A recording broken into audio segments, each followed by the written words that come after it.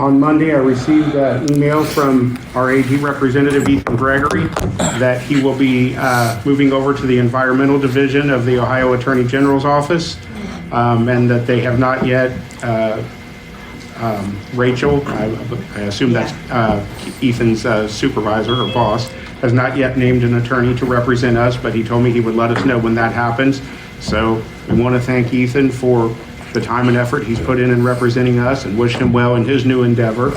And hopefully the AG's office sends us somebody just as good. Thank you. Also, I want to take an opportunity. We have a couple, one person joining as, he's already a member of OVRC, and that is Keith Trammell. He moves from the Dayton alternate position into the Dayton representative position with the resignation of Jim Davis from the representative position. So congratulations, Keith. Welcome aboard. We look forward to working with you. The other one is, we want to welcome back Derek Newfarth, and since we get to welcome him back, I think, do we get to tease him a lot because we got him on the spot? Yes, exactly. Of course. And I'm running, and for those of you who don't know, I'm running reference to a 1970s comedy starring Jay Kaplan and a young John Travolta called Welcome Back, Carter. It's Carter. But anyway, Derek, congratulations on being the representative of Zanesville. Welcome back to the committee, and we look forward to working with you as well. Well, I do want to say, as a celebration, I intended to bring baked goods, is my tradition, but like everyone else, supply chain and employee issues prevented that. So. There's a bakery down the street. All right. Now you tell me. With all of that said, we're going to move into roll call. And I will do everybody here in the room, and then we will get to everybody on the phone. And I will ask as we go around the room for our secretary's purpose, please say your name and the area you represent. And if you're with OOD or an attorney, just OOD in your title. So let's get started, and I'll go to my right. I'm Annette Lutz, Toledo representative and vice chair. Derek Newfarth, Representative Dayton, Cincinnati. Zanesville. Keith Trammell, Dayton, Ohio. Okay, Keith, could you spell your last name, please? Trammell. Okay, great, thank you. Oh, well. John Jack and Georgia Columbus Rep. Ethan Gregory, Assistant Attorney General.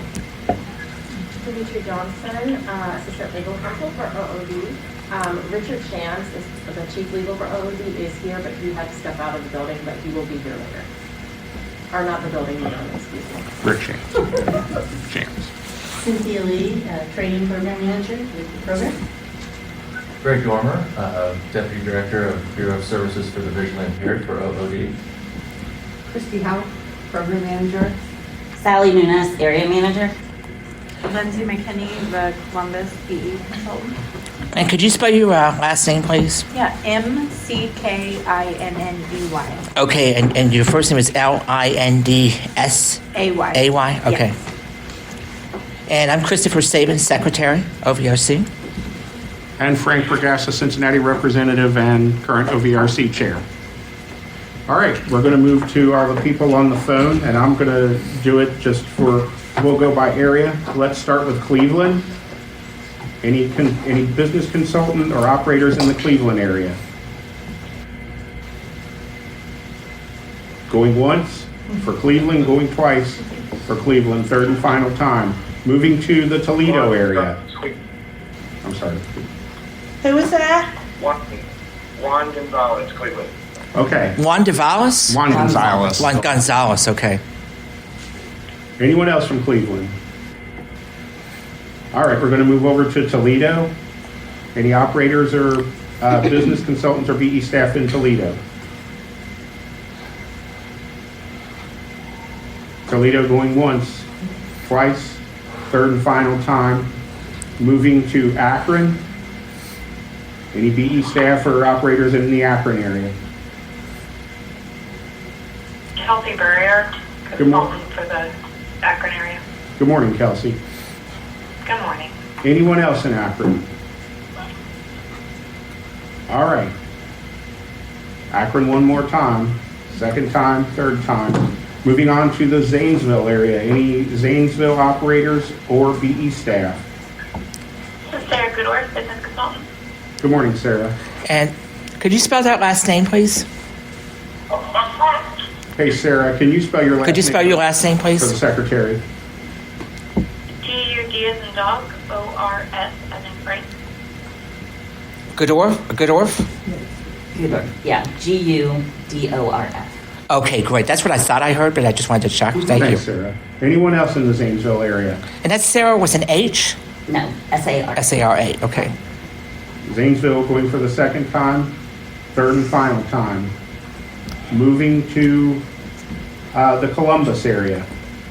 Any operators or BE staff in Columbus? Sorry, I couldn't get unmuted. It's Lisa was there. Good morning, Lisa. Okay. I'm out now. All right. I didn't hear her last. What was her last name? It's Litzinger. It's Litzinger. Oh, Litzinger. Okay, great. Thank you. She's in Zanesville. Don Estman just, Ston Essman from Columbus. Okay. Anyone else in Columbus? Becky Chester from Columbus. Becky Chesser. Becky Chesser? C-H-E-S-S-E-R? Yes. Okay, Columbus? Yes. All right. Anyone else in Columbus? Good morning, Becky. Good morning. Any other Columbus operators or BE staff? All right. Columbus, going once, going twice, going the third and final time. All right, moving over to Dayton, Ohio. Any BE staff or operators in the Dayton area? Good morning, Frank. David Charles, licensee from Dayton. Okay, who is that? Yeah, we had two people. Hang on, one person at a time. The gentleman that spoke. His name is Charles. David Char, C-H-A-R. Oh, David Char. Okay. All There was right. another person? Good morning, David. And then there was somebody Good else. morning. Good morning, Frank. Jim Davis, how are you? Good morning, Jim. Jim Davis? Yep. Okay. DE, small B, U-S. Yes. All right, Dayton. Any other BE staff or operators in the Dayton area? Dayton going once, twice, third and final time. All right, moving to the Cincinnati area. Do we have any Cincinnati operators or BE staff?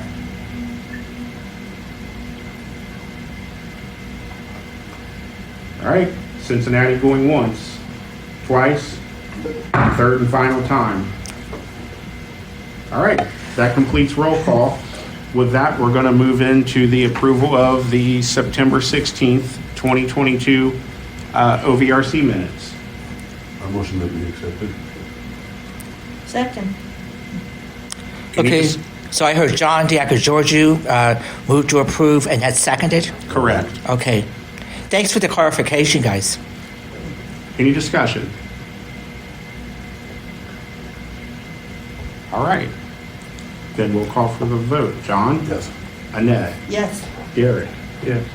Keith? Yes.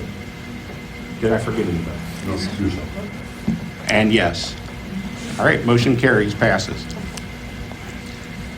All right, let's move to the September 16th, 2022 motions and BSVI responses. Any discussion, concerns?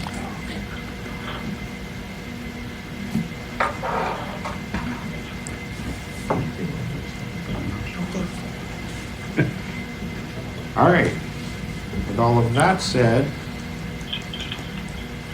we're going to move, if no one has any discussions or concerns with the motions, we're going to move into public comment. Anyone with public comment? All right, well, I'm going to try and say this, and I'm just going to try and do this off the cuff. I was going to try and write something up, but I don't want to take that long. I seen something that I really liked when I was looking through our service charge intake dollars, and I seen the month of September coming in at 65,000, and it was over 65,000, a little over 65,000. But I went through when we started really tracking this hard in July of 20, went through every month. That is the highest service charge income I have seen since July of 20. And that is a pre-pandemic number, I believe, that we achieved for September 2022. And I just want to say congratulations to all the operators and our colleagues who are out there making this work, and some of them doing it with half their businesses tied behind their back, because we do have operators who only have the vending side of their business running and the counters closed down, so it is challenging. Now, that is something to be recognized and celebrated, and I have two simple words for everybody who's contributed to that, and that is thank you. Please continue that great work. That doesn't mean we're out of the woods yet. That means that, we still have facilities that are struggling, as I just alluded to, and things aren't back to 100% to where they should be. And this isn't 100% complete until every single one of our facilities is up and running at 100% capacity. And we'll continue to work to make that happen. That's everything I have. Anyone else with public comment?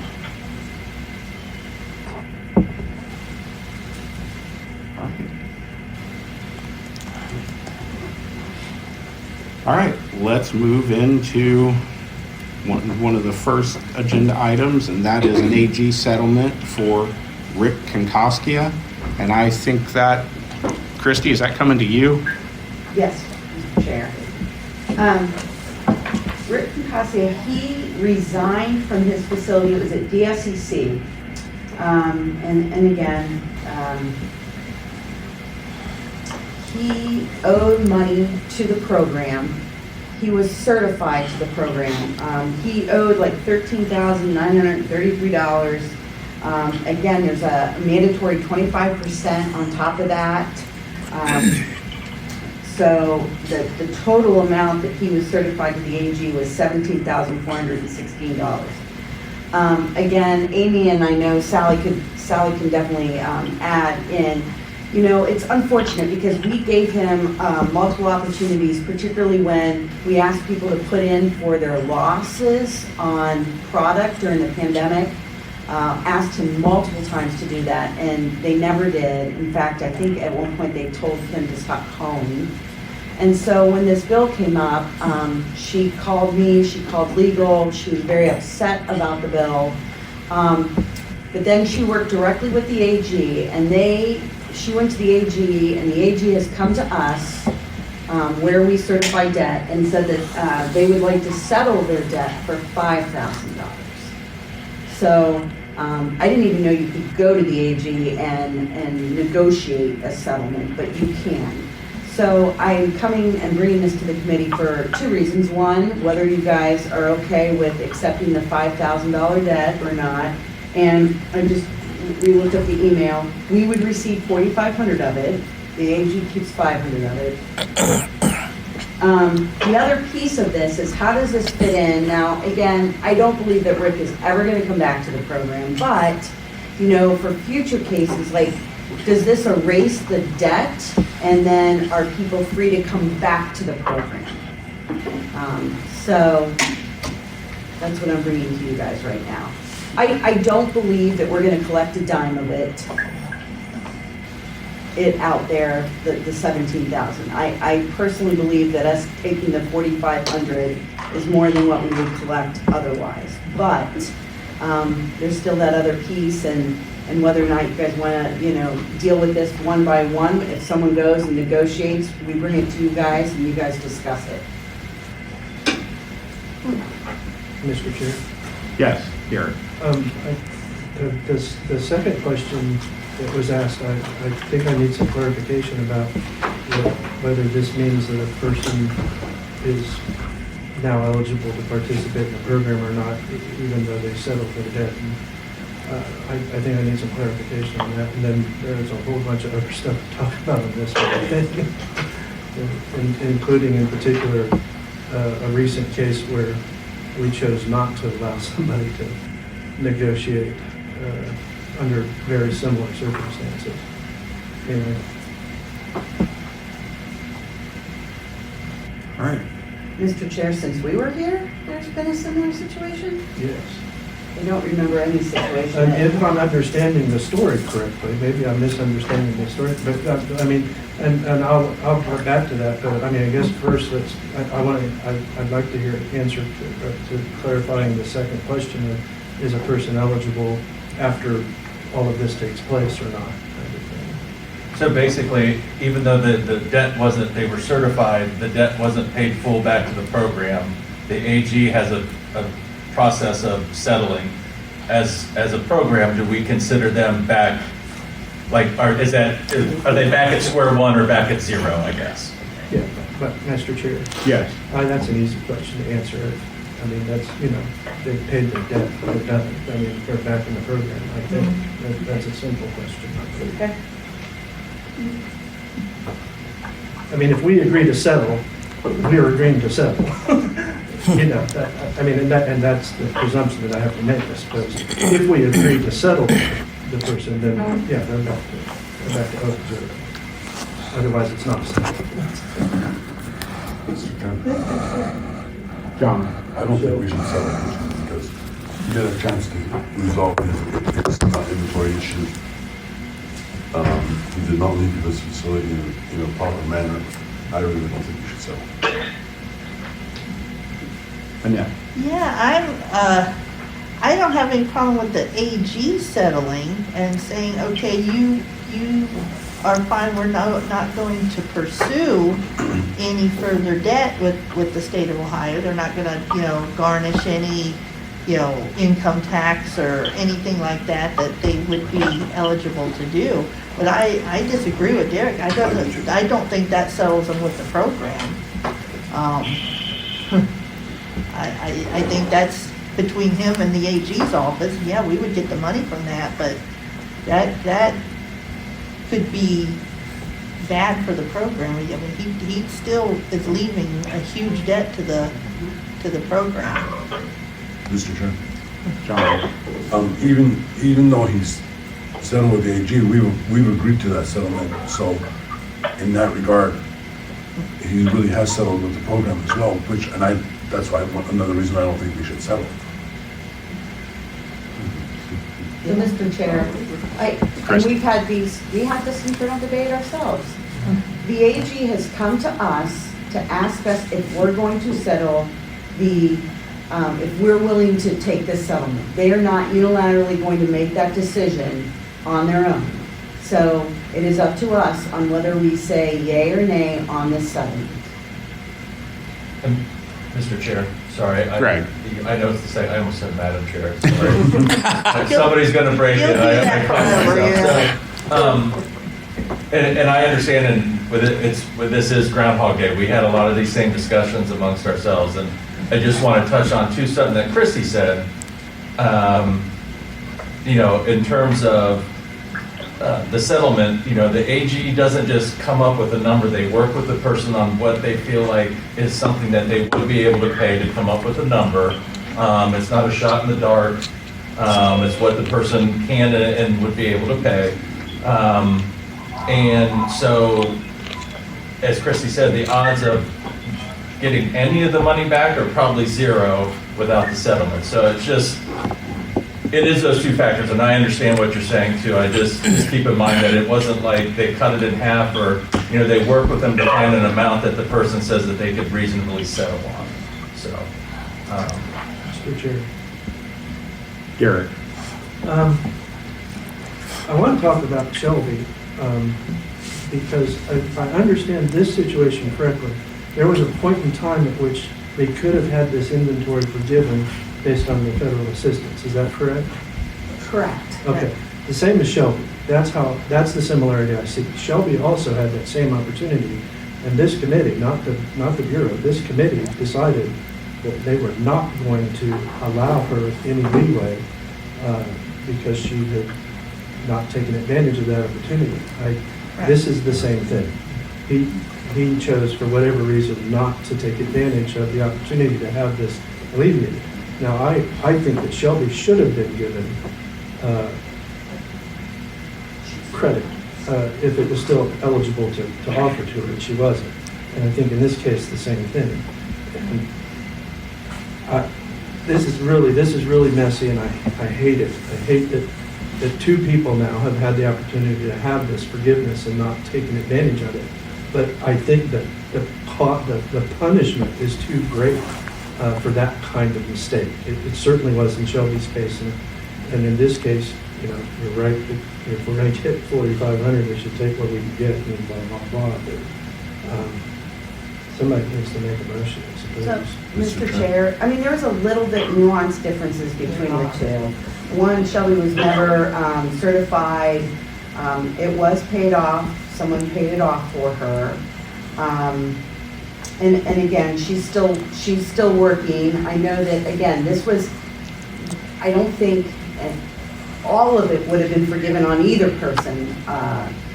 That was just a portion of it. Does that make sense? I mean, part of this was the initial inventory and everything, and part of it. So there's a little bit of nuances, but I hear you. Mr. Trent, John, if he did not have the opportunity to have that debt forgiven based on his inventory, then I would agree with Eric, but he did that and he didn't bother to deal with that, and that's why I just don't think it should be forgiven. Mr. Chair, I'd like to make a motion, please. Garrett, I move that the settlement offered to OOD by the Attorney General be accepted. do we have a second?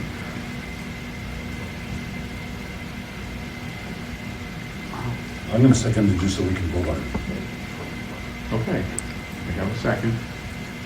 So you got it, Chris? I do. Derek's motion, okay. Derek And John. and John Giacogiorgio seconded. Okay, great, thank All you. right, now discussion. Derek, Yeah, I believe this is a horrible situation, and I feel bad for everybody that's been caught up in it. And the important thing here is what's in front of us is how it is, and we have to make a decision. And the only choice here is, does the program get $4,500 or does the program get zero? And Rick and his family get left in a terrible situation. Even though that's his own fault, the punishment, again, is too high for that level of misconduct. The cost is too high. That's why I believe that we should accept this. It's best for the program. It's best for Rick. There's just no reason not to do it this way. Doing it any other way complicates it more than it needs to be complicated. Mr. Trent, John, we have rules in place, and if we have the rules, why do we have these rules in place if we're not going to follow them? Mr. Chair, the rules don't prevent settlements of this sort. Absolutely not. We make settlements all the time under all kinds of circumstances. The rules don't prevent that. did you have something? Yeah, I Yeah. was gonna say, I don't have any problem with the motion as it is with the accepting the 4,500. I have a problem with continuing that it, you know, someone would be, and Rick probably won't come back, he's retired, but that sets a precedent for someone to come back if they just paid only a partial amount of their, you know, take COVID aside and all that had happened. Someone could leave a facility and then settle with the AG for, you know, a quarter of what they owe the program, and still be allowed to bid on things that with no penalties at all. I have a problem with that. So if you keep the two things separate and say, okay, we can accept this, the money, and he's square with the AG, that's fine, but I don't think someone should come back into the program and be eligible unless they pay their debt. Mr. Chair, Garrett, I think it's important to recognize that this isn't a settlement with the AG. This is a settlement with OOD. The AG is only the conduit. That's true. We're the ones making, that's why the AG is not taking the settlement without conferring with us. We're the ones that's making it. We're the ones making the settlement, not the AG. The AG is only the conduit. So, I appreciate Annette and John both their sentiments of, you know, people put themselves in positions and they shouldn't necessarily be let off the hook and allowed to, you know, come back freely to the program. But there's just nothing wrong with making settlements for people in difficult situations. And we do it all the time. We do it casually, we do it formally, we've always done it. We take care of our own, recognizing that we're all flawed in our abilities to do what we're supposed to do. And sometimes you need an iron fist, and sometimes you need gentleness and compassion. This may be one of those situations. I think it is one of those situations. And so Shelby certainly was, and God bless the angel that paid her debt for her. All right. Mr. Chair, Yes. can I ask, have we had any talk with Rick at all, or has this all just been through, his wife, agent, and, I don't know if that matters or not, but I'm just, is Rick okay? Do we Mr. even Chair. know? No, everything has been dealt with through payroll. Rick has been ill for several Yeah. years, we know that. But no, I've actually never spoken with him since I've been here. He was never on base. No, he never. It was always Carol, so I don't know. Just to clarify, Carol is his wife, correct? Correct. And so I assume that, it's the AG's office, I assume they are happy with negotiating with somebody else that's not, even though it's a spouse, I don't know what the legalities are on that, but,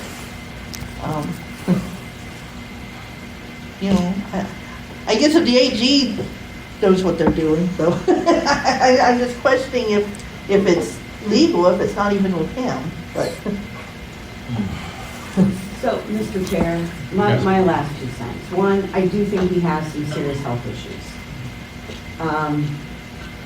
The other piece of it is I think that back to the rules, I think that Derek is right, that we have to accept someone back who has settled their debt. Now, with that being said, the next rule package, the next rule package, we can always put something in there where this does not negate any settlement for lesser things if they settle with the AG. We could always put some qualifier in there for that. Mr. Chair? Gary. Well, I'll fight that one tooth and nail. That's a horrible, and that's not Christie's idea necessarily, but that's a horrible idea. Which I say only to punctuate my point that we have to be cautious about how stern we want to be with this kind of stuff.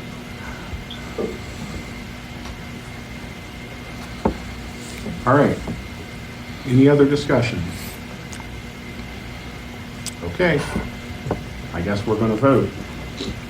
Gary? Yes. John? No. Annette? No.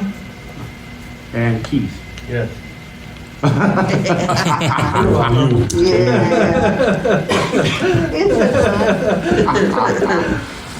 The joys of being chair. Well, I'm going to do this because of the one thing I heard. Can you explain your vote, Frank? No, you just vote. I'm going to say yes. Oof. But I will explain it anyway. Sure, go for it. I did it because of the health issues. I think putting somebody in that kind of debt and in that kind of position, and we don't know what the health issues are, could make things even more stressful and much worse, and that's why. But I'm still, that one's, ugh. Mr. Chair? Yes. What I would like to see happen ideally in a situation like this, if we are going to accept negotiations, they should be done, there should be a period of doing that before it even goes to the AG. That's the, that's the problem I have. This already, the time for that seems like it should have been over. We could have talked about it, he could have come to us, he could have come to, and I think we probably would have worked something out, hopefully. Once it goes to the AG, I really don't like the notion of the AG deciding on an amount for the program, I just think it should have been done before Mr. Chair? then. Yes, Derek. The negotiations with us, and we can counteroffer, this isn't the end. There can be another motion. Somebody make a motion if you want them to make a counteroffer. The negotiations with us, I think it's fine where it's at, but if that's the feeling, make a counteroffer then. I think it's pointless, but, why not? Because the negotiation, and just like the settlement, is with us, not with the AG. They're only the conduit. And I agree with Annette, it would have been better to settle this before it got, but the rule does actually require, That go there. Yeah, they do have to. I mean, within a certain period of time, we had to put them with the AG. What's the word? I just lost the word. Certified? Certified under the Certified. AG. Yeah, the rule requires that at some point. But you're right, we should have, and I think this is, I mean, Christie admitted, and I'll admit, I think I could have figured it out if I thought about it long enough, hard enough, but I didn't know. Of course, you can settle with anybody. I mean, that's the way it works, especially with government. You can settle with the IRS, with state taxation, or anybody. It happens all the time. But it's negotiating with us, not with them. Right. And my concern was, I'd rather see our program get $4,500 than get zero. And that's the other reason I went that route, was let's bring the money into the income. It could, and those of us who are familiar enough with our rules, we could be back having this discussion sooner rather than later. So I see the other side of this too. I really do. So we'll have to figure something out as we move forward. They get easier after this today, don't they? I hope so. I hope so. All right. So we're going to move on to the next agenda item, and that is Christie. Mr. Chair, Yes. Sally's got one more thing that she can add to this. Okay. Sally. Mr. Chair, yes, per our rules, after someone has been certified to the AG for 120 days, if their debt is not paid in full, we can take their licenses. It doesn't say we have to, but it says we may. So that might be a way to prevent someone from coming back if they've settled. Just something to chew on. We have to do a 119 hearing, Yeah, that's true. so. That's section 119 of Randall Shepherd, No. It's Ohio Administrative. Ohio's Administrative Code, the OVRC. Okay. All right. The next one, Christie asked for this to be on the agenda, Jim Tebus Temp Facilities. And are you taking this, Christie, or Sally, or? I can start. Mr. Chair, again, Mr. Davis has taken a position at, in another state. He has a facility and he has 2 temp facilities. 2 temp facilities and a temp site. So, again, we've got people on the bench. We've got some stuff that has been out there that, that we need to talk about being, posted. I know that one of the big things that I want to talk about is the Ohio University. We're supposed to be getting the second half next year. We've had problems getting people to apply for that. That facility right now is performing, unfortunately, at a lower level than any of our other college or university is right now.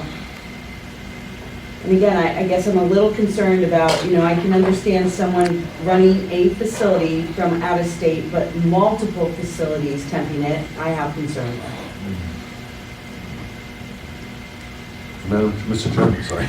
John. I don't really see the issue because the Bureau can change the temp person anytime they want for the temp agreement. Mr. Chair? Gary.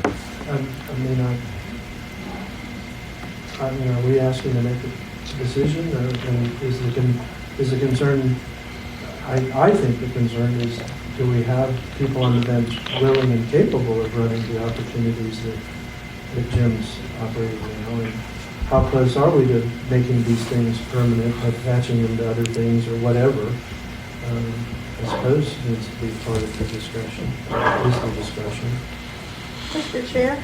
Annette. I'm actually thinking this is because, it's just a temp agreement.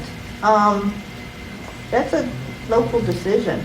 We don't always bring, should we cancel a temp agreement with such and such operator to the committee. I think the local selection panels and the, local OVRC and all that needs to look at the facilities that are being temped, decide if there's somebody willing and able to run it, and just make that decision just like they would with any other, TBOA. Mr. Chair. Greg? And that's fair. We just wanted to, because it is a unique situation, it's a unique situation, and we just wanted to get your input and, to make sure we weren't missing something or not thinking of something. So, yeah, absolutely, we can, local control. Yeah, Mr. Chair, I'm just thinking that, that we don't know as a committee if somebody would want, somebody who's not working would want the job. We don't know what their circumstances are. That's why we do these locally, because they would be able to make that decision better at that level. Yeah, and I will add that to make these decisions, and I'll use OU Athens, I believe, is a Zanesville facility. So that would be Derek's electoral district, and I know he doesn't have an alternate, but that falls to the committee chair. So he does have someone there to, he does have an alternate by default. So, those decisions, and if something is, how do I word this? If something is wrong or if something is not right, it needs to be shared with the operator, and it needs to be shared with the OVRC representative and alternate. And, the operator should be given an opportunity to fix it or adjust it, whatever the word is. And then if that's not done, then, yeah, of course, and the Bureau has the opportunity to cancel a temp agreement at any time, and so does the operator. So that's the way those contracts are written, as far as I know. So, I think in most cases it should be handled at the local level, as long as there's a representative for that area and they do have representation. Mr. Chair. Gary? You guys make my first day back any more difficult, I may change my mind.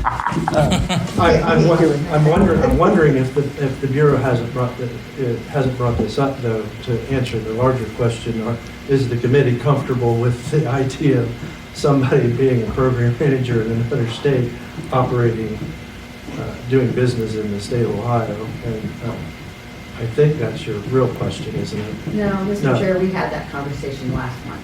Oh, we did. Mr. Chair, it's unique, the person's still in the program. Yes, we do, and John, you're right, we can cancel or a TBOA at any time, but just in, trying to be transparent and talk to you guys, and if there was any strong opinions one way or another, and, and you guys told us how you feel like we should approach it, and that's fine, and we're good with that, so, thank you. All right. Mr. Chair, I will say that now is one who will be deep in this discussion, that I think this might be big enough to merit the full committee's input. I think a university like that is potentially a very big opportunity, might need more than my little input.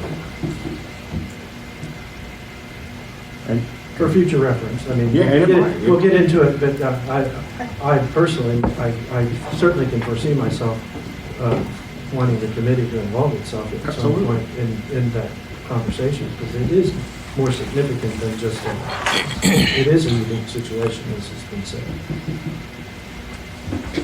Hi, Jim Davis. I had to call back in. I was muted or whatever by the host. Everybody hear me? Yeah.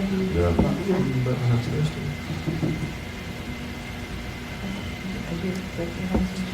Oh, I'm sorry. Hang on, my phone went crazy. I apologize. Who asked for the? Jim Davis. Jim Davis. Go ahead, Jim. Good morning. Yeah. So, in terms of people on the bench, I had to get a text message from Tammy Trask this morning. She's been on the bench for a number of years. I happened to stay with her when I was at the job center initially my first time, and she has inquired. We have had an exchange, and so she's interested in doing my 502 temp agreement. And in full disclosure, I'm not. I've been very open with Sarah and Scott about this.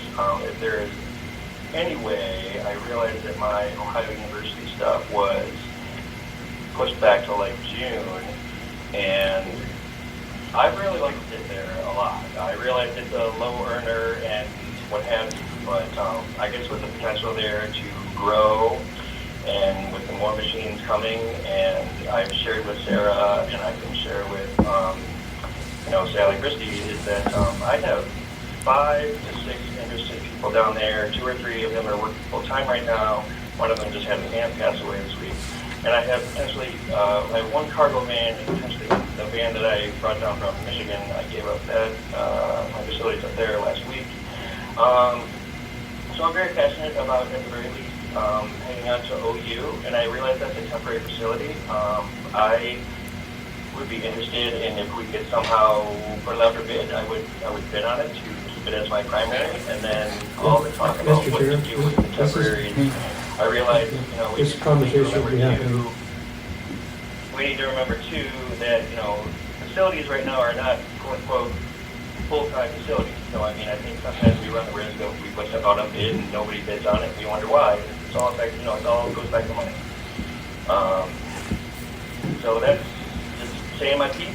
I would have appreciated some sort of correspondence, I guess. I resigned from OVRC a month ago, and this is the kind of the first I'm hearing about Scott Children yesterday. And I realized it was posted on the agenda, but I didn't receive any sort of feedback from them regarding what was going to happen. And I realize there's a higher need to put folks that are on the bench employed. That's obviously what our program's all about. I did, only because Sally, Christy, Annette, and Frank were the only people included on my email. I did disclose that my wife and kids did not make the move with me to Austin, and my wife is visually impaired, and she is also remaining on my staff for up there. So, like for example, next week she's going to go to Lancaster and build the machines there. OU Lancaster became a part of 717, which is the OU main campus about a couple months back. So. All right, Jim. That's it. All right, Jim, thank you. I think that a lot of that information will be shared with your consultants and passed along. But thank you for your feedback, and we'll see where we'll see where it goes.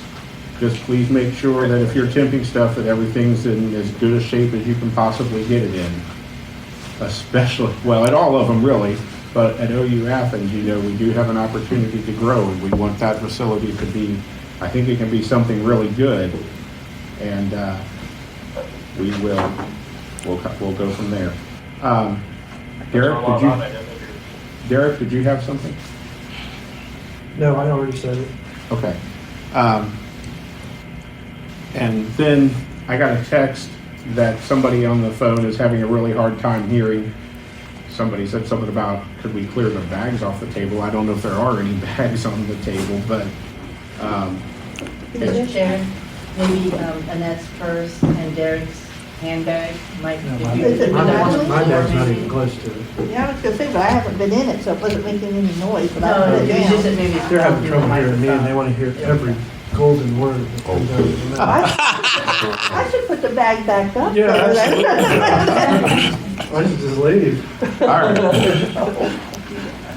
All right, I don't know if that'll help or not. I will tell you guys, the phone system is not perfect, but we thank Annette for doing it with her iPad. And sometimes people are across the room and things like that, but we do the best we can with the equipment we have. All right, the next agenda item is the Bureau has requested to extend TVOAs to, is it June? I have June down. Is that right? Mr. Chair, yes. Okay. So we need to talk about extending the temporary Bureau operator agreements until June. Mr. Chair, would you like me to go through the list? You guys want, yeah, we probably need to hear the list. Okay, and again, this is just extending it, and if we decide to post before June, we can, but I just don't want our agreements to run out at the end of the year. So we're operating without. The first one is the Dayton Job Center, which is being temped by Jim Debus. He's been temping since March 6th of 2021. Sally, do you believe, I don't know if you have the numbers, do you believe that's a standalone, I mean, that's not my decision to make. It's a Dayton, in the Dayton area, but based on numbers, when I don't know if you have them, you may not have them right now. I was just wondering, do we believe that's a standalone facility? Mr. Chair, without the cafe open, I don't think so. It's Okay. just vending right now. That's not to say the building wants it open, but there are not enough people to sustain it being open and make it profitable. All right. And Mr. Chair, I just got a text from somebody who knows, and they said that there doesn't appear to be an issue with the phone.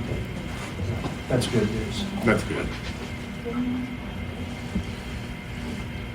I guess we go through these, and then at the end, as we go through, if we have a question, we can ask it, and then if not, we can just move through them and maybe do if everybody's comfortable with it, do a universal motion if we need to. Mr. Chair, I do have the financials that I had pulled for end of year, so if you need any of those for any facility, I can give those to you. All right. Do you want to know for 502? Well, what's the... No, I'm sorry, I was just agreeing that would be useful information. Okay. All right. Information is always useful to us. Okay. So gross sales were 18,258. For the year? Cost of goods was 8,230. Gross profit, $10,028. Net profit is 4,184. Yeah, it's a site. Yeah. That was 502? Yeah. Sally, do you foresee that changing? Not in the near future. I've been a couple times and it's been a ghost town when I've been there. Okay, that's what I was thinking, was the cafeteria or cafe or whatever is going to reopen in the Yeah. And if we want to continue to temp it as a site, we could do that. I mean, it's either way is fine. Why don't we? Mr. Chair? Yeah. It does sound like it would be some kind of side attachment, but I'd like to know before if there would be any talk about just putting it out as a side attachment, if there's anything else in the area, that, we can put together to, create a job instead of just putting it out as a side attachment to enhance already established jobs. Mr. Chair? Gary. And that's correct. I mean, that's been saying for years that we need to have a policy or a rule. I wish we could put it into the rules that when we temp things, sometimes we should do site attachments as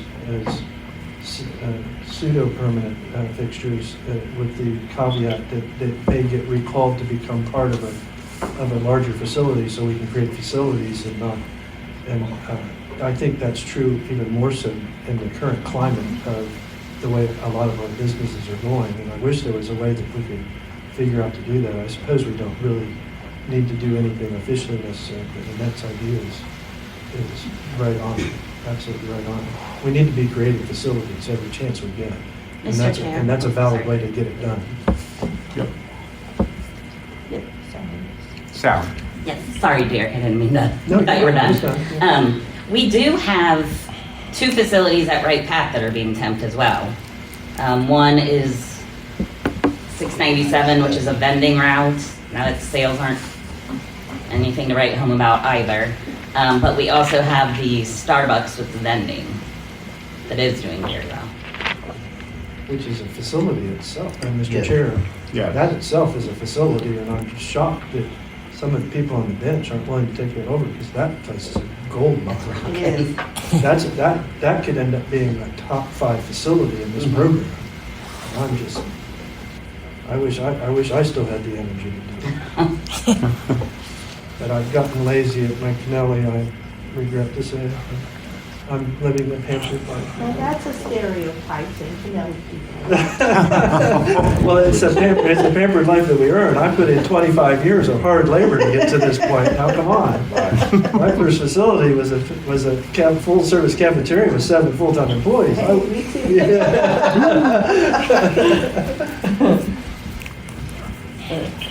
Yeah. The issue we've had with that facility, Derek, is it's been out for bid 2 or 3 times, and either no one's bid on it, the last time someone did bid on it and was actually awarded the facility, and then as they realized, tried to go through some training and stuff to be ready to go, they I'm not gonna say too much, but ultimately they backed out. But we've had more new licensees since then, and, Yeah, we can, oh, yeah, I think 701 should go out for bid. I know that's skipping around, but well, we can post it and see what happens. Now, Mr. Chair, if we can't find somebody, maybe we can recruit somebody. Who knows? I mean, we used to kind of do that. I mean, I was kind of done that way. I was kind of brought into the program with the idea that I would end up where I ended up, kind of thing. I don't think there's anything wrong with that necessarily, because it worked out, something.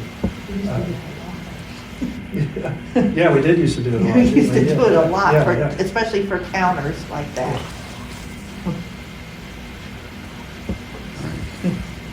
Do we need a motion for 701 or?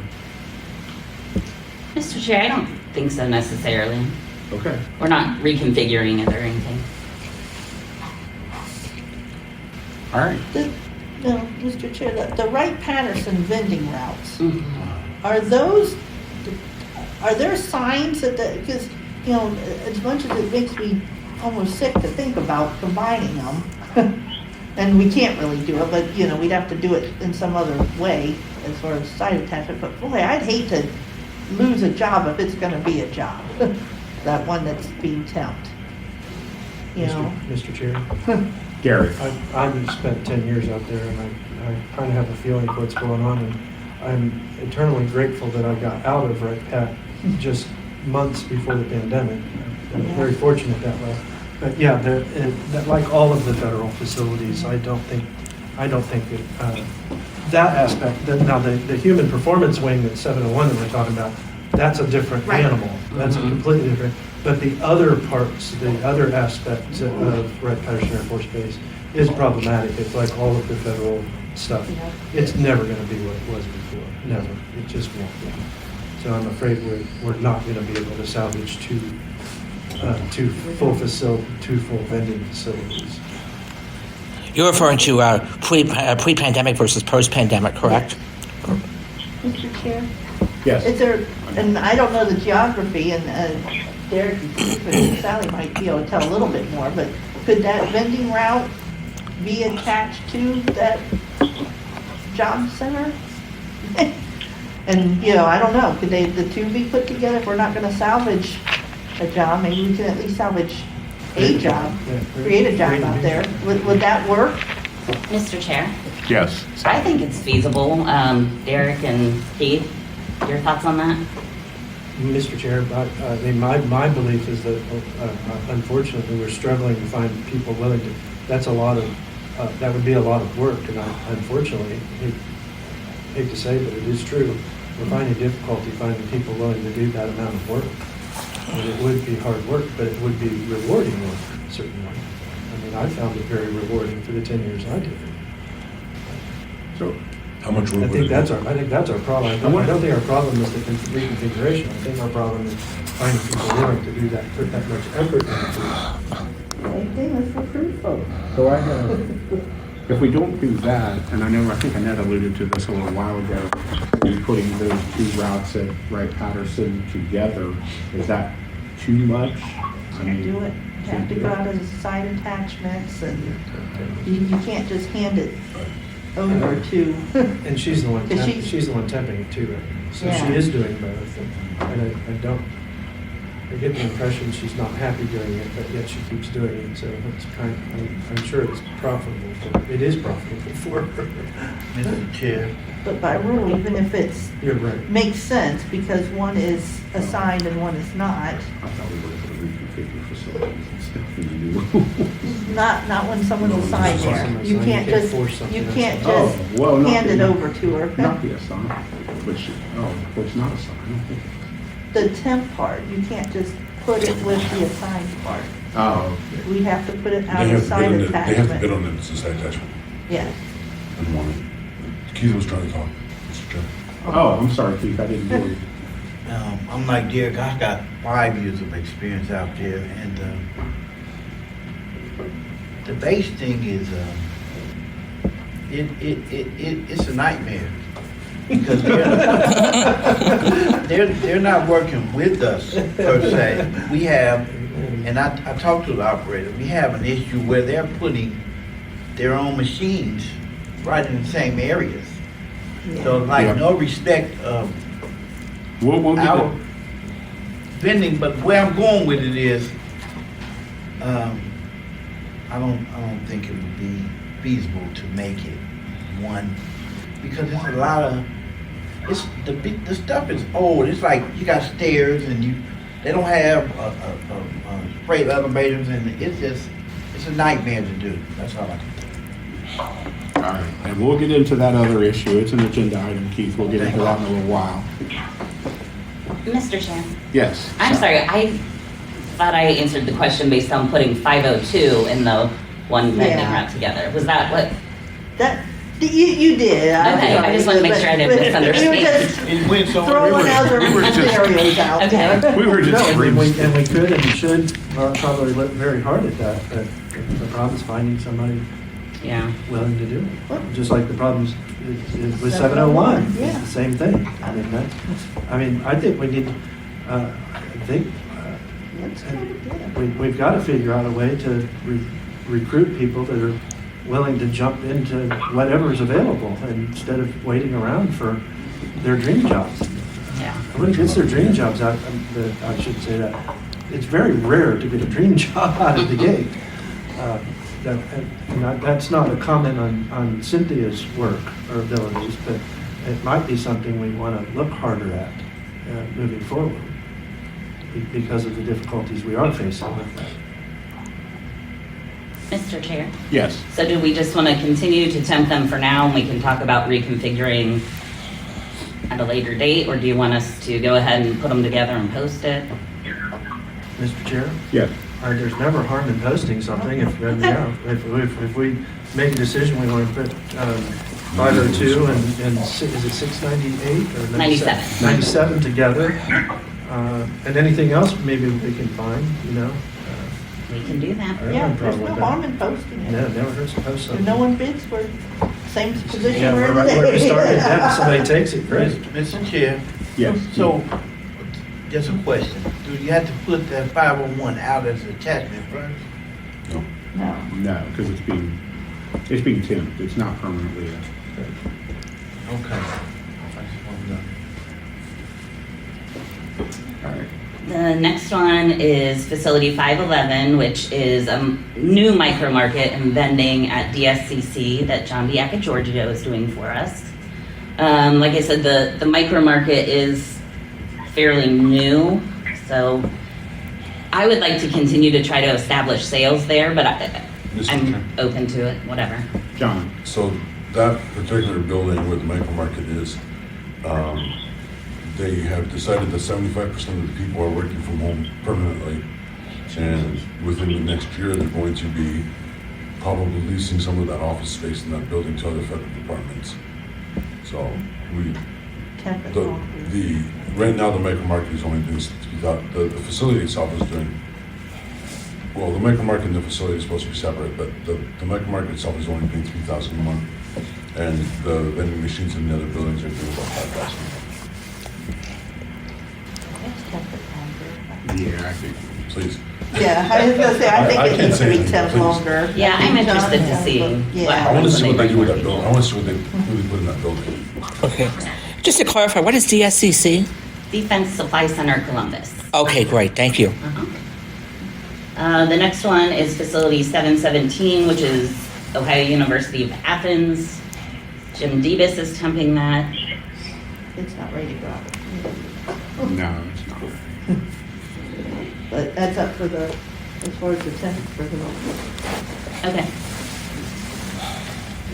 We had already voted to extend 718, which is University of Akron, through June, because we did get the beverages just this fall. Awesome. It's doing great.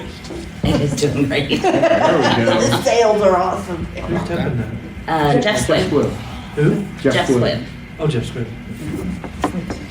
The next one is Facility 725 Owens Community College. Dwayne Burkholder is temping that.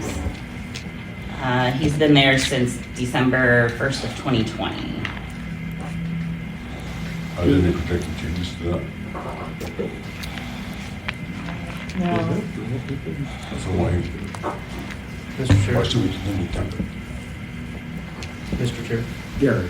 I remember hearing some things about issues at Owens. Have those been addressed or resolved, or are they ongoing? What kind of- Issues with price fixing by the grantor and crazy stuff like that? Not at Owens. Mr. Chair, I think that was What? Tri-C. That's Tri-C. That's Tri-C. Oh, that was Tri-C. Okay, Yeah. okay, Yeah. gotcha. Okay. And Mr. Chair, the one thing with Owens, Lynn Hustwick and Dwayne have both been kind of doing, I don't want to say covert operations, but they've been going into that grill. They're going into that grill, which goes with the beverages, and right now it's just kind of grab and go items that theoretically our people could probably do. I was going to say, is that grill open? That was my It question. is, but in a very diminished capacity. We could do, Yeah, we can do grabbing. Mr. Chair, we gave up, I hate to cringe at the word gave up, but that's what we did, the pop, because Owens came to us about that grill, said they wanted us to run it, and they portrayed it that they wanted a full service, open food operation that we were not interested in. We did not think it would be profitable. Well, then- And so the pop was, we kind of gave up the pop so they could keep their grill. But if they're just doing grab and go, or, you know, a micro market-esque type of thing, I think we should look at that. And Mr. Chair, it is a manned station, so there's a cashier there, but, I mean, again, if, you know, the operator could hire someone, Yeah, even a student. I think we should continue the temp, Okay, and then, go after that. we'll go after core business there. And say, we want that, and we want the pop, and the whole thing, let's make that a good facility. The next one is Facility 840, OSU Mansfield. John McNamara is doing that. He just started doing it in the end of May. Was it something being added to that just recently, or is going to be added to that at some I point? think you're thinking about OSU Worcester. That was with, Oh. it's with the Akron. No, there was like okay, maybe I am, but I thought it was Mansfield, but I'm probably wrong. I can definitely, that's your area, right, Annette? Yeah, We could talk to Okay. Lynn on Monday, and, I mean, I can't think of it. Or like Okay. Jen could, I guess Jen handles it more so than Lynn, but. Oh, thank you, Kelsey Burrier. She just sent me a message. So, you're correct. okay, I thought there was something there. So, Mansfield, Jen was talking about adding the Kehoe Center, That's it, yeah. which was part of North Central State. They kind of ghosted us on our BGA because it took a very long time. What was BGA? Just to clarify. Bureau Greener. Bureau Greener Agreement. But it's certainly something we could try contacting them again. Yeah, let's temp it. Okay. I only went through. Au contraire.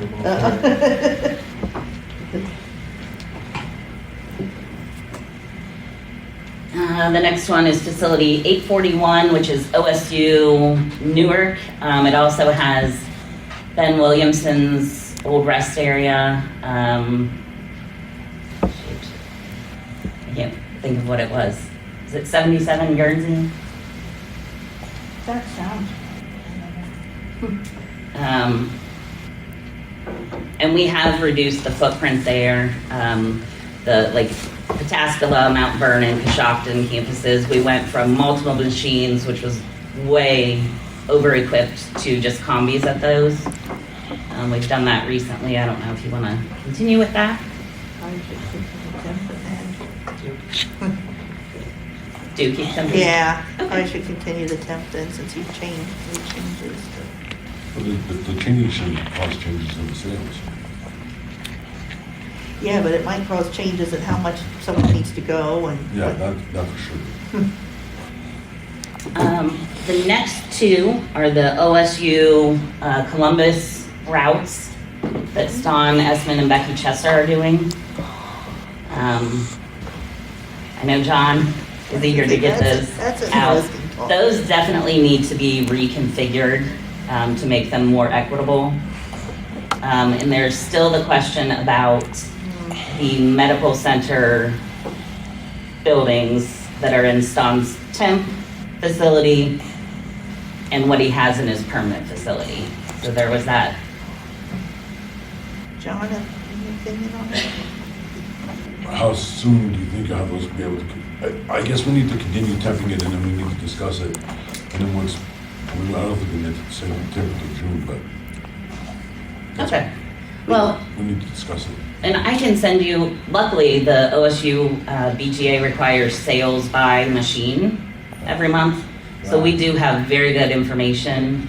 And John, you and Mark and I could look at, Okay, sounds good. So I and guess we does should that leave it need as full September committee right now. participation since it's, Yes. okay. I would think that's a pretty significant. Okay. So we, Yeah, But we could maybe draft something and bring it to all of you, maybe in January or something, yeah. right. just to look at. Okay. We'll put that in the BG. Okay, go. It's actually very helpful. No, she's right, it is. Yes. I mean, that needs to be a agenda item at the next meeting, I think. That's an interesting conversation that should be had. Yes. I mean, that's a policy change, and I'm not judging whether it's good or bad, but it's a significant policy change that merits discussion. Right. It's a valid idea, certainly, that does merit the discussion. Mr. Chair? Yes, for the moment. Mr. Chair? Yes, John. You're changing your voice, Mr. Chair. I know. Sorry about that. There, okay, he's sorry, back. I sorry. changed it I back. didn't know he was, Sally, is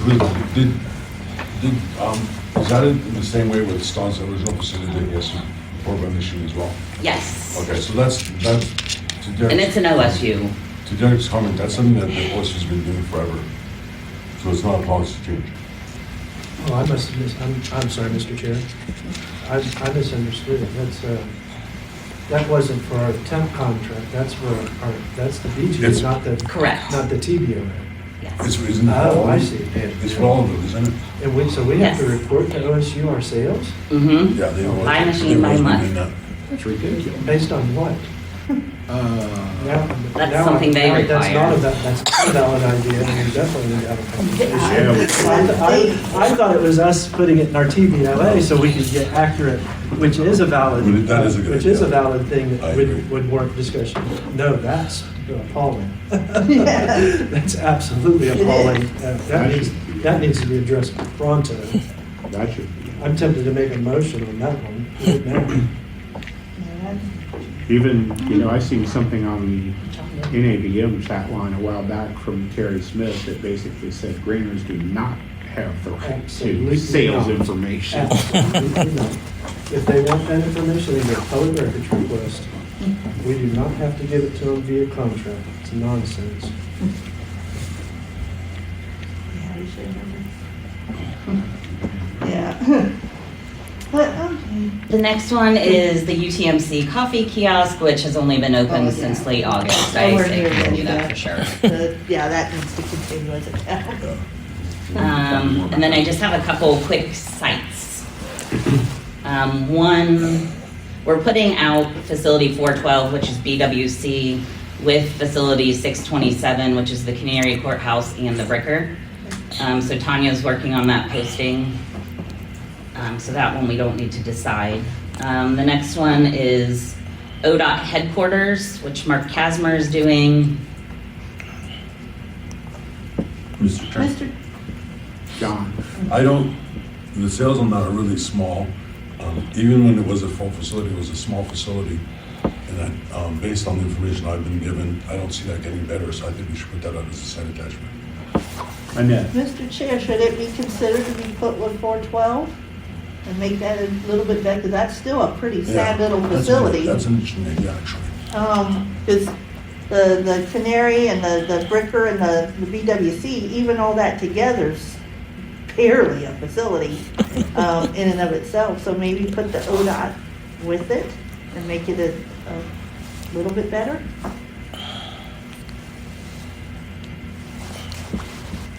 Geographically, it works. It's not It's not very that bad, far. it's not that bad. Yeah. What do you think, Sally? Mr. Chair, I'm fine with it either way. Since they're all temp, then put them all together. Okay. I agree. I like that idea. Great jobs, look at us. Yeah. It's awesome. It's gonna create a better job than it would have, because that's $1,000 a month. The sad thing is, it was 3 facilities. That's the sad thing. It was 3 facilities at Okay, one so they're not point, net but gain jobs, but they're still jobs. but they're federal and state property where people are coming in 2 days a week and, Or 1 day per pay period. Or 1 day, yeah. In my situation. Yeah, so. The next one is OSU Worcester with some downtown Akron sites that John McNamara is temping. I don't know nothing about that, so. How long has it been temped? Since October of last year. And Is the it ready? sales on it, That's the question. Give me just a second.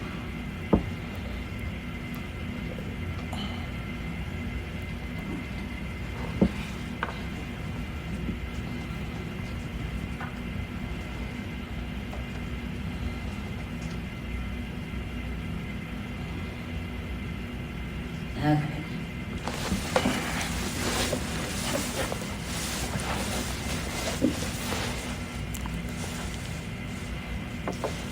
So sales were 47,522. Cost of goods 23,189. Gross profit 24,333. And net 11,662. Also, we're looking to add University of Akron at Wayne County in December. I'd like to see us hold on to that for a minute still, Okay. because. Mr. Chair? Yeah. So Sal, you're looking at adding that to that facility? Yes. Yeah, we need to hold on. Yeah. That's not enough facility. It's not, but maybe it can become Right. something. Yep. The next one is Ohio Pharmacy Services that Mark Kasmer is temping. It's 2 machines.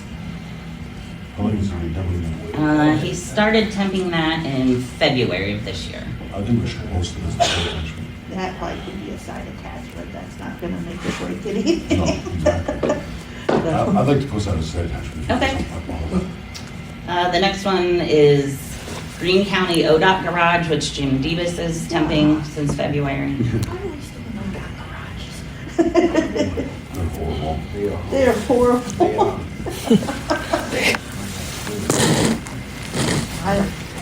That's not worth even taking the time to talk. I just put it out as a side attachment, I don't know. Okay. Just put it out on No one the, wants it. for bids. That's not gonna make or break any new business either, that's for sure. Then there's OSU Outpatient Care New Albany. It's 2 machines as well. Doug Brusso's been temping that since March of this year. I think we should do the same thing with that. Post it. Yeah, As a side if attachment. it's nowhere near anything else, and, yeah, They'll still want it, so yeah, so, we'll get a bid on it. okay.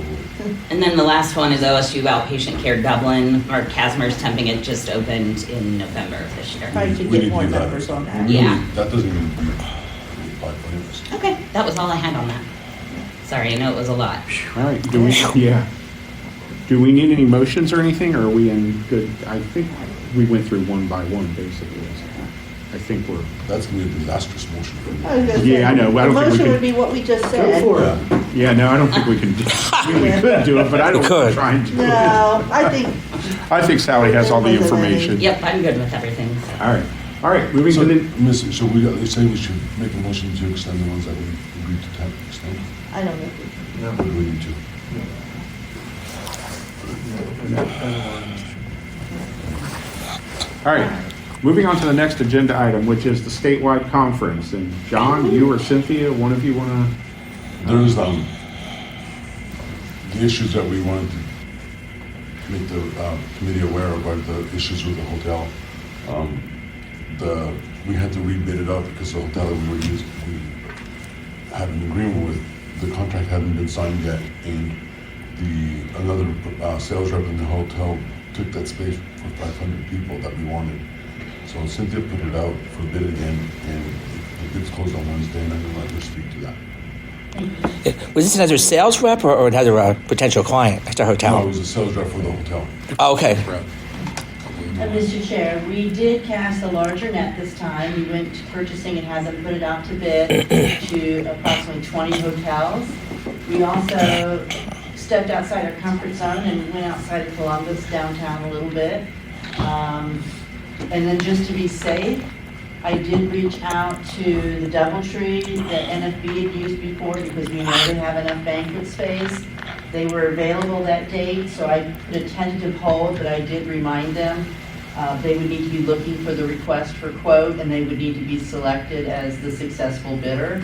But so we do have at least some place to go on May 5th, but it would be to the work group to decide if going outside of downtown is something they want to do. We did receive 2 quotes. We can continue to receive additional quotes. And what I want to share with you is what we have received, what I'm anticipating, and what we kind of discussed as a work group we need input on. So for measure, the Sheraton in 2019, I know everything's more expensive now, but when we went there, the banquet charges plus the audio equipment was $4,100. So everyone has to give us the hotel rooms overnight at government rate. So that's not even a factor. So that's apples to apples. So the thing that we compare is the price for the banquet and the location to see if it's going to meet our needs. So $4,100 is that number. The Hyatt was going to charge us $3,500. But unfortunately, we can't go there on those dates. We did check the week before. They can't do that. They could do the week after, but we had all agreed, and the work group talked about it. We tried to find a way to make that work, but it's Mother's Day weekend, and we know it would hurt our participation. We received a quote from Sonesta, which is a hotel that was built in the 80s and remodeled in 2020. I did check it out. It looks awesome, and the space is large. And they did give us, I couldn't believe it, the government rate for the overnight rooms, but the banquet facilities are $7,500, and that does not include the audio. So I think purchasing would say that's a no-go because it's way pricier. But I understand they're trying to pay for their renovation. Another quote we received, which was not one I had put on the list, but I'm glad it landed there because it's an idea to consider, is one called Quest Conference Center. It's at Polaris. They do not have hotel rooms, but on the other side of their parking lot, there's a Hampton Inn and a Fairfield Inn. So it would be dependent on those folks being able to give us enough rooms at the government rate, and I think they probably would, but it is a question of whether it's available. But the conference center includes the audio fees, is $46.81. So it's more than what the Hyatt was going to charge, but not by much. And it's competitive to what the Sheraton charged us before. So that is a viable location if we're okay with going to Polaris and we're okay with asking participants to walk or ride across the parking lot to their hotel room instead of getting into an elevator. So, I have some feelings about that, but we need to think about that. And then also, I understand that the Sheraton is putting together a quote. They participated in the original request for quote, but only sent half the information that we needed, so they failed the process.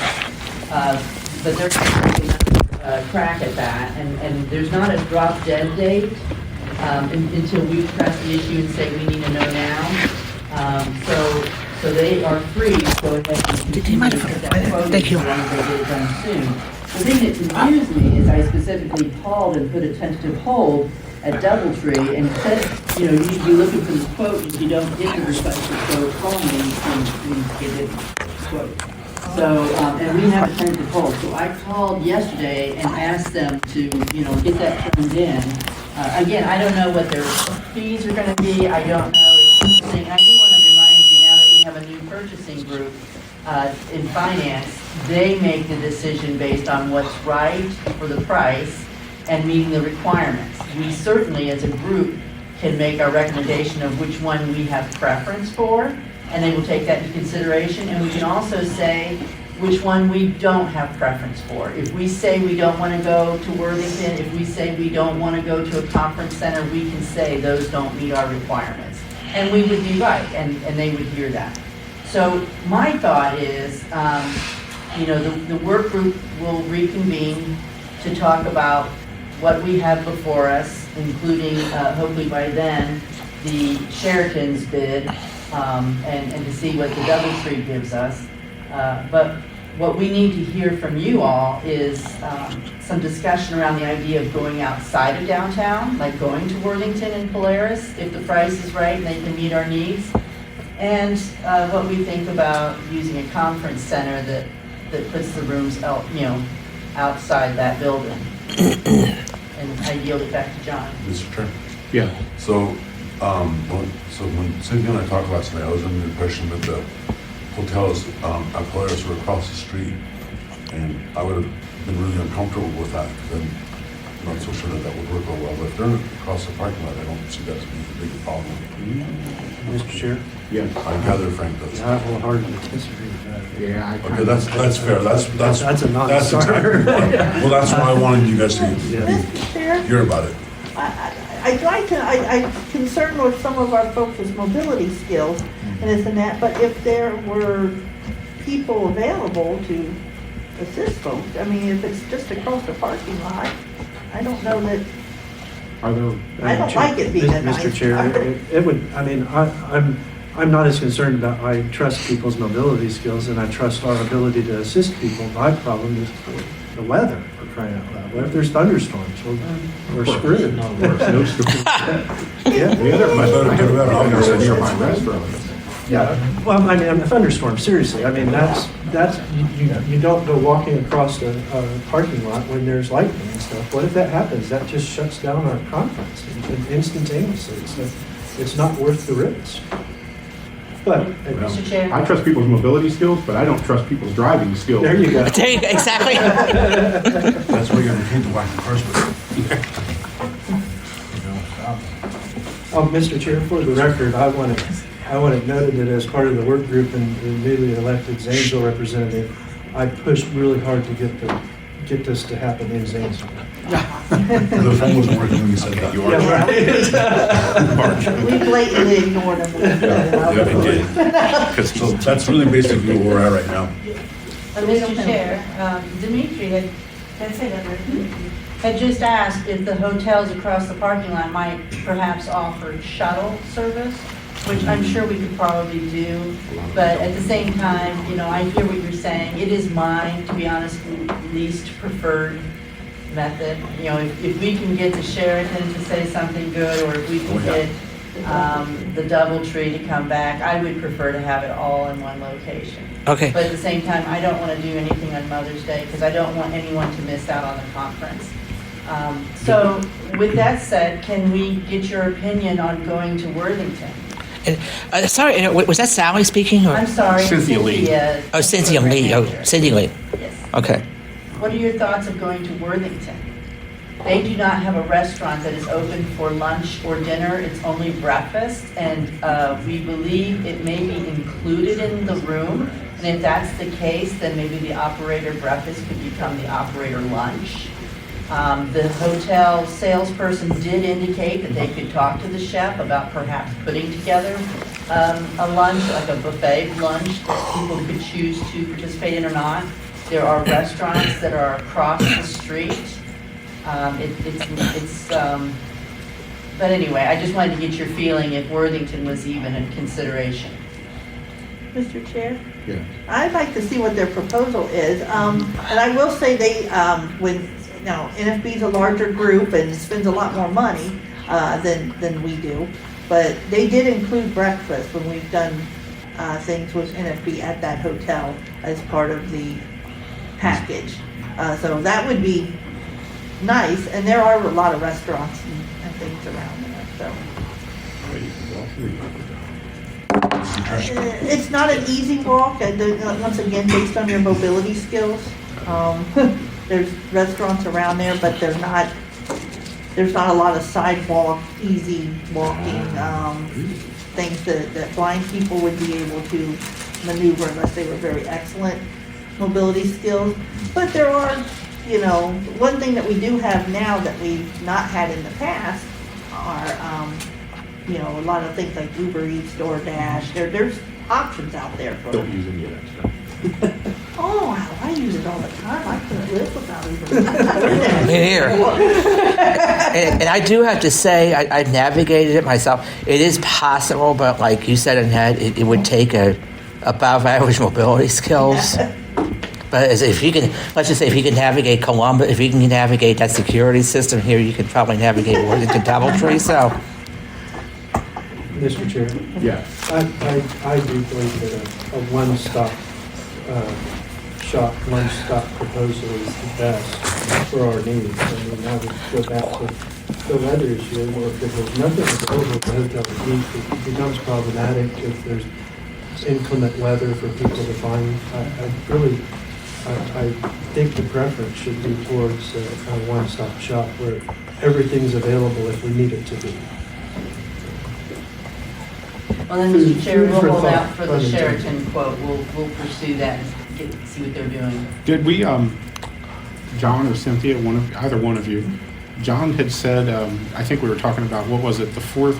I'm sorry, I don't have the dates in front of me No, for I the can date tell yet. you, The 4th and Mr. Chair, the- 4th and 5th? Mhm. And It's John, 4th through the 6th. 4th through the 6th, I'm sorry, yeah, Thursday, okay. And John said something about looking at the week before as well. I don't know if we put that in our, We asked them, I'm sorry, Mr. Chair, we asked them to respond with whatever they had available. oh, okay. And the Hyatt did respond, but it was with Mother's Day weekend, and we were Right. firmly against that.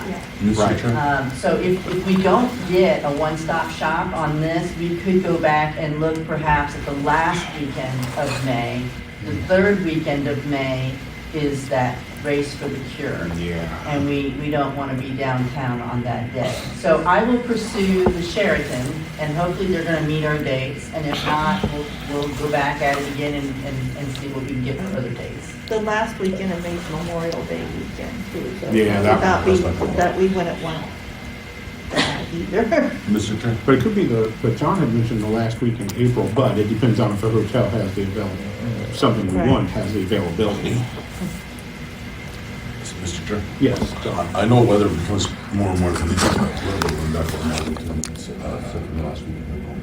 We need to explore that. We don't want Easter weekend, no. Yeah, No, no, of course not. Mr. Chair, I mean, the weather's only problematic if it's not a one-stop shop. I mean, People get there too, though. to some degree. I mean, I don't think people have to deal with the weather so much traveling to it or something. But yeah, you're right. I think the date is less important than that we get what we want. So I'm proposing that we also look at the third weekend in April as well. Unless that's Easter. Yeah. That's Easter. Wait a minute. When No, is this? I think Easter's the 9th. It's the 16th. Oh, the That is 16th? that is a good weekend. Okay. So, yeah. Do we want to go back farther than that, or, I mean, this conference is important because we haven't had one for so long. Yeah. ever. Yeah, it is. So we It need to is. do something. So we're going to make it work somehow. I'd have it next week if we could. Then you can organize it too. Thanksgiving dinner. Something. You can make a turkey. We'll be looking forward to your catering services.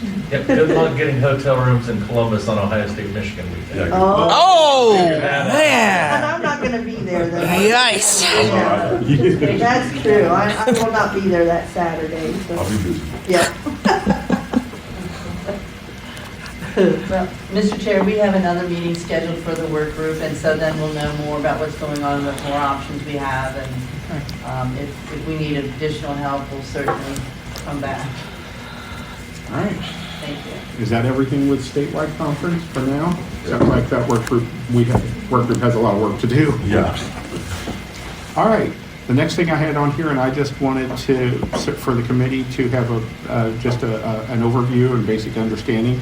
I put budget update on here, and I don't know if Christy wants to just kind of give us an overview of where we are. My goal in that was to make sure we don't have anything trending in the wrong direction or anything that needs attention, and that we're just all quote unquote in the know of what's going on. I did have a chance to look at the budget reports.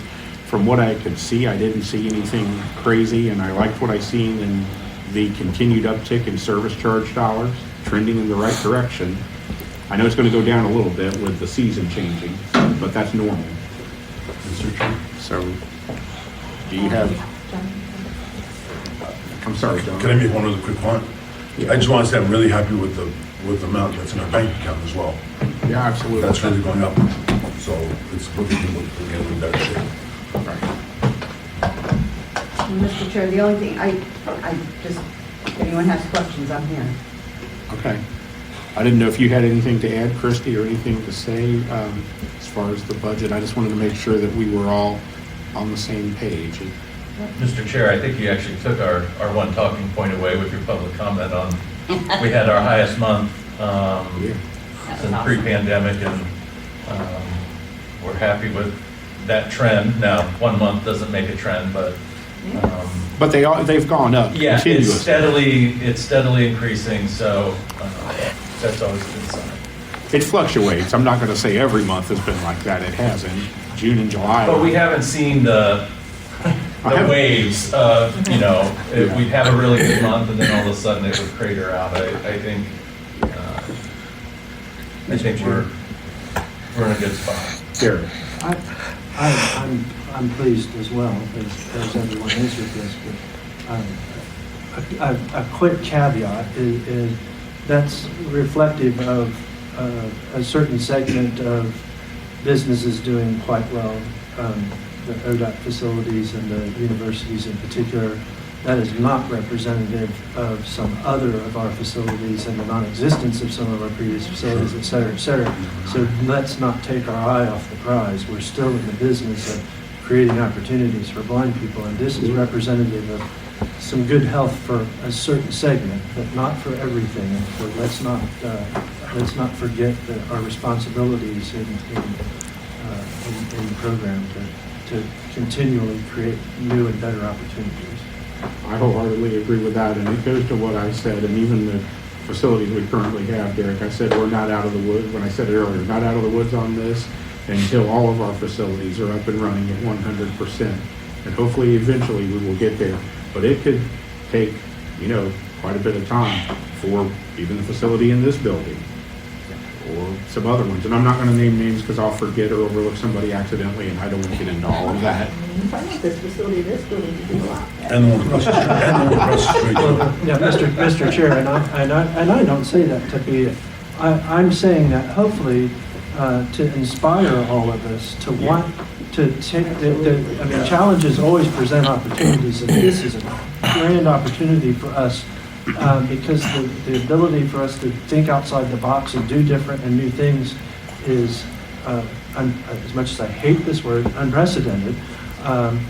And we should seize the opportunity, seize the day, and make our program more than it was, better than it's ever been. Now's the time. Strike while the iron is hot. Yeah.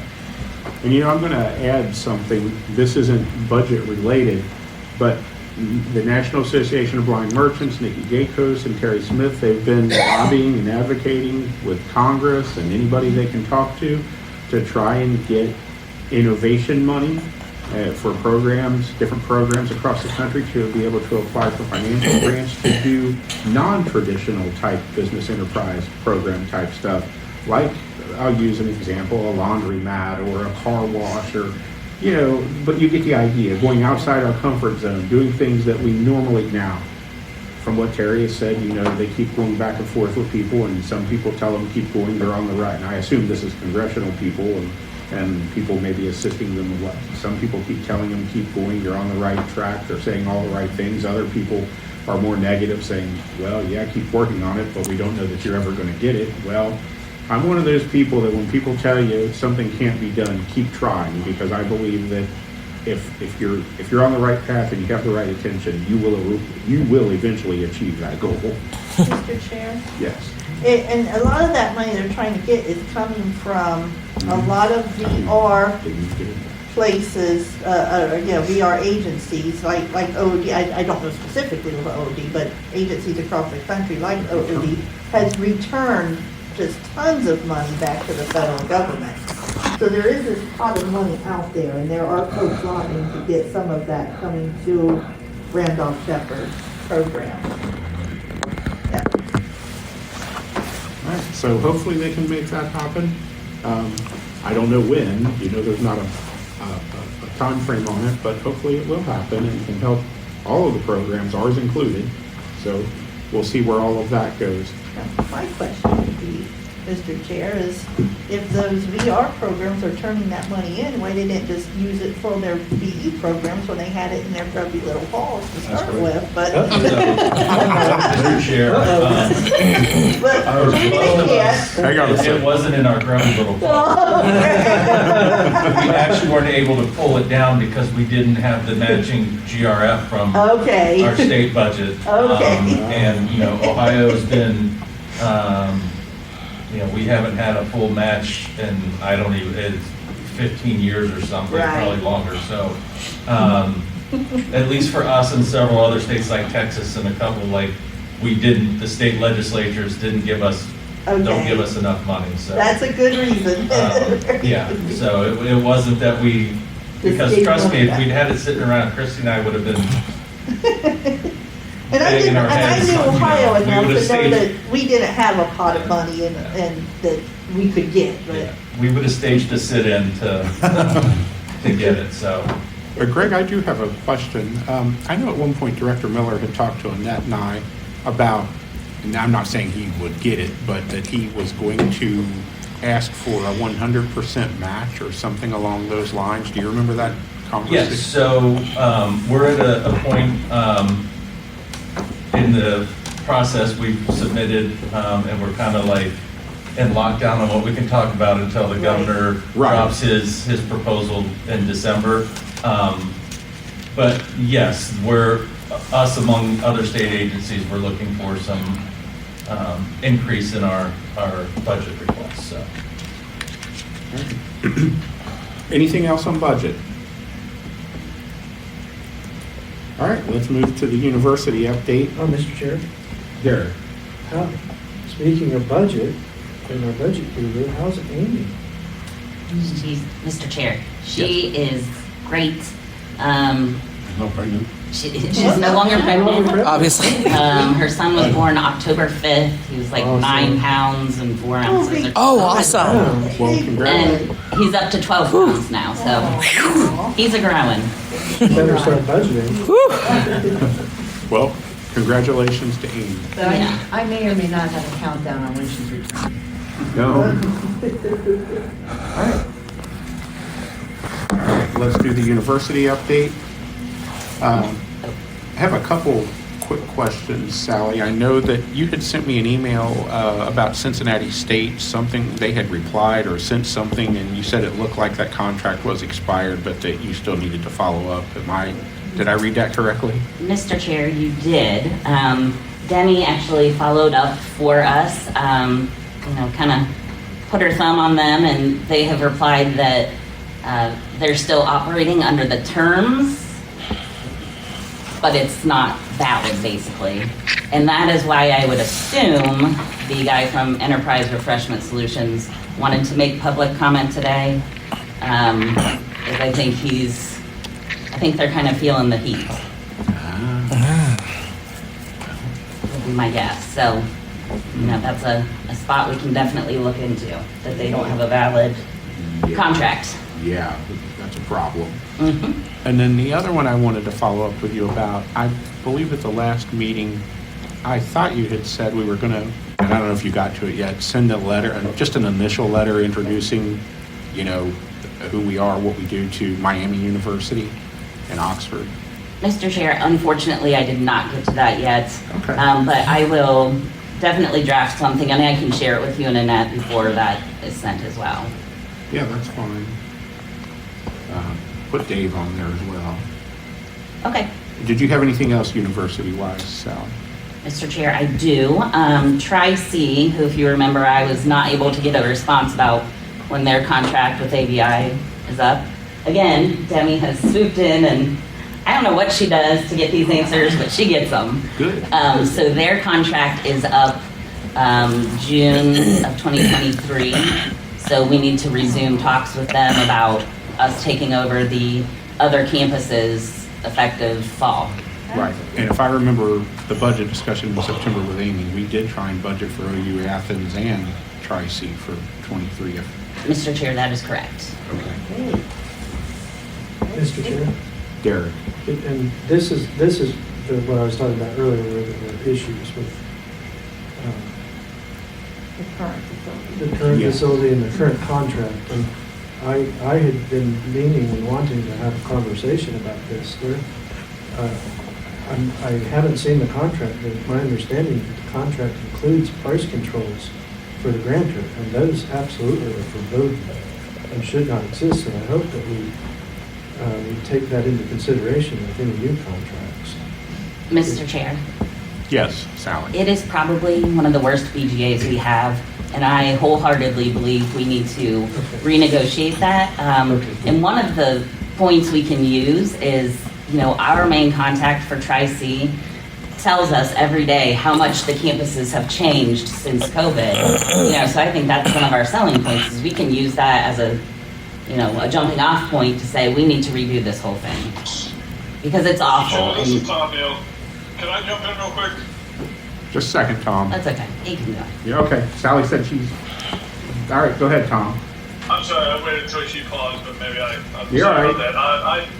I don't know that it's appropriate to be conducting my responsibilities via telephone, but I did want to, since the committee is discussing this subject, another point of that contract that is a big problem is they have it in there that we can't put our own credit card readers on the machines. And our current operator is now prohibited from accepting credit card payments because the college's junk system that is on that equipment that they won't let us take off.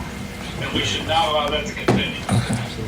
What in the world? Mr. Chair? Yes. So Jen, the consultant in Cleveland, has tried to work with our grantor contact there, and he tried to tell us we had to put two card readers, that one would have to be Blackboard and the other would be credit card, which that's not feasible. We've also talked to her, or she has talked to him about, what about Cantaloupe, which would take all three, and he had some line about that the Blackboard had to run through their data line. I don't know. It was crazy, but again, something we could definitely negotiate through the process. Well, don't we have, Cantaloupe want to do all three, Sally? Yeah. Because didn't it, well, I know UC used to have Blackboard readers, but it, so, yeah, and I know I've heard you in meetings say, well, yeah, we can set it up to where it'll take the campus card and credit card and whatever other card. Yeah, I don't know what. Mr. Chair. Yes.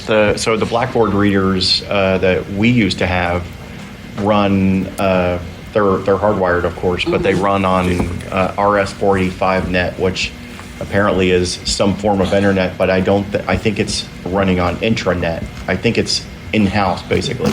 Oh, okay. Who's that speaking? Dave. Dave Bricassa. Dave Bricassa, okay. Thank you for the clarification. They probably don't want to give up control of that, having all that information like in-house right there. They probably feel like it's going to be out of their control at that point if they go to a different system. Mr. Chair. Gary. The underlying principle here, I hope, is understood by all, that there can absolutely be no restriction on a licensee's ability to conduct business. No. I hope everybody understands that underlying principle, because that is foundational to the Randolph Shepherd Act and our program. And I would argue that current BGA is even illegal. Yeah, it's illegal. I mean, it sounds illegal to me, and I'm not the attorney. It also sounds outdated, way outdated. Well, And Mr. Chair, I'm still tempted to I'm now tempted to make a motion that covers 2 contracts that I've heard about today that are appalling and shouldn't exist. Maybe we can make that an agenda item next time so we can do research and make an appropriate motion that, it's my belief that both of those contracts should not stand as they are currently and need to change immediately. Mr. Chair, I get I'm somewhat ignorant here, but aren't those our machines? Yes. They can't tell us we can't change readers. The only question is whether they want us to accept their Blackboard card or not. Well, we can accept it, but Mr. Chair, and there actually is the rub, because we do want to accept Blackboard, because that's where most of the money is, I would suspect. So we do it cautiously, but at the same time, the underlying principle is foundational and seminal and most important. They cannot restrict our ability to do business. And you could even make an argument that you can't prevent us from access to the funds available through Blackboard. I think that maybe lawyers know better than I how much you get away with those things, but it really is foundational. In no way, shape, or form can you restrict our ability to conduct business. None. well, we can't run a business correctly if we're setting prices that are in, and I don't know what year it is, but I'm just throwing the year out. If we're using 2000 pricing for a facility and it's 2022, we got a problem. Mr. Chair. Yes, Sally. I do have one other update. Kelsey Burrier has set up, this was one that wasn't even really on our radar, but she's set up a meeting for herself and I to talk to Stark State the first week of December. Okay. Very cool. So, Where is that? up in the Akron-Canton area. Yeah, as I say, it's got to be camp. I believe we used to be there. I think we did too, and then we gave them up. Stark State Oh, University. Stark State. Yeah, I do. I I'm remember almost that. Yeah. positive we used to be there. It seems like, did Steve Moore get that somehow, or was he involved with that I somehow? think we had it before. We had I don't remember the lady's name who ran it for a really long time, and then she left. And it seems to me that Steve Weaver even did some stuff there for a little bit. Oh, apparently we have only done satellites. Okay, Oh. okay. So this is, The main campus, Yes. okay. Cool beans. yeah, We'll take it. Absolutely. so, and that was all Kelsey, so great job to her. Yeah, and I want to, thanks, Sally. Is that everything? I think that's Yes. everything with university. I do want to say something before we close the university discussion, though, and that is to what Derek said. We do have, we heard about 2 different contracts this morning that really need attention and need updated or need fixed or whatever word you want to use. So we're going to have to make sure we follow up with both of those and work very hard to get them modernized, for lack of a better term. Action. Yep. All right. The next thing I have on here is ODOT Bureau Grantor Agreement. Christie, do you think we have enough time to do that before our 11 No, o'clock? Mr. Chair, probably not. I What's think at we need 11 to start with the University of Toledo. I believe they are calling in at 11. And maybe we give the rest of the committee an update, and then they call in at 11. And if there's additional questions, give them an opportunity. I think we should go on to YouTube. I was gonna say, or the benefit check. Is it quick? Mr. Yeah, we Chair. could do the benefit check real quick, too. Mr. Chair. Yes, Derek. So UT's about to join our Yes. meeting. Can somebody please explain what's led up to that and what's supposed to happen? Yep, we're gonna do that. We're Is gonna, informed as to what's going on here? yeah, let's do the real fast. Well, if it may not be fast, but we'll see. Well, I hope, Mr. Chair, that we leave time enough for the members of the committee to have a You know what? thorough understanding of Let's what's do about to this. happen. Let's move to the University of Toledo. Yeah, I think. Let's Mr. move to the Chair, University of Toledo so that everybody can be walked through this, because I think it's important that everybody on this committee understand what has transpired I here. wish this had happened earlier. Well, we're going to go through it. I think we've got Okay, time. we have time, that's great. So, Mr. Chair, do you want me to start? Yes, go ahead. Okay. Who is it speaking? I apologize. Christy Howe. Oh, Christy, of course. Yep. University of Toledo has came to us later this in the summer, early fall. They want a Starbucks. They want a Starbucks coffee kiosk that is under the same roof, but not exactly in the same building as our existing coffee kiosks. There's been a number of phone calls. Annette and Frank have been a part of those phone calls. Again, the University of Toledo has told all of us that they believe that there is enough business for both a franchise Starbucks and our existing coffee kiosk. Plus, we have a micro market and vending there as well. So they want an answer sooner rather than later on this. So we're bringing it to the entire committee. There's a couple of things that, we would like to discuss. One of the things, we could take on that second coffee, the Starbucks. We've already explained to the University of Toledo that we are prohibited from the build out any franchise fees they would have to purchase. We've also talked to them about the other model of them paying us to not for the priority. Where Nikki Gakos has Dunkin' Donuts at a post office. Other states have done it similar kind of to the secondary Coke thing. And again, we've talked internally, and let me get this out now. This is not the time to determine who does that money go to if that's the route we take. That's for this committee, has nothing to do with UT. It goes to the operator or operators or the program. That can be a later conversation if that's the route we go. There is a royalty fee associated with this, and that gives the Bureau concern in relation to the Sixth Circuit and the subsequent janitorial case. I don't know how we can't obligate an operator to pay a royalty fee. The royalty fee is about 7% of gross sales. Royalty fee, in my opinion, again, I'm not a lawyer, I can defer, but I think that royalty and commission are the exact same thing. Mr. Chair, I was hoping for clarification on how is UT a part of this today? We're not going to be making these decisions on the line with UT, are we? No, but if you have additional questions for UT. For UT? Yeah. And that they wanted to be, they offered to be a part of this. They even offered, I think at one point, to even come down here. I want everyone to be aware of all of the facts so that there can be an informed decision, or if you are missing any information, to make an informed decision. And I also want to give Frank and Annette an opportunity to talk right now because they have been part of those conversations. And if I have left out any very important details. I want to say one thing. If UT's on this call, I do not want this committee, and they wanted, and I think like Christy said, they were either willing to come in person or to be on a call. But what I don't want to happen is I don't want this committee to shy away from what needs to be said here. If we need to say what we need to say. We need to do it professionally, but I don't want nobody to be worried about what they're saying.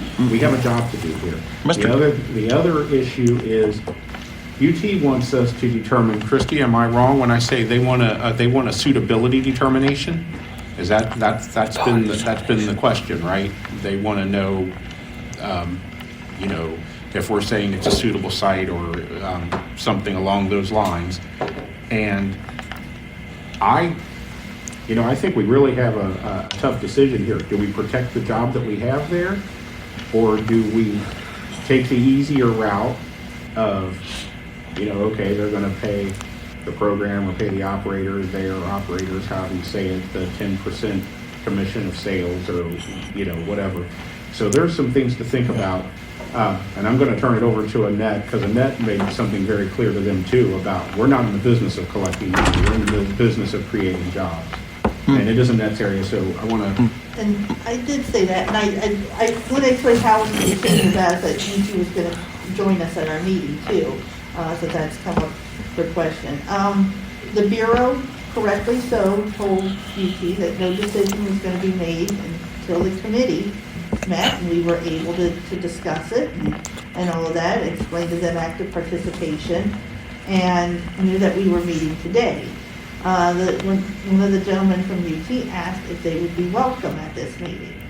And they were correctly told it is an open meeting, it is open to the public, they are welcome. And he made himself available because they want a decision to be made to ask questions, because he understood that, well, gee, if the committee has more questions and then they gotta go back and then the committee may not meet again for another couple of months. So they just wanted to make themselves available, I believe, to have that engagement with the committee so that people would feel comfortable moving forward. We've asked them a few times about answering questions. And we begged them to try and say, hey, we need as much information to present to the committee as you can possibly give us on all of this. And that's why they decided to come. And yes, I made it very clear to them that our program is in it to make jobs for blind people. And not, we do not routinely just sit back and collect a check and be happy with that. Mr. Chair. Dave? Are they under the impression they're getting a decision while they're on the phone? How did this end up this is probably unprecedented, isn't it? Mr. Chair, I don't believe so. I honestly think the gentleman was wanting to come to assist the committee and answer questions if there were any. Well, they certainly can't be under the impression they're going to get a suitability determination over the phone by coming to the meeting. Mr. Chair? Derek? First of all, there's already a suitability determination that's been made. It already exists. There is no additional, there is no alteration. It already exists. And this is premature. And I will look at this as an opportunity while they're on the phone to certainly utilize what's available because of it. But I think it's premature because this committee itself hasn't even, nor the Bureau, has even gotten its head around what's appropriate here. And I certainly don't want to try to get our heads around it in their presence. So I think we should use the opportunity to the extent that it's available to us today by happenstance, but we should reserve conversations for after our conversation with them. They're certainly welcome to be here because it is a public meeting, and I wish they were here in person. I don't know why they're not. But yeah, we tread carefully here. Use the opportunity, but realize it's a dangerous opportunity as well. And I don't know why we don't have our ducks in a row before they're in the room with us. This should have been an offline conversation after the committee met to get its head around everything, and then have a conversation with them. Mr. Chair? Yes. Well, first off, I agree with everything Derek said. But second off, it's almost, I would get the impression that they're trying to force the decision by calling in this way. They can't. So the decision can be made, wait a second, the decision can be made after the call if need be. That's fine. We can, and, Greg, go ahead, I'm sorry. Yeah, I think, and you guys were on these calls too. They understand, and Annette did a good job of explaining that this will be the first time the committee's getting back together after these calls, and the committee needs to hear the information. They were said we can be available to answer questions to help. Would they absolutely love a decision today? I'm sure they would. But there's no, Annette and Frank and Christy and I and Rick, nobody said you getting on here is how the path forward to get a decision. Absolutely. So I just want to make sure everybody understands and that, we can talk to them and you guys can ask your questions of them. And then, we can do hey, we're breaking for lunch. They didn't drive down because they just wanted to be available to answer questions for a little bit. and then we can pick it up after lunch. You guys can have an executive session. You know, I mean, there's ways to obviously have that conversation after you get the information. Mr. Chairman, I thank you, I appreciate that, and that's helpful.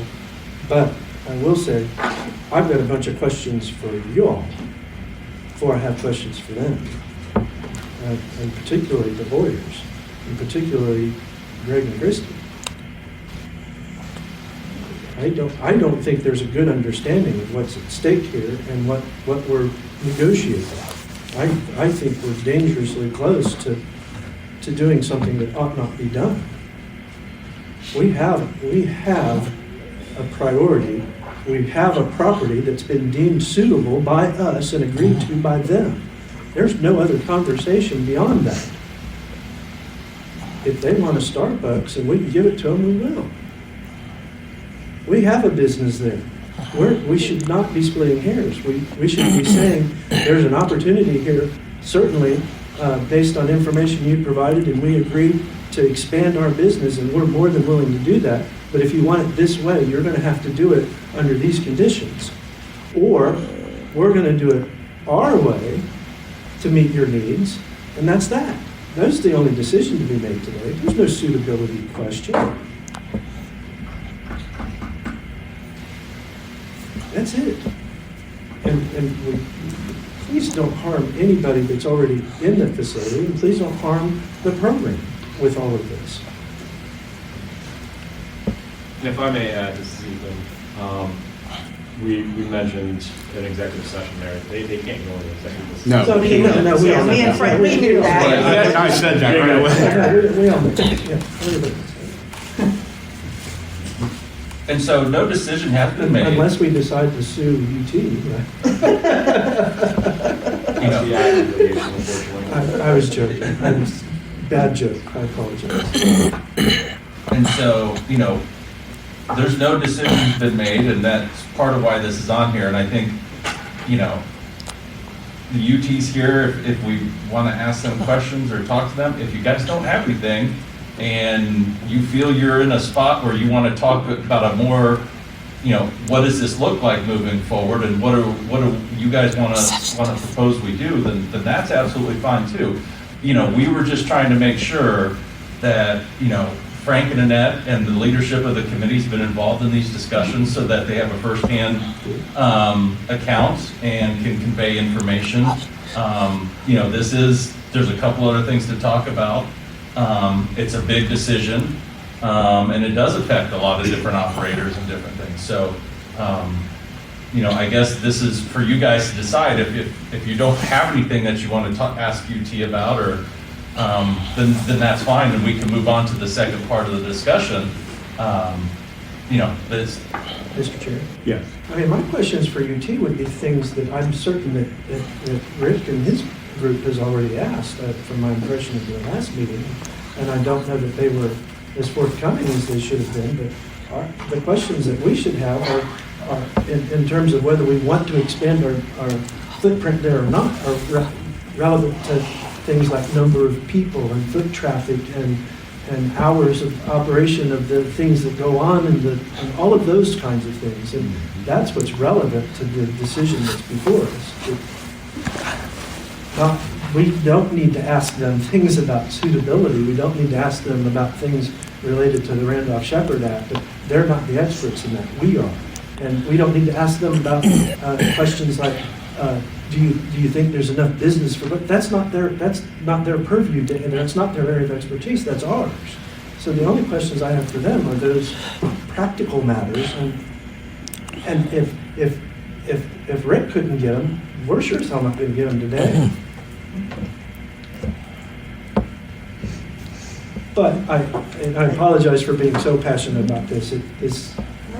No, You're not saying anything. But, and I will, and since they'll be here, it will be fascinating at least to see what happens. So it will be useful to that extent. But and Frank was right to caution everybody that, you know, don't be bashful. But, yeah, we'll use it as an opportunity. It actually will be fascinating. Mr. Chair? Yes. I will say that as far as those questions that you just asked, and those have been asked and very vaguely answered as far as what I've been able to gather, unless anything more has come in that I haven't seen. And, you know, they feel passionately that there was enough business there, but you're right, that's for us to determine. And we need to do that. And I keep meaning to, I need to make a trip up there. I really want to see this location, and that's going to be something I'm going to just have to do. What time, It's after 11. It's after 11. I mean, are they waiting somewhere to join, or how's this gonna work? Mr. Chair, I got an email from their council around 10:30 that said that a representative would be calling This in. is John Bivish with University of Toledo, Associate General Counsel. I think Josh, is Josh on the line too? John, I am on the line. Okay. Excellent. Wonderful. All right. Good morning. Full introductions and titles, et cetera? Yeah, if you guys would just give your name and your title, you know, for what you do for the University of Toledo.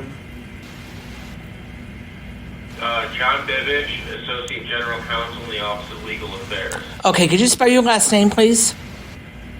Our secretary just. Bibish. Dibish? B. With a B. With a B, yes, that's what I just wanted to confirm. B as in Bravo. Okay. Okay.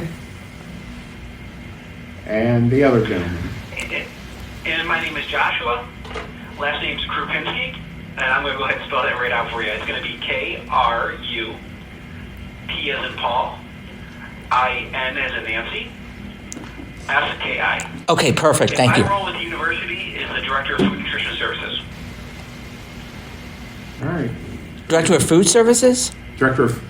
Food and Nutrition. Food and Nutrition Services. I knew it was something else to it. Okay. All right.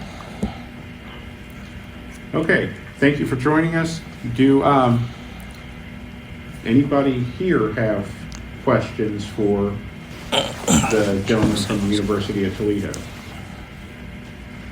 Mr. Chair. Yes, Garrett. Thank you, gentlemen, for joining us. My name is Derek Newfarth. I'm a representative on the committee. I represent the Zanesville area. And I'm assuming you've heard the previous conversation in the last 10 or 15 minutes? Several minutes of it, not that long. Okay. I hopped in right at the end of it. Well, we're obviously faced with information and decisions that need to be made regarding your campus and our how we would want to continue to serve you. And the most helpful information in my mind initially relates to, I don't know if you heard earlier, but things like population of the building, uses of the buildings, foot traffic patterns, hours of operations, et cetera, all of that would be very helpful in us making a determination as to how to best serve you and whether or not and how much to expand our current services and so forth. But is that information that's available today? Or can be put together for a future date? Derek, I'm going to go to John on this one. John, correct me if I'm wrong. I believe we sent over all of our projections and estimations already to our OOD contact. Yeah, that was my understanding too. The hours of operation. There was a financial document that was transmitted.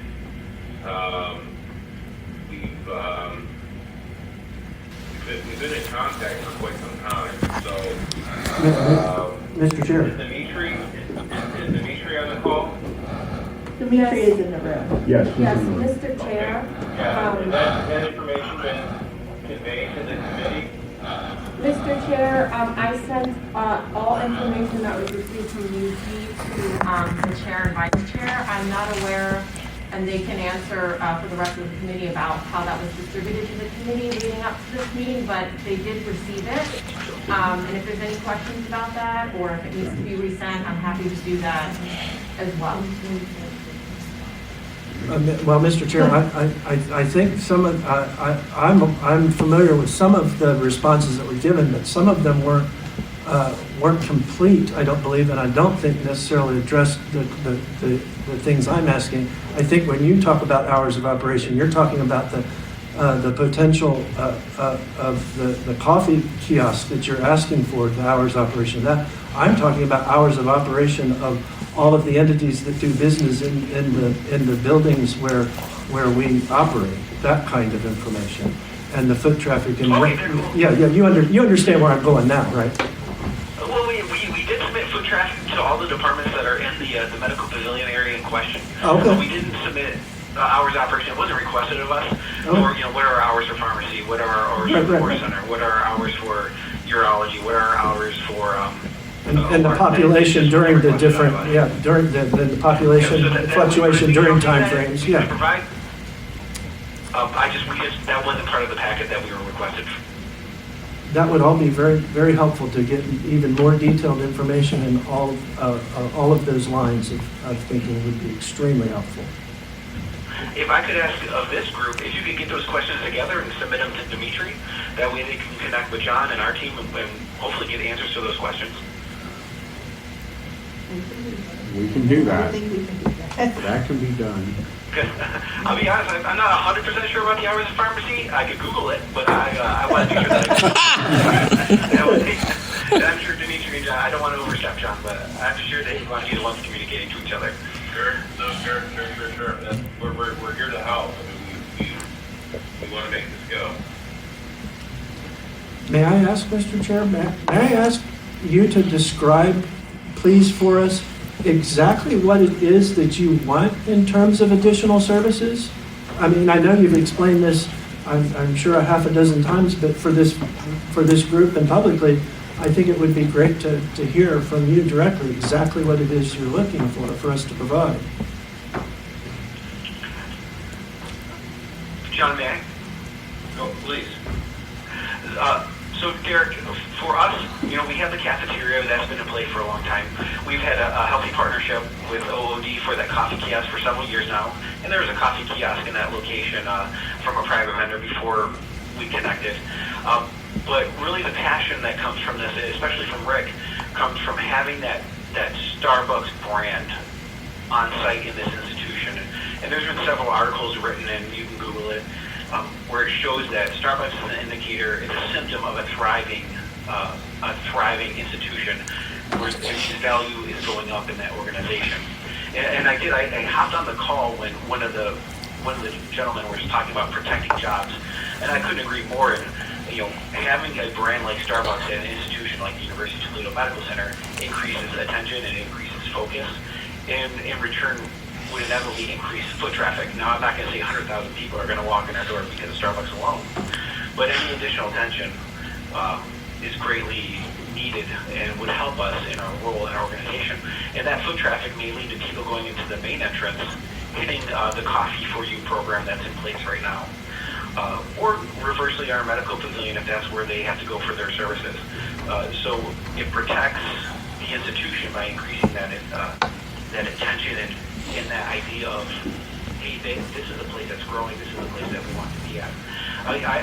In the initial conversations, when we first started talking about this with you, it came down to, would you want to go to the mall that has a couple stores closed down and maybe has a Dunkin' Donut coffee? Or would you rather go to the mall with the Macy's and with the the higher end stores and a Starbucks right there for you, so where you can grab your coffee and go through? It's about that brand in our institution, that partnership that brings focus to us, which is healthy for everyone. Because I know it was mentioned is about the role of your program is not to collect checks, and I couldn't agree with that more. So our goal is, what's a healthy partnership, a potential hybrid partnership look like for everyone that works for your program, protects the Coffee For You partnership that we already have in place, and can maybe help move this institution forward a little bit in the eyes of the community. Thank you, Mr. Chair. Yes. I appreciate that, and that's an excellent explanation of what it is you're looking for, and I agree with you about Starbucks being what it is and the value that it can bring to to your campus and so forth. But you're basing that on a knowledge of the campus that the higher end this and that for the medical community and medical students in a hospital and that probably is true. But that's information that we need to help make that determination. Is it necessary to go to the full extent of a licensed franchise, or is the Proudly Brewed by built around a certain model sufficient to do what you're describing? And that's why we need a lot of the information that about the what the makeup of all the people that do business, conduct business that there is. I mean, I hope that's clear, and I hope that's reasonable expectation on my part. No, absolutely. Our goal in this is just to help answer any questions and kind of just give you an idea of what is it that we're trying to do on our end. Definitely, I heard a couple comments about do we expect a decision? Absolutely not. Our role here, and John, please let me know if I'm overextending, is just to be helpful. We want to hey, this is where we're at. Wave the hand. This is what we think we can do together. How do you feel about that? And how can we move forward?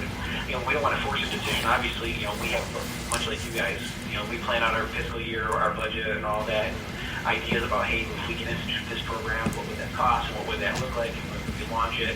So, yeah, does the university want to move faster than slower? Yeah, but, I don't think we expect a decision today by any means, or just hoping sooner than later. And again, John, please let me know if I'm overextending.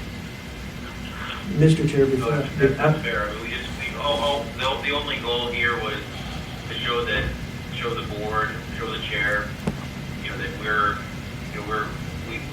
we have good faith in this effort. That we're trying to do everything we can to show that, demonstrate that, and then we want to continue to make progress like we have been toward resolution, toward a decision. Whatever we can do to get to that end point, we're willing to do. That's the only purpose for us being here. I heard the word unprecedented, and we appreciate the invitation to be here and to answer questions. So we thank the board for indulging us. Derek, did you have? Well, I just wanted to. I'm going to shut up and allow other members of the committee to weigh in. But I appreciate your being here. I do, and I appreciate that. I think this is an exciting opportunity for all of us, and I look forward to us being able to make the very most of the opportunity for all of us.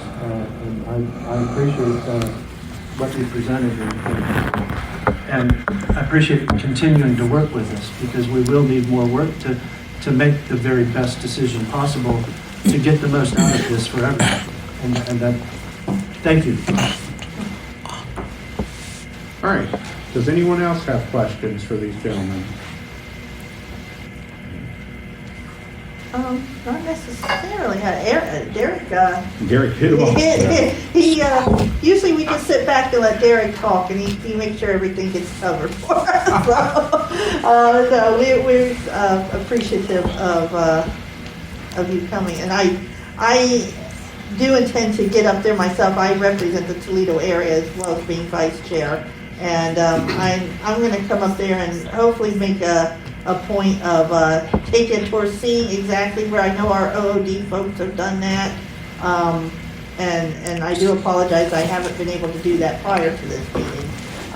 But maybe we can even put something together where we can meet that day or something, and you can show us exactly what you're looking at. Yeah, absolutely. Dimitri has all of our contact information. Okay. Let's get it on the books, and I'll be glad to personally walk you through, tour you, tell you about a little bit about the university, tour the initial kiosk, talk about the hospital, anything you need. I'm absolutely there for you. We did that with Lynn Hustwick. She's an amazing partner throughout this process so far. And I do want to say thank her for this group, because she really had us. We did the initial walkthrough together and talked a lot about these things, but I'm open to all of that. Absolutely. Mr. Chair? Yes. Real quick, for the gentleman from UT, I don't know, just for everybody, the landscape has kind of changed over the last couple of years where it kind of looked like the hospital might be shrinking and it was for sale, but in our first couple meetings with you guys, you kind of explained you're on a different path and trajectory about expanding in the Toledo area and looking to grow. I don't know if I've just covered everything, but I think just making sure everybody's on the same page about where the UT hospital is and kind of what you're looking to do in the future.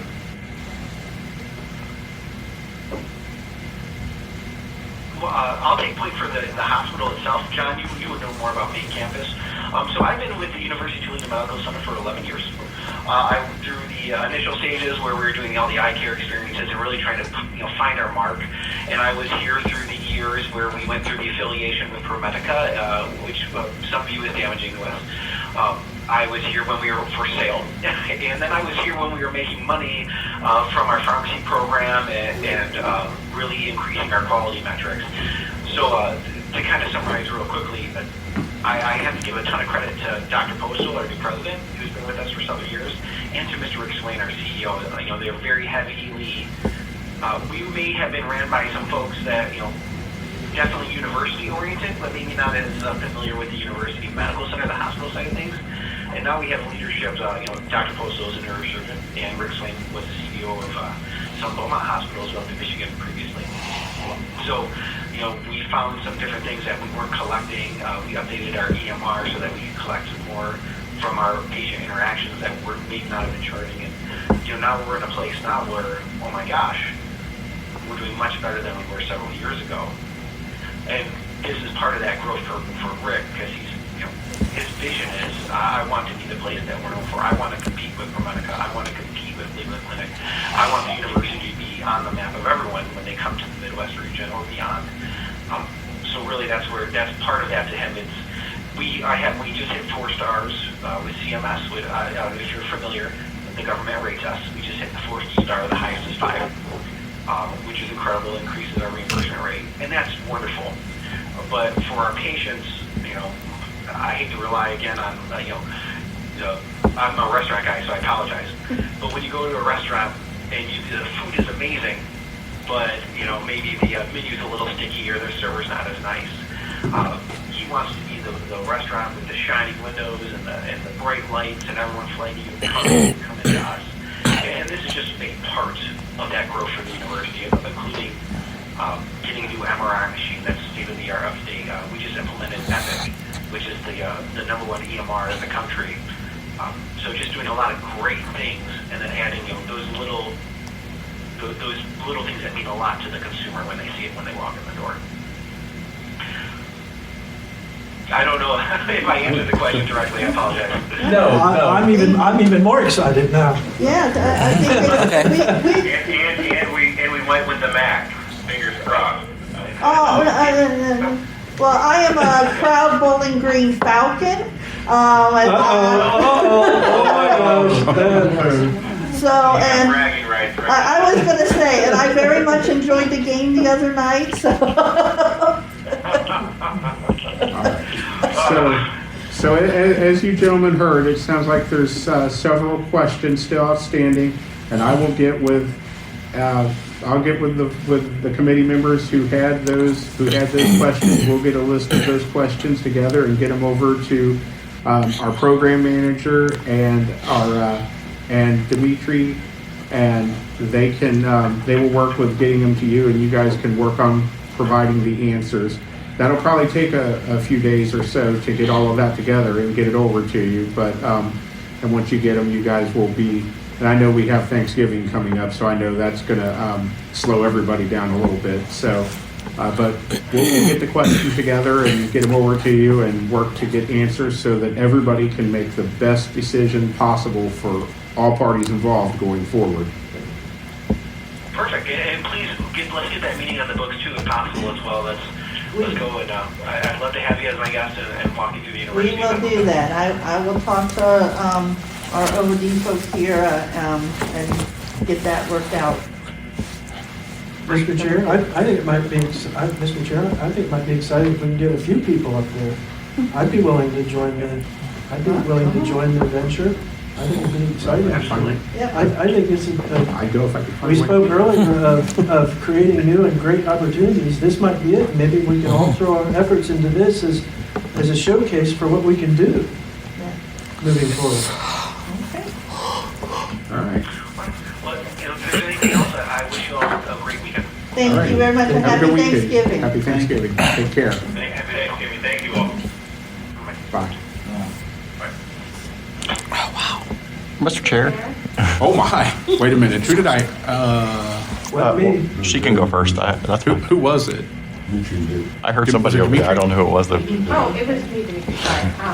Is that, who is that speaking? I wanted to say, if you and the committee, I don't want to stymie the conversation, but whatever questions or extraneous information or just background you would like for me to pass on to OVT, I'm happy to, you can either send it over to Christie, or I'm happy to leave you with my contact information so you can get to me directly. I just want to let you know that whatever you need me to do and Yeah, communicate, happy.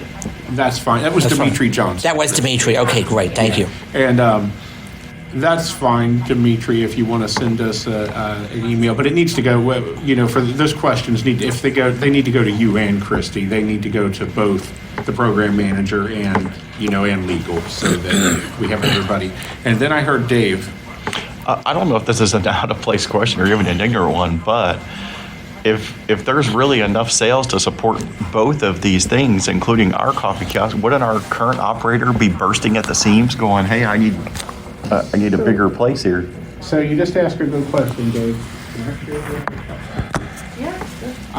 Wednesday evening, because I have this practice of, if I'm going to be talking about something in a committee meeting, I make sure I contact the operator who's there, who's actually doing it. I want to hear from them. They're the one on the ground. They're the one doing it. So Wednesday evening, I got a hold of Nicole Myrick, who's temping it. I know there's been some challenges with that facility.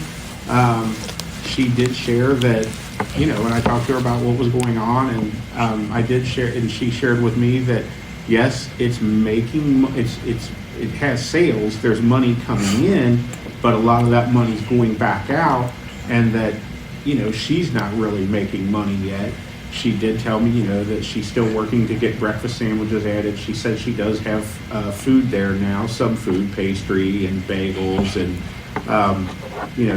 something about some frozen chicken bites and whatever. And I'm sure there's other stuff too. She didn't hit every menu item, but she had to resubmit or submit some kind of health plan to the health department to be able to do the breakfast sandwiches or something. So they're still waiting on approval for that.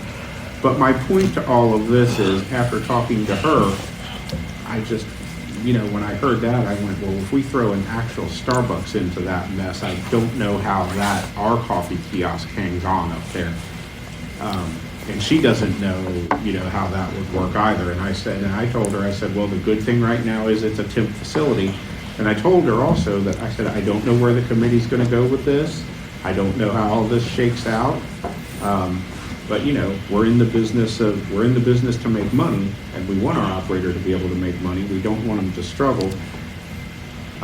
So at some point we have to, and Derek asked a lot of good questions. So at some point we'll probably as a committee have to make a decision, but not necessarily until we have all the information. Mr. Chair, I also want to point out that that coffee kiosk is not our only business up there. It's We not. do have another operator on campus who runs a micro market and some vending in that same facility that would be impacted by. Mr. Chair. So we have two operators. Yes. Yeah, and Mr. Chair, I want to be in line too. Okay, Sally?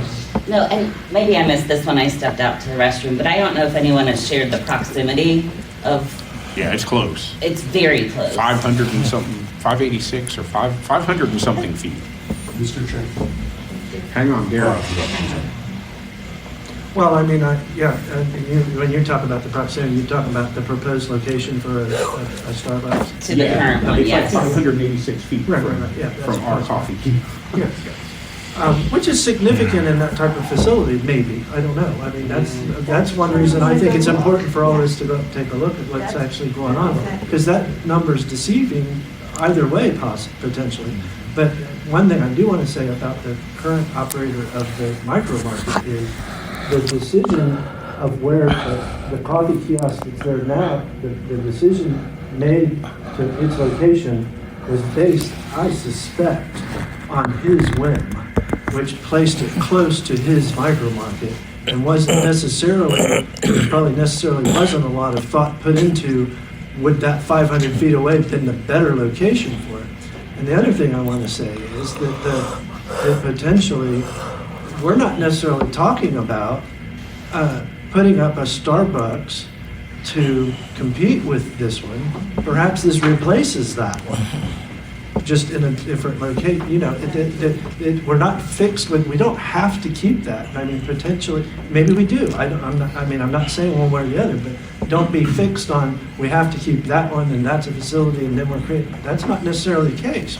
This could be an improvement of existing facility or facilities. Or it could be a third. I don't know. We have. That's why we have so many questions and all of that. And I will share, but I've not been. Oh, I'm sorry, John. Go ahead first. Oh, thanks, John. I was just going to share something. One other point. After when I talked to Nicole, but the way she explained the layout to me on Wednesday night was, she's on one side of the cafeteria, and where they want to put the Starbucks is on the other side of the cafeteria. So there's a lot of Mr. Okay, Chairman, John, go ahead. So without seeing the location, without getting a lot of details, and Derek kind of already just hit on what I was thinking as well, but one of the potential solutions would be to move our kiosk to the other side and turn it into Starbucks. That sounds like, just based on what I'm hearing, that sounds like our best option. Mr. Chair? Yes. I'm sorry, I missed it. Yeah, no, that was me. So Derek, to answer one of your questions, where the kiosk is now replaced a kiosk that a third party was running. Private party was. So Okay, we just kinda- that wasn't a decision made. Yeah, no, just to Mr. clear that up. Simons. Okay. We just That was- fancied it up and, Wasn't a bad guess. I know, you're not wrong. Mr. Chair, Derek, you're right a little bit that there's a lot of stuff concentrated in that lobby area, basically. So it is a valid question about. All right, Annette. And like I said, we need to really look, and that's right, we need to get up there and see the traffic pattern, because Derek's right, the idea of 500 feet seems very close. It does. But if there's a corridor here and a corridor here that whole bunches of people are going up and down, you know, it may not be as close as it sounds. We really need to look at it. So I was just gonna ask you guys, we can work out something I don't know if you guys would want to go and we can just do a little road trip. Junkie. Mr. Chair. Yeah, we'll figure out a way to get there, but Sally and Christy, have you been there and seen where this wants to be? And I know Lynn's done the walkthrough. Yes, and just to give you an idea, Chrissy and I, neither of us have long legs, but it was like a 2-minute walk between the two spaces. It's very close, and it's not like we were running. Mr. Chairman. Hang on a second, John. Dave. I think Derek's right. It doesn't really matter how far away it is. If a full-fledged Starbucks is going to pretty much flatten any other kiosk we have there. Anybody who's going to drink Starbucks is going to go to the full-fledged Starbucks. They're not going to go to the kiosk. It doesn't matter how close or far away it is. They would walk farther for the actual Starbucks. I would. A real I certainly coffee would. snob will. Especially now. Derek's right, maybe, like you said, it's an improvement of an existing facility, not a new facility, so. Right. It's kind of, I guess it's, sorry, I don't know if I was still out of place, but it's probably good that coffee kiosk is under a temp. Yeah. But how does our priority play into the whole Starbucks thing in general? And Mr. Chair, that's where I was about to go. The whole notion of this Starbucks thing is absolutely problematic. We may not be able to be involved in that kind of thing.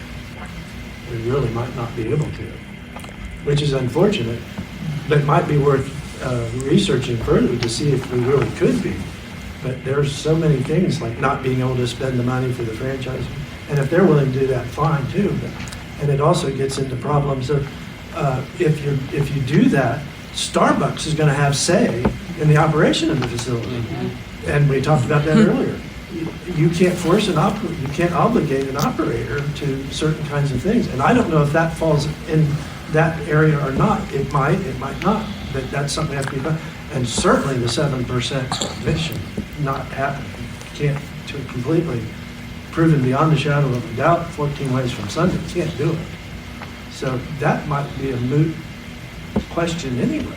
I mean, that might make all of this moot there anyway. An operator could partner with Starbucks and pay it. It can't be part of the Bureau Grantor agreement. Yeah, but once the facility becomes open, A new operator may not. you may not want may that, not want and you to do can't that. force them to do that, and that causes problems with Starbucks and UT. And how do you put that in the contract to begin with UT? And who's the contract with Starbucks?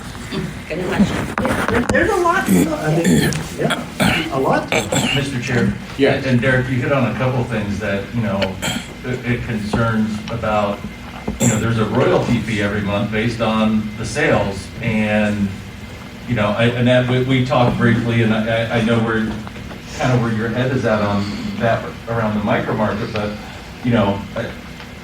we have some concerns there because while we may not have an agreement directly saying that there's a royalty payment that the operator has to pay, the fact that we're actually agreeing to have a Starbucks franchise that has this fee, that's kind of causing to be set aside. I think, and that, that gives us some pause there too, because, and I think you just hit it on the head. One person may say yes, but then, if they get out, the next person could be like, I'm not paying a commission or a royalty fee. And How does Mr. Starbucks Chair? feel about it? Has anybody even Yeah, talked to that's what, Starbucks? that was exactly what I was getting ready to ask. I mean, they've So got we- say in this matter too. that UT was reaching out to Starbucks to talk through and about that, and they have not gotten back to us with that information either. So we just Dollars didn't- to Donut says they want no part of it. So, We yeah, should talk this to is, Starbucks. UT's not the one should be talking to Starbucks at this point. We should be talking to Starbucks Absolutely. Mr. Chair? and seeing if it's Second. feasible. Because the deal that Starbucks has offered UT as a for-profit, big hospital operation, paying the royalties, going in there, may not be the exact same thing that they'd be willing to do with us. So we should be reaching out to Starbucks, we should be talking to them. Yes, We should exactly. be looking at partnering with them if this is a feasible thing. We can't just go through based on what UT has said and has talked to Starbucks. All right, Dave? Well, so we may not be able to be involved in talking to Starbucks. Wouldn't best case scenario, wouldn't it, I don't even know if it's a best case, but wouldn't it come down to the deal would be between Starbucks and Toledo, and at best, we would get a commission from Starbucks out of this, right? That's one option. That's one option.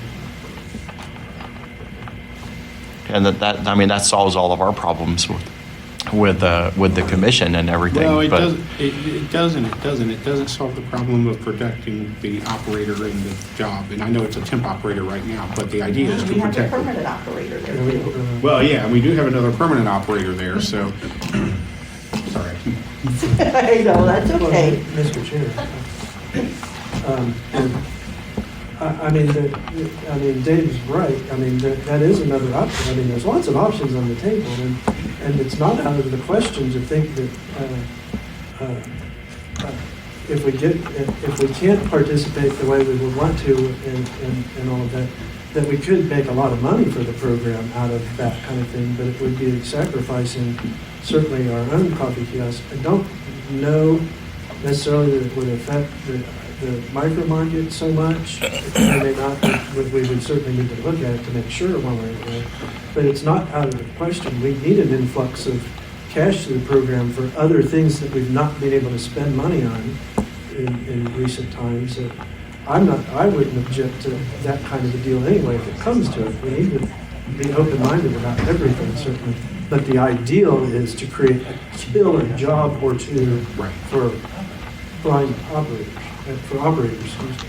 Mr. Chair? Yes. I think what we need to do is get those listed questions together, get them to Dimitri.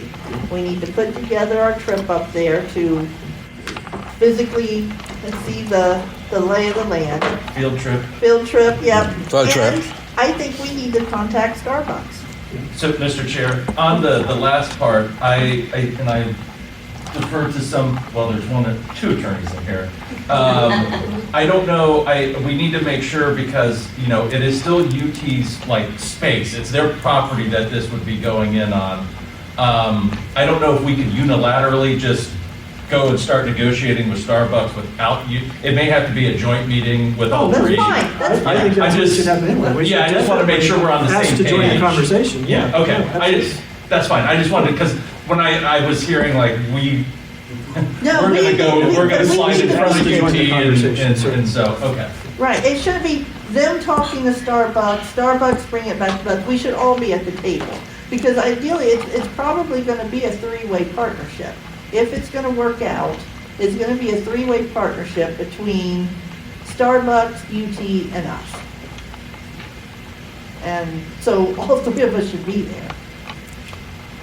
And like I said, there may be room for negotiation on that royalty.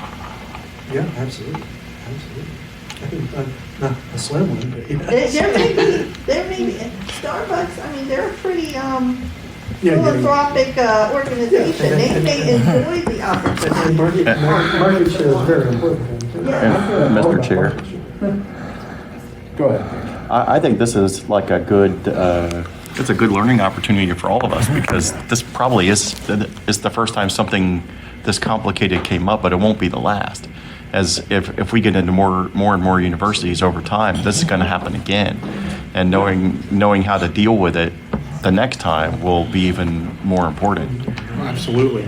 And I will add one other thing, and that is, I've said this before, and I will say it again, if we can work this out, however it works out, I think it'll be all right. But if we could work it out to where we actually have, a blind vendor or blind vendors running these operations, that's awesome. But it would also be a PR, a public relations, bonanza for the University of Toledo, for Starbucks, and for the Business Enterprise Program. Absolutely. It can be good. If it can work out, it can be good. And I think there's stuff to be done with that royalty thing. That would be win-win to everybody. Yeah, we can work this out. We can make this work one way or another, absolutely. One thing we could do is get them to maybe raise the prices of the product. That's what I was thinking, that exact same thing. They can get it on the product purchase, yeah. There's ways around that. Because you have to buy your product through them. Yeah. So, It's not cheap to start with. it's not cheap to start with, but Anything else on Starbucks?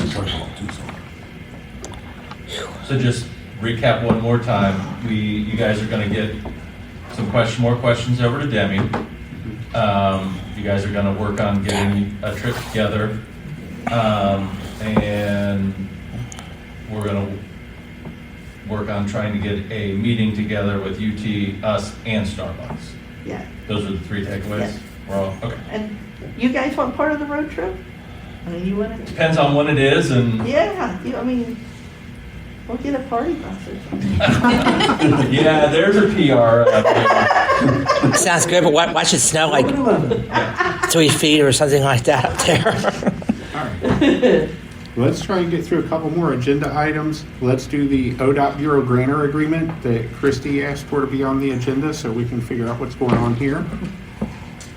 Mr. Chair, the ODOT agreement, the secondary agreement expires at the end of December. And the secondary one is the only one that had like a time frame on it. The other one is the original 1997 one. The plan was to get one agreement together. At this point, I don't think that's going to happen. We're going to reach out to ODOT's legal to ask for another extension. But I do have a draft ODOT agreement from ODOT, and there are some concerns. I've even had a conversation with my contact, he's kind of low on the totem pole, I'll admit. You know, they have some plans right now. They have plans on redoing facilities and redoing buildings. It's a huge 4 or 5 year plan. I think, you know, Derek, you're aware of yours. And again, God, I printed it off. Sally makes fun of me in my She's got a papers. stack of papers here. We just got all that money. Killed a tree just I for this did, meeting. and of course, I think, yeah, I think what I wanted, I didn't bring. Okay, so, I'll try to go by memory. Yeah, I don't think I have it. So the overarching one of them, are you talking about where they're moving? So they want to put in there, they want to limit the machines in some of the brand-new buildings. And, you know, of the Kennellys, they want to do a maximum of 6 machines. And again, for most Kennellys, that's okay, but what about the ones that are at Fairfield County that have 2 sides?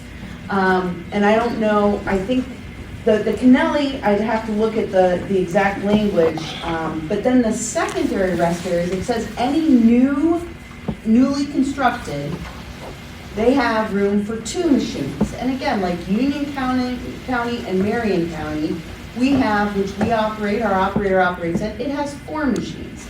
So I said to my counterpart, I said, before designs are finalized, we need to be a part of those conversations. And if it is in fact only 2 machines in there, we might just stay outside under an icon enclosure.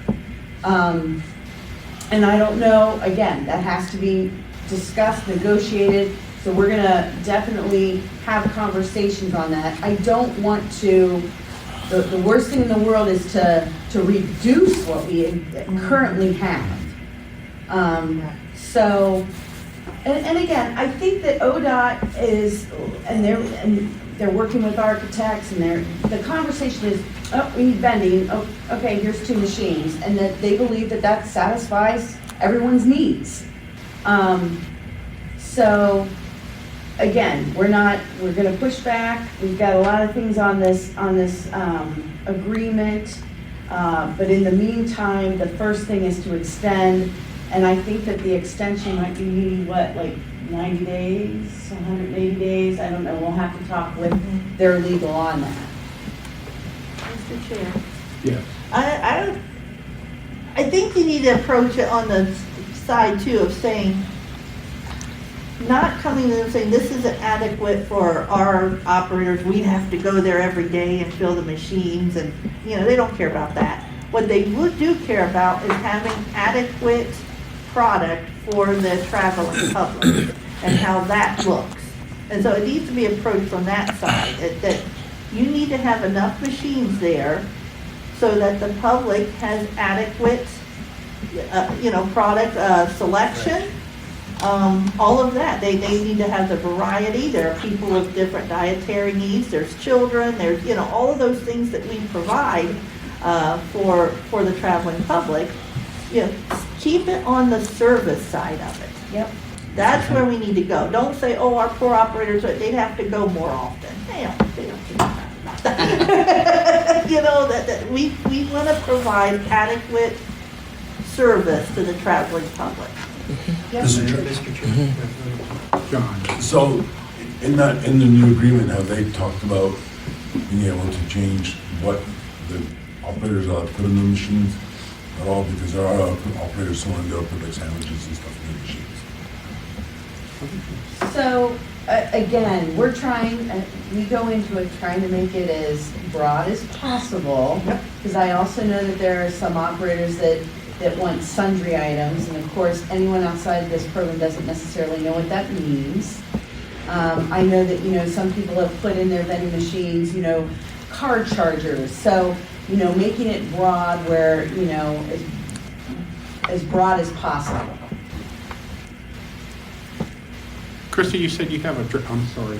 Christy, you said you have a draft agreement. I got to get to Derek in just a second.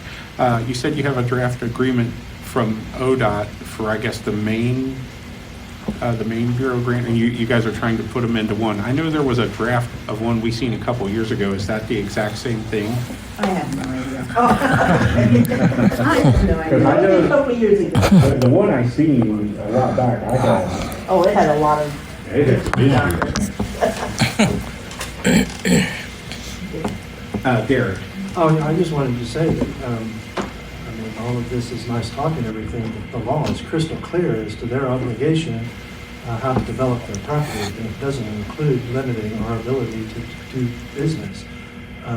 We should absolutely have always been a part of the plans for the, I mean, the law, the state law is absolutely crystal clear about how that's supposed to happen. And they're obligated to make the property suitable for us to conduct business, and that's where you need to lead. They cannot create a contract that breaches that law. And the 6 limited machines, I don't know that they can or can't do it. Probably not, but 6 is fine, except like you said, for those two-sided things, and we should never have had those two-sided things. It's absurd. They're actually harmful to a business. You're better off having centrally located everything. But anyway, the law is the law, and you've got to follow it. You don't let them steer you otherwise. And I agree, Mr. Chair. I don't think they're trying to break the law. I don't think that's what they're trying to do. They're trying to eliminate electrical usage, probably. Yeah, Mr. Chair. Yeah. And that's the other thing, if people start, I mean, I know if I was told I had to reduce my machines, I know what the first machine to go is gonna be the coffee machine. Yeah. And then, and that's gonna be the case a lot. So all of a sudden, there's gonna be a whole segment of product right there that's gone. That's, they're not gonna have to offer to their, the traveling public. So those are the types of things they need to understand. If we only have, and I know right now, you couldn't fit more than 6 machines, maybe 7 if you switched them in pretty good. And so I am limited on the number of machines I have right now because there's only space for that. So we do need to be on the ground floor to make sure that they make space for the adequate number of machines. All right, Christy, you said there's a draft, and it sounds like you guys, from my understanding, it sounds like you guys think there's some more work to be done on that draft. Oh, yeah. But once that draft is done, can you guys provide that? Will you guys please provide that to the committee? So that if we have to come in and make a decision, we will have had an opportunity to go through it and be able to have an informed discussion. Yes. All right. Anything else on ODOT or Grantor agreement? Yes, Mr. Chair. Yes. And if there are any meetings to discuss any of this, we would like to be part of those. I understand the ones between the lawyers, but if it gets down to where it's you guys that are not attorneys and we're talking some business, we would like to be at the table too. Okay. No problem. I have no issue with that. All right. The next agenda item is Schaefer issue / update. I put this on here because last Thursday, Christy, Sally, Annette, and I, and I'm sorry I don't remember from Schaefer who all were on the phone, but we did have a call, and several different things were discussed. The biggest, and Annette can correct me if I'm wrong, the biggest is we have Schaefer running around, and they were putting a lot of machines out in the field, that were supposed to have been prepped and ready to go, that machines were being delivered dirty and dusty and then being plugged in and not working. So that was a big part of that discussion. And and I'm sorry, like I said, I don't remember who all was on the call, but basically Schaefer said they would do a better job. They said they think the problem is the delivery schedule was driving the prep schedule, and it needed to be the other way around, that they needed to focus more on prep and then set the delivery schedule a little bit more coherently, so that the prep schedule was driving the delivery schedule. But they also said, if you haven't heard from us in however many weeks, ping us and make sure so we can find out what's going on with your machine so we can get it delivered. And there were some other things that were talked about too. They're updating some technology, something about their drivers starting in January are going to be able to, instead of having to write a manual work order up on paper, they're going to be able to do it from their phone. What else did we? Yeah, and that we would have access to be able to see that. Then there would be a way for operators to get copies of those. So it's not this crumpled up piece of paper But shoved nobody into reads. a coin box that even our drivers can't read. So we know exactly what they've done. Mr. Chair. Yes, and did I miss something, Sally? I was No, gonna I was just gonna say, I know since that meeting, I think Dave received another machine that was not ready to go. I actually we hadn't installed at OSU yesterday. It was delivered and Becky Chesser called me, right around 3:45 and she said, "You're not gonna believe this, the machine isn't working." Now, luckily in that situation, it was really close to Schaefer, so they were able to send Norm over, and it was an easy fix, but I have been sending these along. Dave, I sent yours and said, this is not okay. I called them myself yesterday and said, you just delivered a machine, it's not working. So we still have a way to go, definitely, but I did want to let you guys know that we're not just sitting on these things as they happen. Mr. Chair. Oh, it's a tie. Great. Annette. Yes, you guys are gonna check on some of the examples that we pointed out, when we were talking in our efficiency work group. Dave had some and I had some, and I know Christy, you were gonna kind of look at, the billing history, because that was the other concern. The machines aren't showing up working, but then how many trips are they doing, and are we getting billed for those to get a machine up and working that should have been working before it even got here? Were you able to look into some of that? And we used the one sitting out here in the in the dining room, the coffee machine was one of them, and I know Dave had some too. The one was Dave's. So, yeah, I guess there was one of Dave's 4 machines that have shown up not working. I guess they sent Cameron out the next day, and we know for sure we weren't billed for that. I'll definitely keep a close eye on this, as we shouldn't be billed for it either. Right, and like I said, there's been probably half a dozen trips on the coffee machine here in the Rife. That's another example. Mhm. And I'd like to know if We were not billed for that. we were not billed for any of those? I was gonna say, Cynthia has been watching that like a hawk. Good, Mr. good. Chair, Gary. can we, Did I forgot Dave. Oh, did you, Dave? Go ahead. Go ahead, Dave. So we've had numerous people over the years supposedly overseeing Schaefer, but things aren't getting better, they're getting worse. And their failure rate at this point, just from my view, they've delivered 4 machines to me, none of which have been prepped, none of which were really cleaned. And every single machine out of those 4, every one had problems or it didn't work on arrival. That's terrible. And the last machine that they delivered, there actually wasn't nothing physically wrong with the machine, but it was a combo. It was a 3-wide combo, so the 2 bottom shelves are for bottled drinks. And when they brought the machine down, the machine's not brand new, so it obviously had been used somewhere else before. And when they brought the machine to me, I set it up with, it wasn't showing up in our VMS correctly, so I don't know if that's a board issue or a software issue, I don't know. But I set it up with the prices and stuff like that. Well, it kept complaining about a vent sensor, which I thought was just bad because they brought something else down that didn't work. And it turns out when Cameron came back the next day, in the programming, you could set it up for snack, can, or bottle. So I had the 2 bottom shelves set up for bottles, obviously, because that's what was in there. Well, according to Cameron, everything has to be set to snack in order to get it to vend correctly. And since this machine was obviously used before, why did nobody not know that? Right.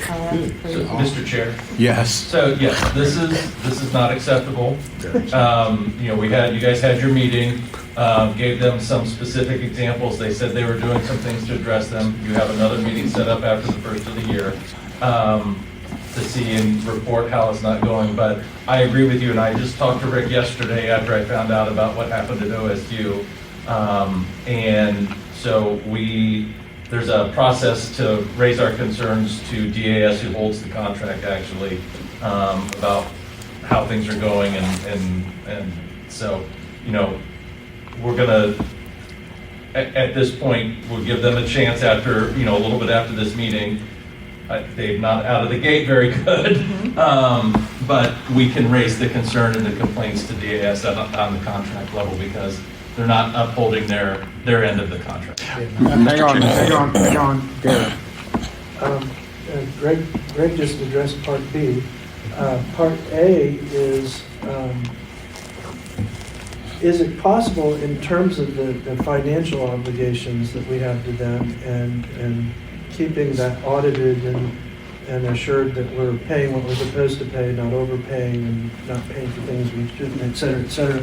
With OBM on board right now looking into a lot of things, is that part of what they're doing? Can they help us with recommendations on how to assure that we're getting the most financial fiscal responsibility out of our contract with Schaefer? Or is that a non-starter? Madam Chair, we can talk to Maria Seaman. I don't believe that's in their realm, but we can, and we've got our own MCU unit. And again, it is our responsibility, our consultant's responsibility, managers, myself, Amy, to ensure that when we are approving bills, that, and I've pressed upon our consultants on our calls every week about this, that they are following the contract, and we are approving by the contract.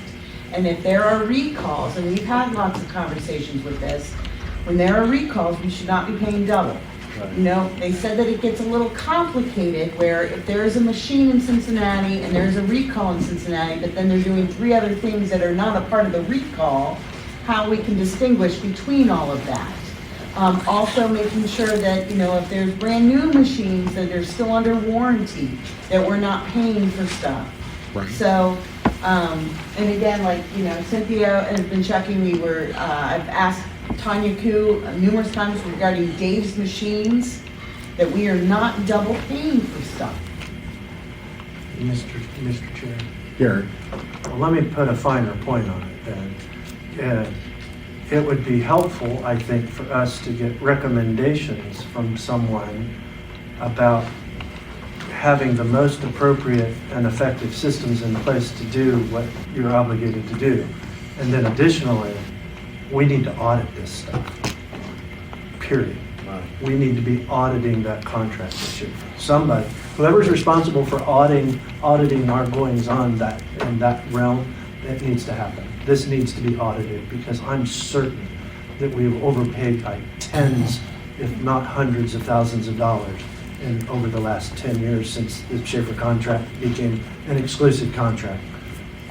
Mr. Chair. John. So I would like to know if there is and if there is not, why not? Language in our contract with Schaefer for them to be penalized when they do this kind of stuff. Because this has been going on for years and it's not getting fixed. And you need to be financially held responsible for it because it's costing us as operators a lot of money. Yes. Dave. Well, I mean, I actually agree with that. There needs to be we just need to have some input on whatever prepping, what does that actually mean? Does that mean they clean the machine and set the machine up, or, you know, what does that actually mean?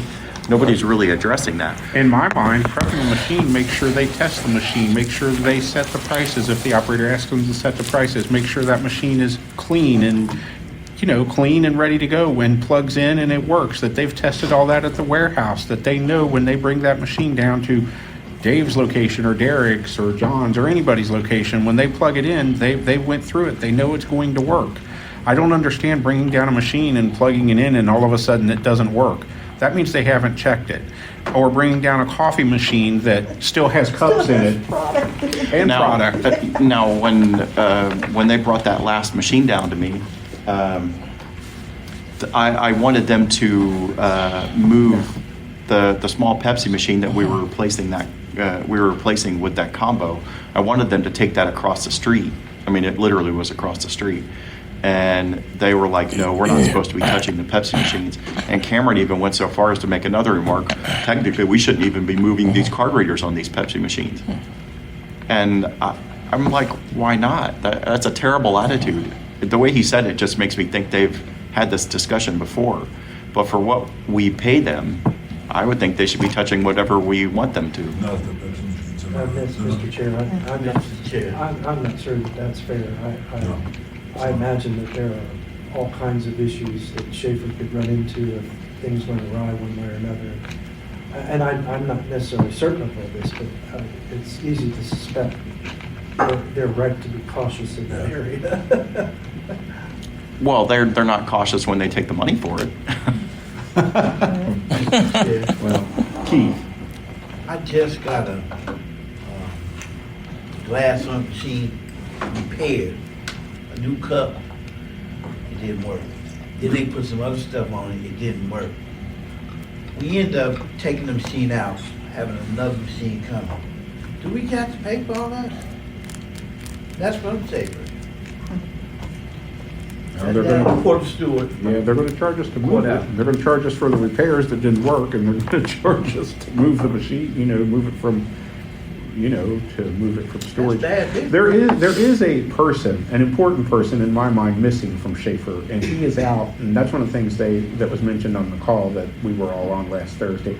Bobby Garrett is out until after the first of the year. Mm-hmm. So I think some of this, not all of this, but some of this is directly related to that, because I think Bobby is top notch in what he does. That doesn't mean there's not mistakes, and there are people who work probably for him or under his supervision that aren't perfect. But in the meantime, though, they still have a job to do.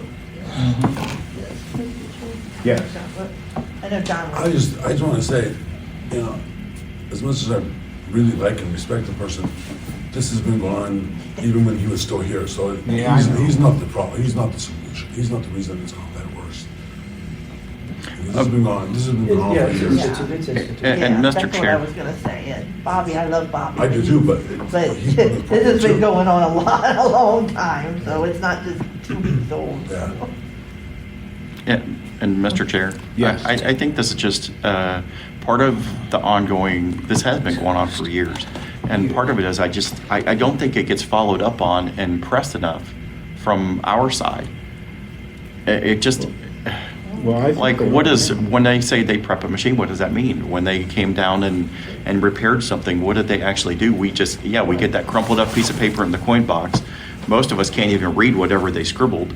So it sounds like that might be on the way to getting rectified, but I think when we have bad experiences, they don't get followed up on. Mr. Chair. Yes. This is exactly why I said earlier that this needs to be put into the contract. And it's not, because they have no incentive to do their job properly, because they know they're going to get paid and they know it's a state government job, and so they don't care. And I strongly believe that. Yes. When is our contract up with Schaefer?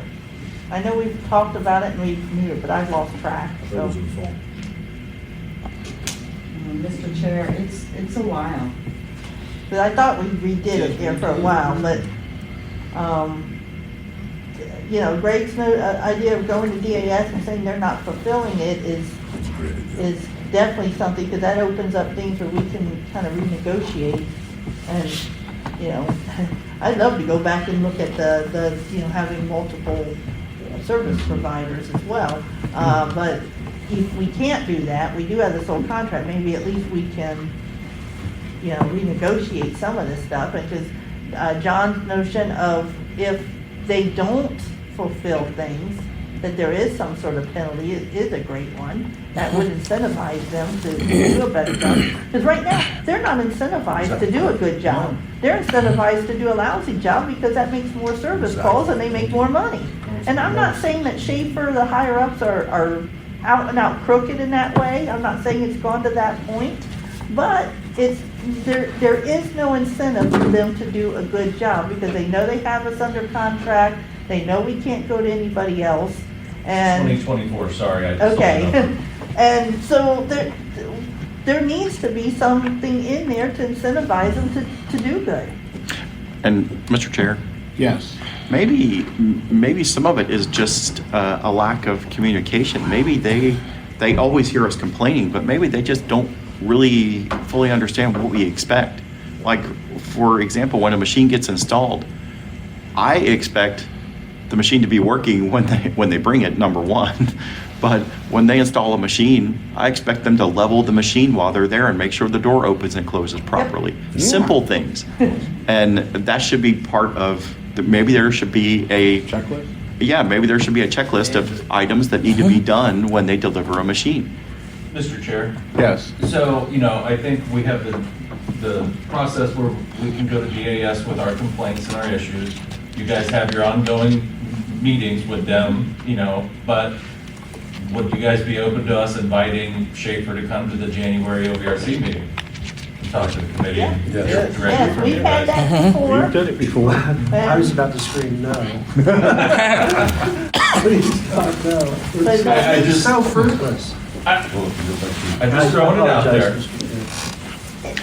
But it isn't, because this here, we could have sat here, we could sit here till 4 o'clock and just talk Schaefer stories. I hate my Schaefer something. I hope we're not gonna do that, but we could.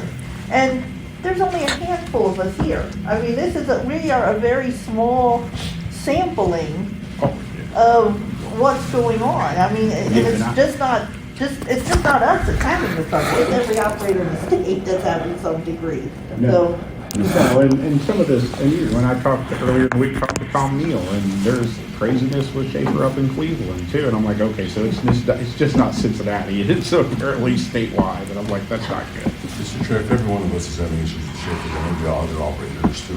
Yeah. Because there's not one single operator in this room has not an issue with Schaefer. Mr. Chair. All right, Garrett. Anyways. I mean, a further conversation at this meeting is a waste of our time. Yeah, it is. My best recommendation is you started the process of getting DAS involved. I think that's great. I think, unfortunately, the idea of 3 or multiple providers is, for whatever reason, just out of the realm of possibility. And partly due to, I imagine, there aren't as many people willing to jump onto that bandwagon anymore anyway. So my best recommendation, honestly, is we're going to have Schaefer moving forward, but we need to hold him accountable. And I really suggest we figure out a way to audit him, to audit the contract, to make sure that things are happening the way that they're supposed to. Just to, in addition to DAS's involvement, to put them on notice that you've done very well with this contract yourselves for a long time, but it's not always been advantageous to us, and you need to know that we're done pussyfooting around. We mean business. We need to operate more efficiently than has been going on, and I think that might be the ticket to get them more in the right direction than another meeting here. And Mr. Chair? Yes. I agree with what Derek's saying, but I don't know what the contract entails as far as what we expect of them. If my guess is it's probably pretty basic and vague. And I think some of that stuff probably needs to be a lot more specific about what we expect when a machine gets delivered or when it gets prepped and things like that. What does that entail? And maybe it needs to be spelled out in that contract so we can say, hey, you were supposed to do A through E and you didn't do like 3 or 4 of them, Mr. Chair? Yes. Just one other quick thing that was talked about on that call that came up as a fairly large concern that folks are having are parts. And we did talk to them some about parts and brought up the suggestion, and they were going to look into this, and our program was going to look into it, of stockpiling, having a par level of frequently used parts. We probably can't do everything, but the ones that are, and they were going to try to put together a list of maybe the top 10, 20, whatever parts that are used on machines, and trying to, so that we're not trying to order them piecemeal, one at a time as they are coming needed, and then an operator sits and waits for weeks or months for the part to come, that we hold a par level there. Maybe you keep 10 of them in stock, and when it gets down to 5, you will go ahead and order the next 5. So that's the other thing the other major thing we talked about on the call. Yeah. All right, I think we beat up Schaefer. Okay, it's about 12. It's about 12. All in love. It's about 12:14. My question to you guys is, do we want to keep working or do we want to take a lunch? If we do take one, it's probably going to have to be or do we want to figure something out and do something for lunch and then take a short lunch? We have about, and I didn't know, I was trying to count, either 7 or 8 more agenda items. Oh, okay. What the hell's wrong with you, Frank? I never put that much on here. I vote with If you ever go to a second page, we're canceling the meeting. No, we don't have a second. It's just a really long piece of paper. Let's take a few minutes and maybe get together and, I mean, folks want. Let's break for a couple minutes and I'm going to run to the. Okay. Jim has pizza in the vending machines? You get one of those fancy new pizza vendors? So, Frank, I'm confused. What are we doing? Speech on. Stop button. Right now. Okay. It's 1:22 p.m. So we're going to come back into the official meeting from lunch. Thanks everybody. We have people still on the phone for being patient. We appreciate it. So we're going to go ahead and get started. The next agenda item on here is the Wright-Patterson Air Force Base permit status update. We have an issue at Wright-Patterson.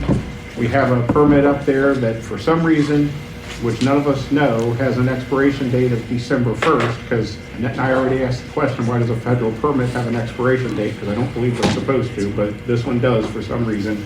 So I don't know if Christy or Greg or who wants this, but. I can talk about it. Oh, okay. Sure. This is Rick Shantz for the record. So I've been in communication with Wright Pat. The most pressing issue, I think, is the fact that our staff, as well as the licensed blind operator's license, are due to expire December 1st of 2022.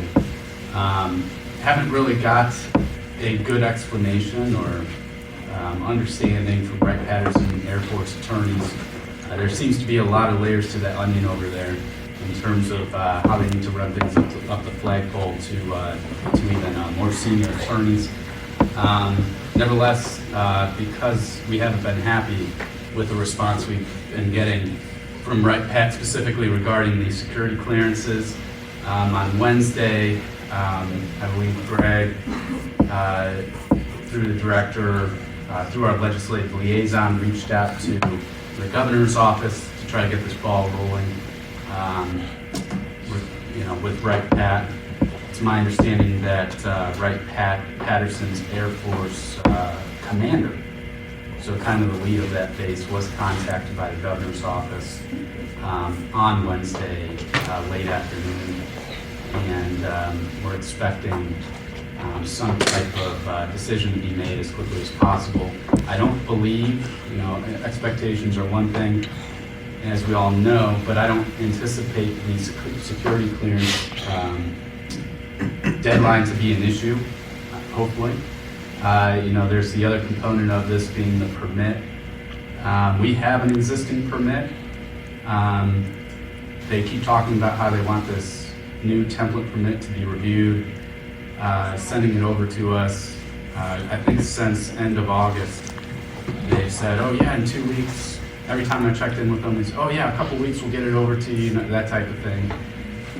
We have yet to receive anything. So at this point, we just need to ensure that continued operations are a priority for our vendors, and further communicating with them and as well as you guys with the outcome. Mr. Chair, I would add too, I believe, didn't they reach out to the congressional, both the senators for Ohio and then the rep for the date as well, to put some pressure on? And I misspoke when I was talking to you guys on Wednesday. It wasn't the permit. There was an attached contract after the utilities issue was finalized or settled on, and that's what has the date, and that's the date they attached to the passes. So that's why Rick was saying that, we have a valid permit that we can show, and so we're not as concerned, and the commander of the base has been made aware from the governor's office that this is a priority. So Rick's going to keep monitoring, and Michael Graham, our legislative liaison, is going to keep in contact. They were also notifying the Gov's office in DC. So we've run it up, short of calling the president or the Pentagon, we've run it up as far as we can so far. All right, do we have any questions or any discussion? Is the Gov's office, is that military in D.C., the office you're referring to? Yes. Oh, Well, there's the governor, sorry. Yeah, the governor, DeWine, they have an office that is staffed in Washington DC to deal with any issues in DC that relate to Ohio. Okay, that's good to know. Yeah. Just clarification, thank you. Yes, sorry. Don't apologize. We do have another issue at Wright-Patterson Air Force Base, and I didn't itemize this out, and I probably should have, but since we're on that subject, we need to tackle that one as well. We have an operator up there where, what's the name of that, Alfie's or something? AFES. Yeah. Is Air Force. doing vending there in competition with our operator. They're not supposed to be there. We have priority. Christy or Greg, or you guys want to talk about what you guys have done to this point to? Yeah, Rick can. Okay. Mr. Chair, Rick Chance again for the record. Yeah, I've been, sorry, I should have brought this up, but as part of the communication with Attorney Adam Leonetti at Wright-Patterson Air Force Base, he stated that the base has informed AFES to remove those vending machines, specifically, I believe, in Building 18 and the pass and identification portion of Wright-Patterson Air Force Base, which is good. I responded that I think you should go a little farther than that, sir, because we're aware of some arbitration decisions that, quite frankly, address this issue on point. I believe at this point, just from our initial research with the BE program and working with Christy. So that's, again, something we are monitoring. I have not received a response specific to that inquiry since that last communication with him. But yes, that's something we have our pulse on. Mr. Chair. Keith? Just information, they have not been removed as of this week. Yeah, that makes sense. Sorry, Mr. Chair. I think I had that communication with him on Monday. And that was part of the issue, is that he said, quite frankly, I don't know when they would be removed. He hadn't checked up or followed up on it, so that's something we are also monitoring. And could you spell ABs for the record, please? And AFEES, I'll get you the acronym. It's the, it's the Army and Air Force.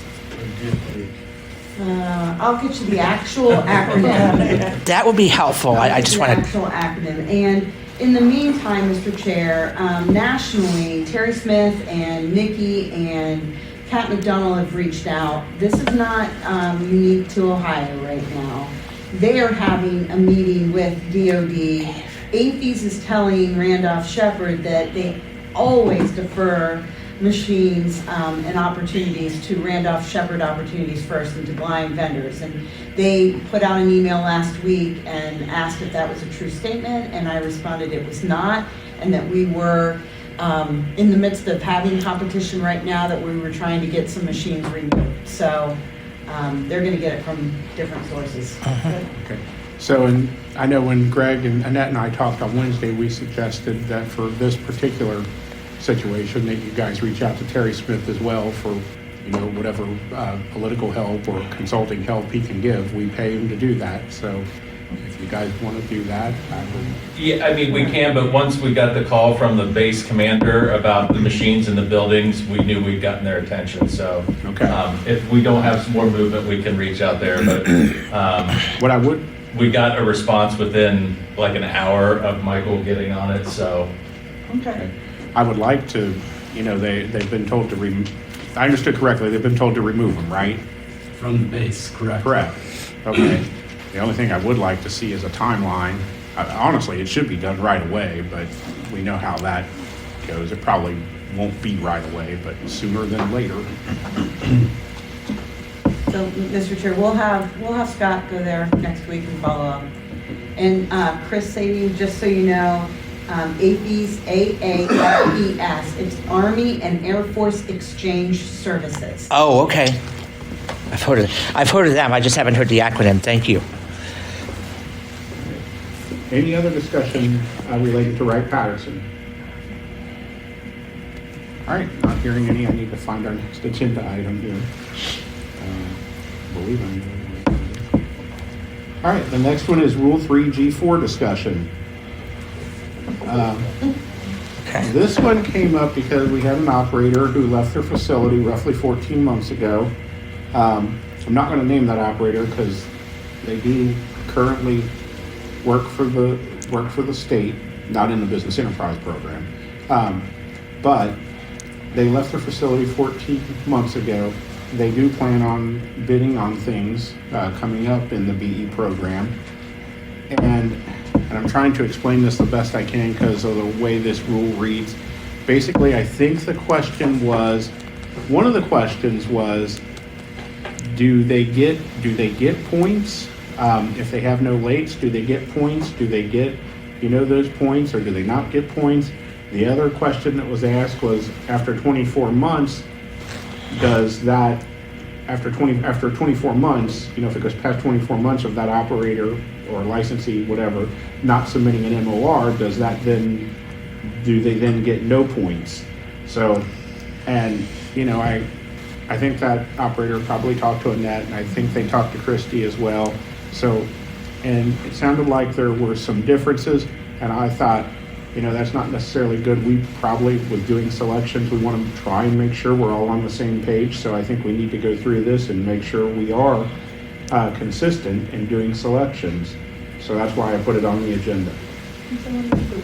Yep, Mr. Chair, here's the rule. If the applicant has no late reports or payments in the most recent 12 months under a BOA or TBOA of the past 24 months prior to the application deadline, add 4 points. Or if the applicant has no more than one late report or payment in the most recent 12 months under a BOA or TBOA of the past 24 months prior to the application deadline, add 2 points.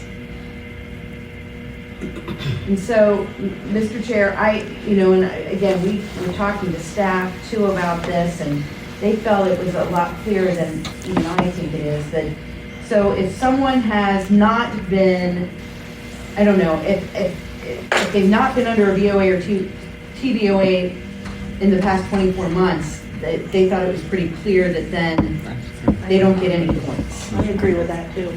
But this person's work. There's a neat parlor trick in there, though, I would imagine, that we're about to hear about. Well, I don't know. Like, again, where I get a little confused is you take this person that brought it to us, and again, at the time, it's my understanding she did not wind up putting in for a posting that went down Thursday, but again, we need to figure this out. So if someone did not have a BOA or TBOA in the past 12 months, but didn't have lates in the past 24 months, and they did have a BOA or TBOA, I'm a little confused on the 2 versus the 4 points. Mr. Chair, is the language most recent 12 months?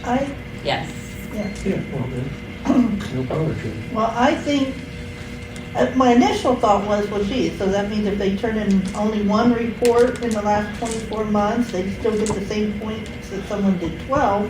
And I didn't like that, but honestly, I think that it says has had no lates in the most recent 12 of the last 24. So I think no lates means no lates, and I don't know. And that says applicant, right? It doesn't say, I thought you said it, I believe. In the most recent 12 months under BOA or TBOA, the past 24 months, add 4. If the applicant has no more than one report or payment, late report or payment in the most recent 12 months, or BOA, under a BOA or TBOA of the past 24 months prior to the application, add 2 points. Mr. Chair. Yes. There's the parlor trick. Yep. Drum roll. Yep. What if there is no most recent 12 months, there's only a most recent 3 months? That's what we're talking about. Yeah. That's exactly what we're talking about. There's where the rub is. And that's what the problem is, that she has like 8 reports. Which is diminishing as we speak. Yes, every month it goes by, there's one less. So once The math 20 months keeps changing. is Yes. hit, then I think we all know, once you've been gone 2 years, you don't get a point. It's, You go back to. Well, But- you're partly, that's the Marla trick, it could change, it could change that if the right person in the right circumstances gets hold of that. yeah, so it's, The lawyers will back me up on this one, it's not crystal clear, unfortunately. it's not, it's The multi-rated. language is confusing. The way that decision comes down is gonna depend on the day of the week, unfortunately. No. And the selection panel.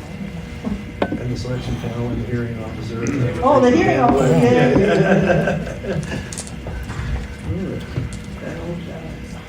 Yeah, right. But Frank's right, we need to at least be consistent with the application of it. How do you make 7 different selection committees, and not just 7, but then the iterations of those because of change of the guard? How do you make all those consistent? There's not a mechanism for accomplishing that, unfortunately.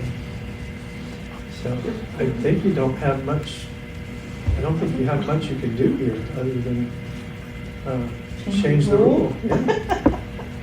So right now, that's the rule we have to work with. It is, and it's up to the selection panel and how to interpret it. Because no matter what we say here, the Bureau may bind themselves to that. That doesn't necessarily bind the selected, they see it a different way. I said it before, that's why you get to vote. If it was all black and white on the, or dotted, I'll say in Braille, on the paper, why would you have 3 people voting? Some things like this, you just gotta have people decide on. You need to change the rules. But it does, yeah, it is unclear.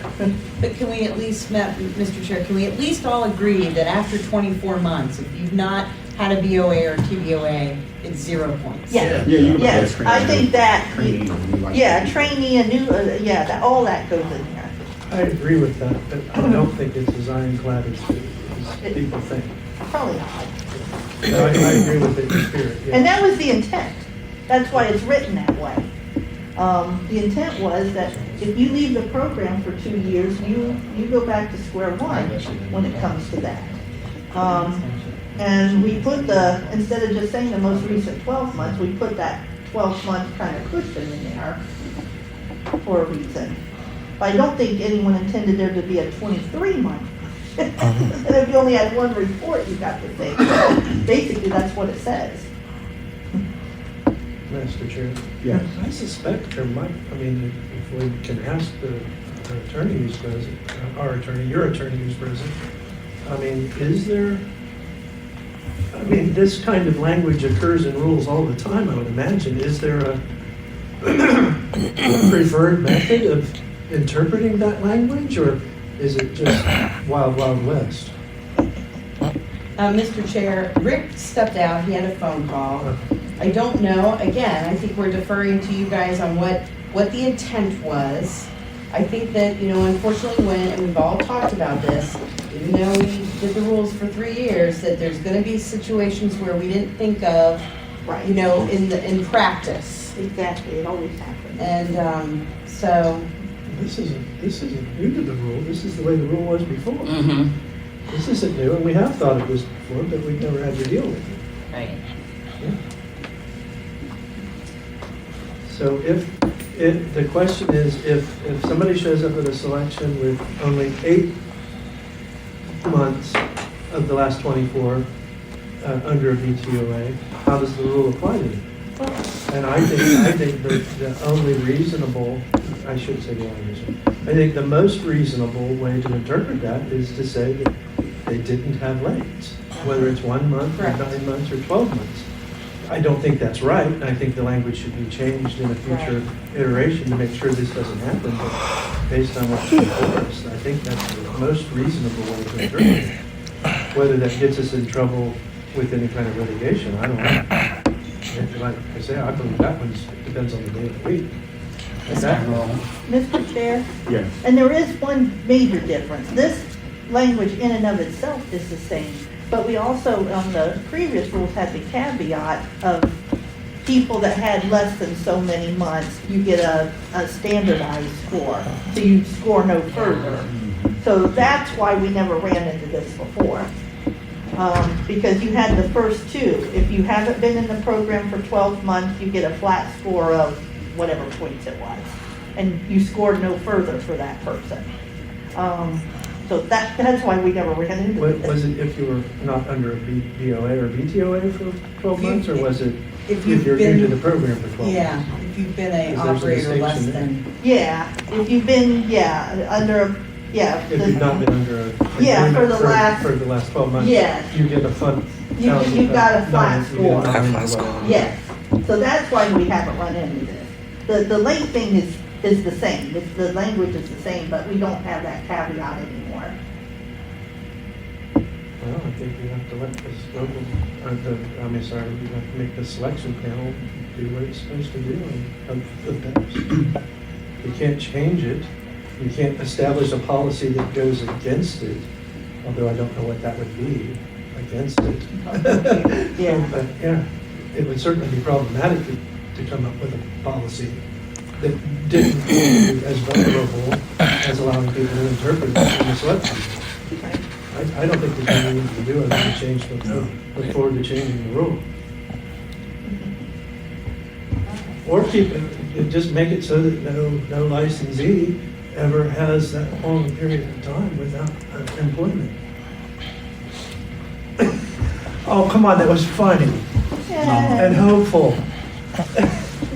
But they have employment, it's not in the BPO. Not employment was under contract. I mean, let's keep everybody working under contract constantly, and we won't have to worry about it. Yeah, but when you voluntarily leave. Well, they need more incentive to stay. They need more incentive to stay. Come on, 6-figure jobs for everybody. Yeah, we're working on it. It'll take a little while. Yeah, inflation will give us there. Yeah, maybe. What the hell was in my milkshake? What did you All right, put in the anything motion? else on Rule 3G4? Okay, we're going to move to the next one, the University of Cincinnati. Did that satisfy? the Yeah, I was, can we hold this, so, inquiry? a- just to be clear, what, you're leaving it up to the No- local selection No committees? lates is no lates, past 24 months, you don't get the points. That's not what I would say. Yeah. I would say that it's in the purview of the selection panel. period. Well, that- It really yeah. is. I mean, and we can't offer an interpretation that they have to adhere to in their deliberations. I mean, it's just, there's nothing we can do, I don't think. I mean, unless I'm crazy, I don't think there's anything we can do, short of changing the rule. That's the best thing you can do, is change the rule. But I thought it was something worthy that the committee needed to take a No, look at. absolutely. Yeah, you're Yes, right about absolutely that. correct. So, And maybe we'll have thoughts about it between meetings where somebody figures, a light bulb goes off and somebody figures something out. yeah, we can Okay. certainly think Thank about you, it. just wanted to make sure that It is kind of. we understood. It's a little weird, and even when I read it, I was reading it as if I was doing it. I went, wait a minute, what am I supposed to do here? It's really kind of strange. All right, let's jump into the University of Cincinnati, the 10% discount when students use their Bearcat card. I kind of want to give a little bit of background on this. I don't have all of it. Dave may have more to add. But basically, in August, they changed card readers. They upgraded the par level readers to 4G.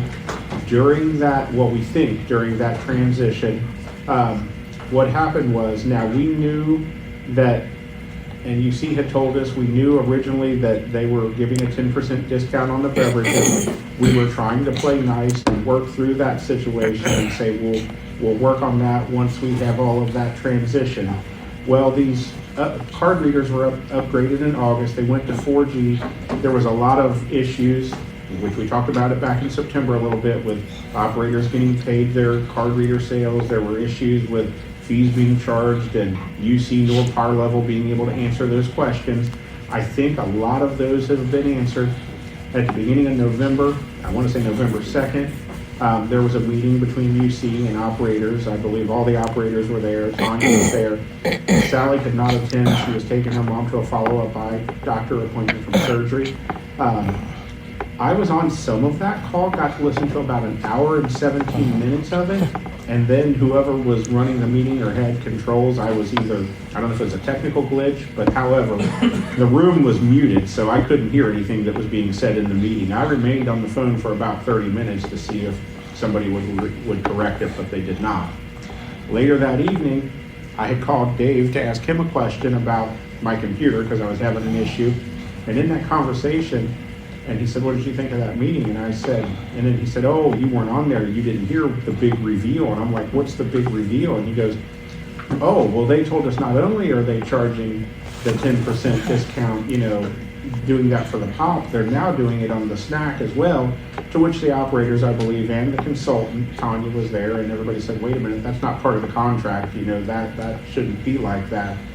Now, according to UC, and this is what UC said, which they claimed that, you know, Christy and Sally had signed off on this and knew about this, and I told Dave, I said, that's news to me. I said, I don't think they would have done that without talking to you guys, the operators at UC. I surely don't think they would have done that without talking to the committee.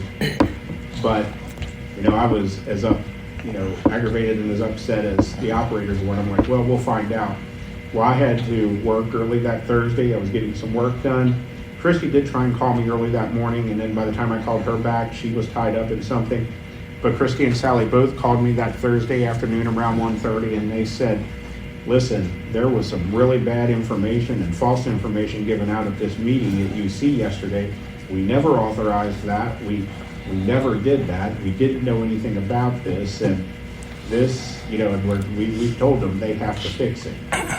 Well, and I think Sally said they had a call with UC that morning, that Thursday morning, after that meeting, and you know, she said she called UC out on that and said, we never agreed to this. This isn't supposed to be like this. Well, in the meantime, you know, I got to thinking about this and talking to a few different people about this, because what was going through my mind was they're taking 10% or giving a 10% discount. If UC wants to give a 10% discount to students, I don't have no issue for that. I don't have an issue with that as long as they're not taking it from our operators. My thought process was, and like I said, I talked to a couple different people about it, even after I talked to Christy and Sally, was, you know, wait a minute, if you think about the Sixth Circuit Court decision, and you think about the janitorial hearing officer decision, you can't do something like that that affects net proceeds. And I think UC had said when Sally told them that, you know, they have to fix that part of the contract, that they have to get that straightened out, you know, shouldn't be doing that on the snacks.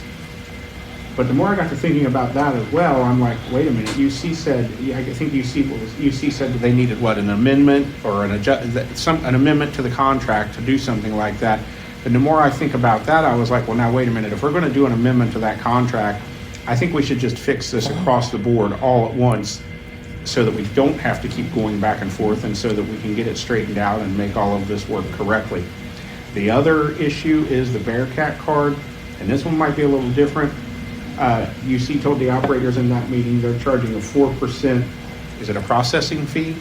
4% processing fee, and I know one of the newer operators asked the question, well, who decided that? And UC said, well, we did, because we have to recoup some of our losses and everything. And the newer operator said, yeah, well, that's something you guys agreed to, we didn't. So anyway, Dave, do you have anything to add before we open this? According to Brian, the additional 4%, the additional 4% fee, according to them, that 4% is applied after they apply the 10% discount. So the 4% is applied after that. But we still can't reconcile any of the numbers. Just as an example, my September Bearcat sales were $475.75. They deposited at $415.73. So I'm missing $60 basically. And no matter how I do the math, I cannot reconcile that number. And UC's given us no breakdown of where the missing money is. So either the report is wrong about what the sales were, or some kind of math they're doing. I've been able to get within a couple of cents, and by the time I got that close, it was 0.87%.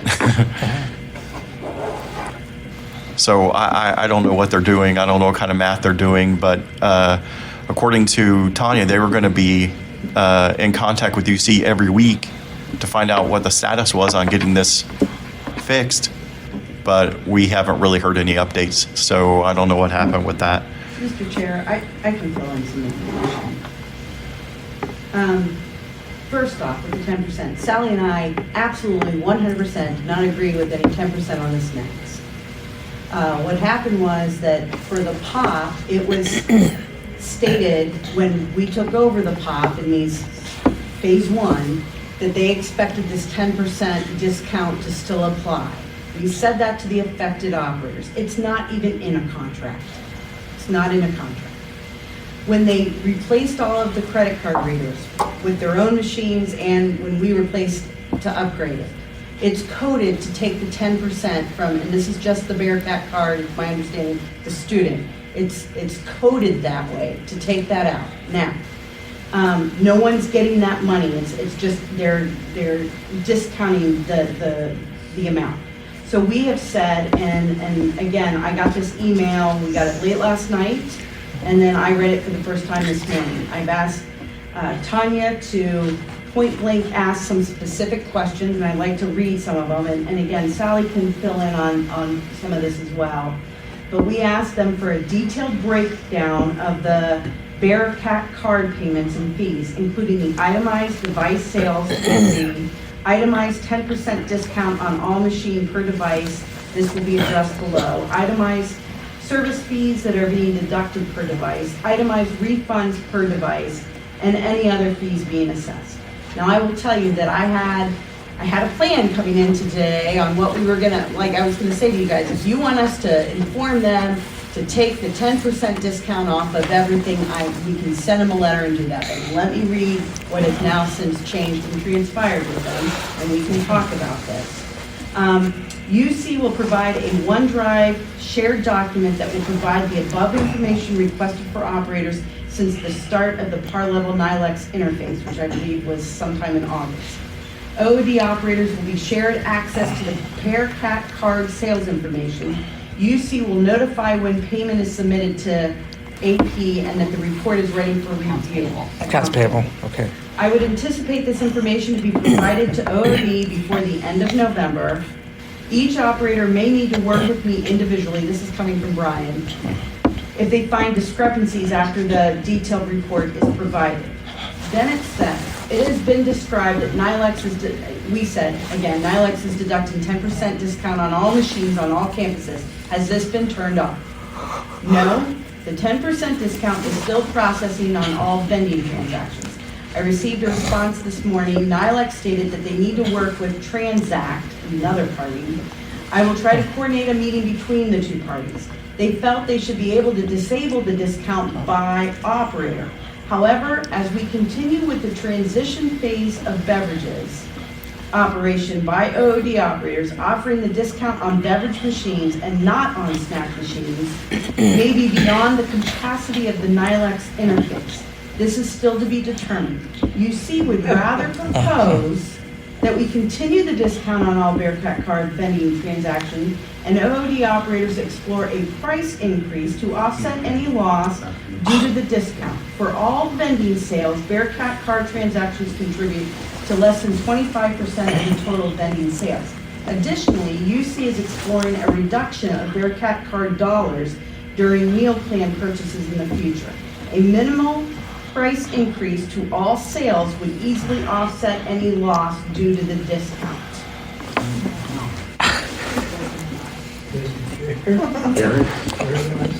Yeah. The last one is nonsense. Raising end prices affect sales, unfortunately. It's true. So that's one story. So I think the problem is the coding on the back end and trying to distinguish between what gets the 10% and what doesn't. And I think what they're also going to do, we can push back on both POP and that, but as we expand, you're going to have machines that, as we take it over, they just won't get a discount. As we go into phases, there's going to be opportunities where kids can go down the hall and get a cheaper price than what we're going to be offering if they reduce to 10%. I don't know. It's if you guys want us to push back on this, we can. I can't, it's kind of like the AP machines. I don't have the power to go and say, turn this switch off. Mr. Chair. Hang on a second, were you done there?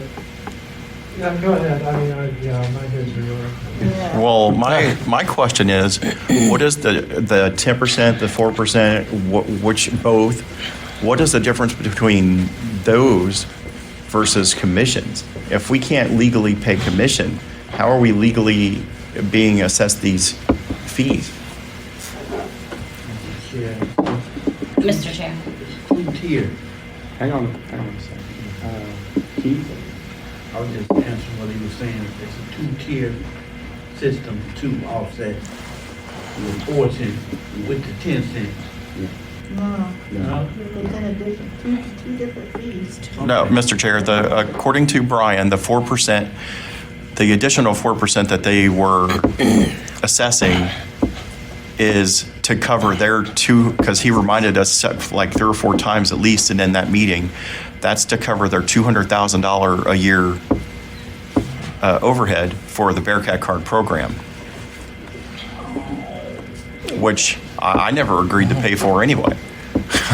So, Mr. Chair, I feel like if I'm reading the room correctly here, which is fine, that you would like for us to push back and tell UC that no on the discount across the board, whether it's pop, cold beverage, or snacks. And then are we also saying you want us to push back on the 4%? What is it called, Dave? It's their Bearcat Card program. According to Brian, it costs them $200,000 a year to cover the costs of like the employees, the staff, and things like that to process everything. And Well, that's a mistake. I don't know. I think, but I mean, we have lawyers here. What is the difference between these types of discounts or fees versus commission? We couldn't legally pay commission and we just abruptly stopped it. So what's the difference between commission and this discount and this 4% fee? Mr. Chair. Hang on a second. Sally, did you have something? I did. So we had an amendment back before par level round 1. And the way this reads in the amendment to the BGA, it says, in no event may the fees exceed $4 per month for each card reader unit, or, there's the big one, or a fee of 5.45% for all cashless payment methods except Bearcat Card. So that's what I pointed out to them when they said, oh, we've got to redo this BGA. Like, they were not pleased that I pulled that out at them.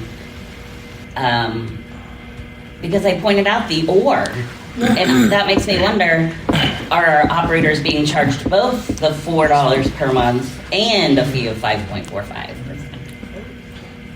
Mr. Chair. Garrett. And that might answer your earlier question, but neither is legal. You can't do either of those things. You're contractually obligated as an operator to take funds out of their net proceeds. You can't do it, period. Doesn't matter what service is being provided, you can't charge an operator for it via contract. Not possible. And we can't just dump Bearcat because that's where all the money is, right? Not for all of us, no. Huh? It's more than. No, I mean, if the Bearcat readers aren't available, all the money that's on the Bearcat cards can't come to you, right? I mean, They're not gonna pull out, they're gonna wanna spend their Bearcat card money, and the only way to do it is with a Bearcat card reader. So is that correct, or am I wrong about that? well, these par level readers take credit cards, the Blackboard, or the Bearcat cards. They take all of it. Yeah, but if you want a customer to use a Bearcat card, which they all have, and all funded for them, you have to take Bearcat cards, right? Or you're not gonna get that money. Because they're gonna take it and spend it somewhere else, if they can't spend it with you. Is that correct?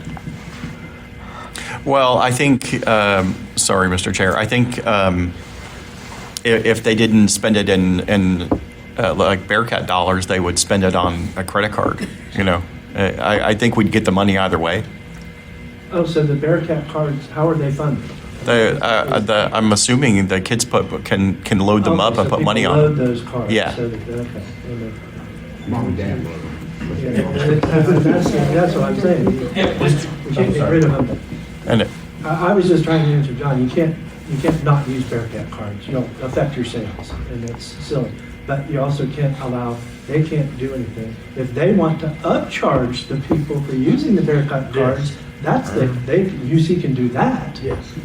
But they can't affect us in any way, shape, or form financially. That's just not allowed. Mr. Chair. Sally. So I'm going to have Thank our you. legal team look at this Yeah. because then, as I read further into the same paragraph, it says the parties agree that no fee will be charged by the university to OOD or the vendors for accepting the Bearcat card as payment option. Yeah. So It's just. I'm going to ask them to look at it and interpret this and work with their legal. Now, what I will say is, I think like a Cantaloupe card reader, there are processing fees. That's what I believe was meant by the 5.45. the 5.4, Yeah, you're that's correct. Yeah. So I get that, but It's still illegal. so They can't do it. the processing We fee? gotta do the That's check. like what you pay We'll on do it. Yeah, And that's. no, it's not the same thing. You contractually, I'm not contractually obligated to use Neither are a they. credit card reader. Neither are they. It's just Yes. saying it can't be charged more than that. Well, That's all it's the Cantaloupe thing. It's not in the agreement that they have to charge that, or they have to use it. But they are charging that, and they're not allowed to charge it. No, they're not. And the Not- contract's not allowed to allow them to charge it. It's. yeah, Mr. that Chair, language can't be there. I think what Derek's saying is that 5.45% should not be in the contract with UC, right? Yeah, it's not, it shouldn't be part of that contract. I But don't know you why pay that it's in there. directly with the UC via the processor contract NIAX. can't collect money from you for any reason. Well, they're not collecting that. They're not So collecting. again, that you guys would have a separate agreement That's with Cantaloupe. NIAX like you do Cantaloupe, and it should be a part of the BGA. But if they require that the Bearcat card or a certain card reader is present, then you get, then again, that agreement would be between the operator and that third party processing. It shouldn't go through UC. Well, we have The money's. our own accounts with NIAX and Par Level anyway. So you have a separate thing with NIAX. Mhm. Well, why, excuse me, Mr. Chair, Gary. how is UC involved in the transaction then? The Bearcat part. And they're collecting money for the use of the Bearcat cards, right?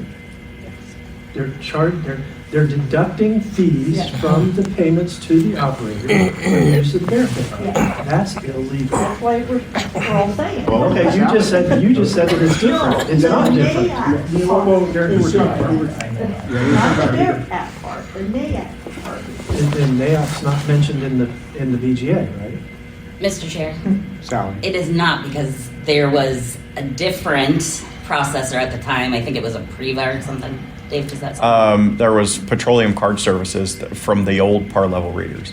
And Yeah. with these new ones, now it's NIAX. Yeah. How do you spell NIAX? I didn't mean to keep asking. NAYAX. Yeah, I didn't mean to keep asking you these questions, but I do have to. And neither of those processors are mentioned here. I mean, maybe I'm misunderstanding the mechanics of how this operates, but I do know with full certainty, 100% certainty, no BGA can contain any language that obligates an operator to pay money for anything. Anything. Mr. Chair. Period. John. So so this kind of goes just to Dave, I guess. Do you guys pay a credit card fee to the credit card processing company now? Mr. Chair, yeah, I think they are, I don't know if it's per transaction, but I kind of think there probably is some per transaction fees, but it's not something we have to directly pay. They just take it out of the transaction. But UC's not taking it, correct? No, Hard. UC's not taking. And it sounds like, did I hear Christie say that the money is not actually going to anybody?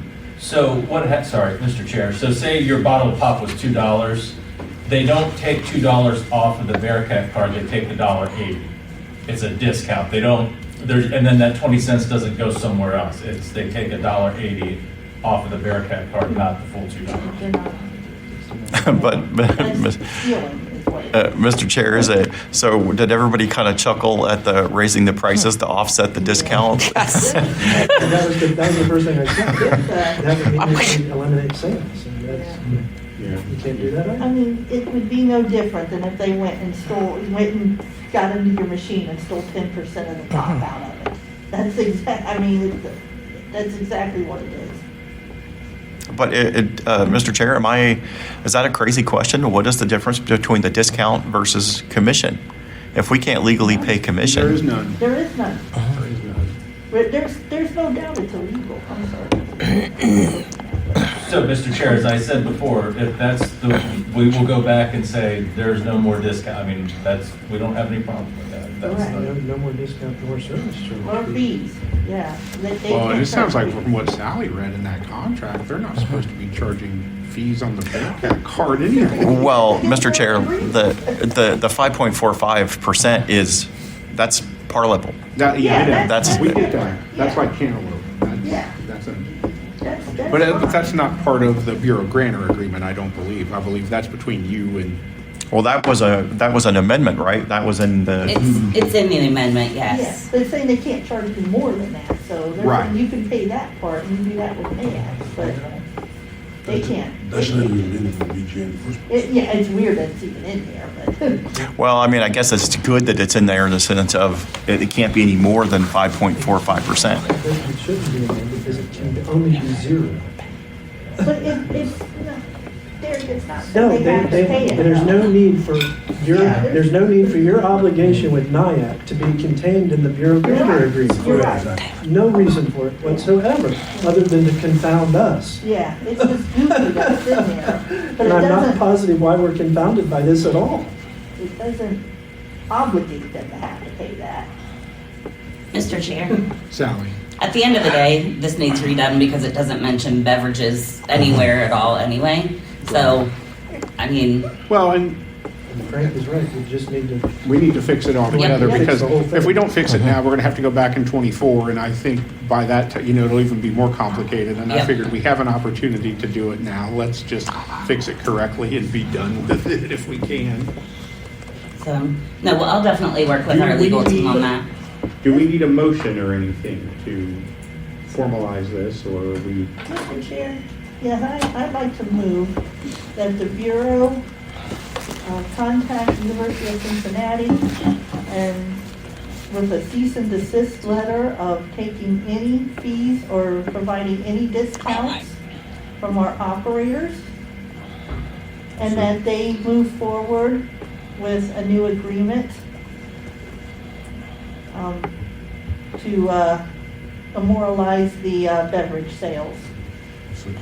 To normalize or moralize? Memorialize. Normalize? Moralize? No, to commemorate, Memorial. Memorialize. Memorialize. I was wondering what that moralize, what is to memorialize. And we had a second from, John? yep, from John. Yeah. John D. Memorialize. All right. Do we have more discussion? Mr. Chair, I just to be clear, UC's not actually taking anything. It's what they have set up with par level. I think par level is charging the timber. They're not charging us. They're just like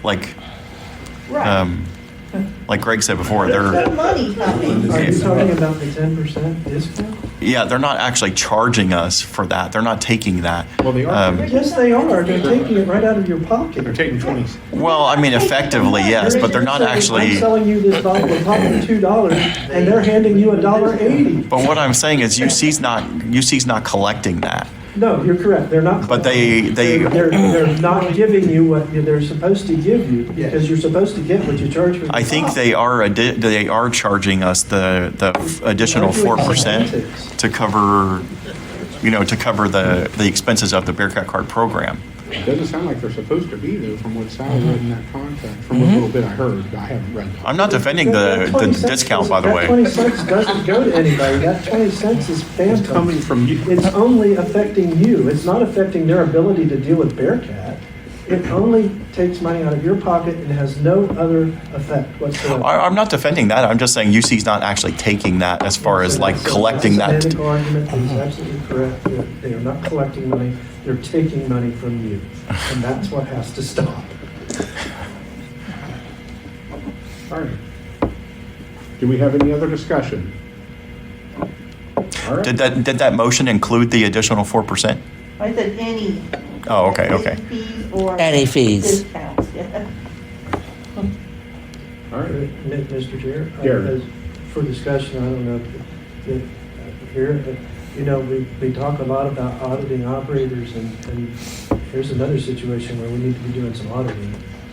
We need to make sure that when we're in these situations where other people are handling our money on its way to us, we need to make sure that there needs to be an audit clause in the contracts when these situations occur, because I don't have any information or facts other than what I've heard, that we may be losing money for our operators, not just because of but because of the operation of the contract.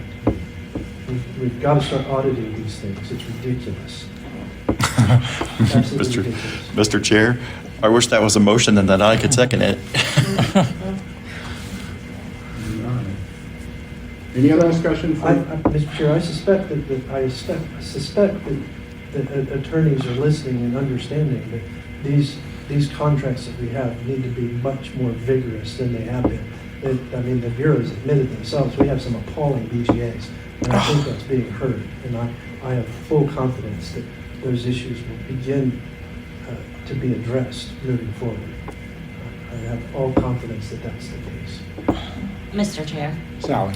Our legal team is very hot right now on redoing all sorts of templates. So I can tell you it'll be addressed, and I think you guys have seen that, you know, Rick and Demi really act in good faith for all of you. We have a fully engaged, robust legal team, and I couldn't be more happy about that. You guys hear that down there? No.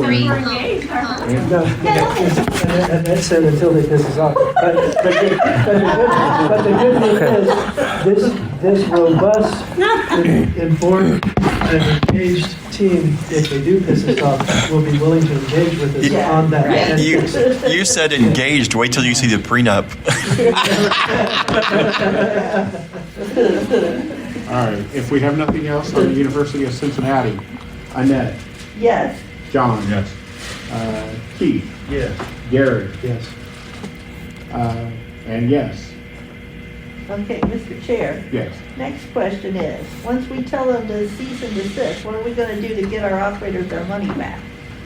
Yeah, how long has this been going on? Mr. Chair. Sally.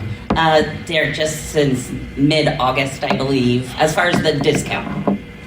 Say that part. In this email, hold on, it says,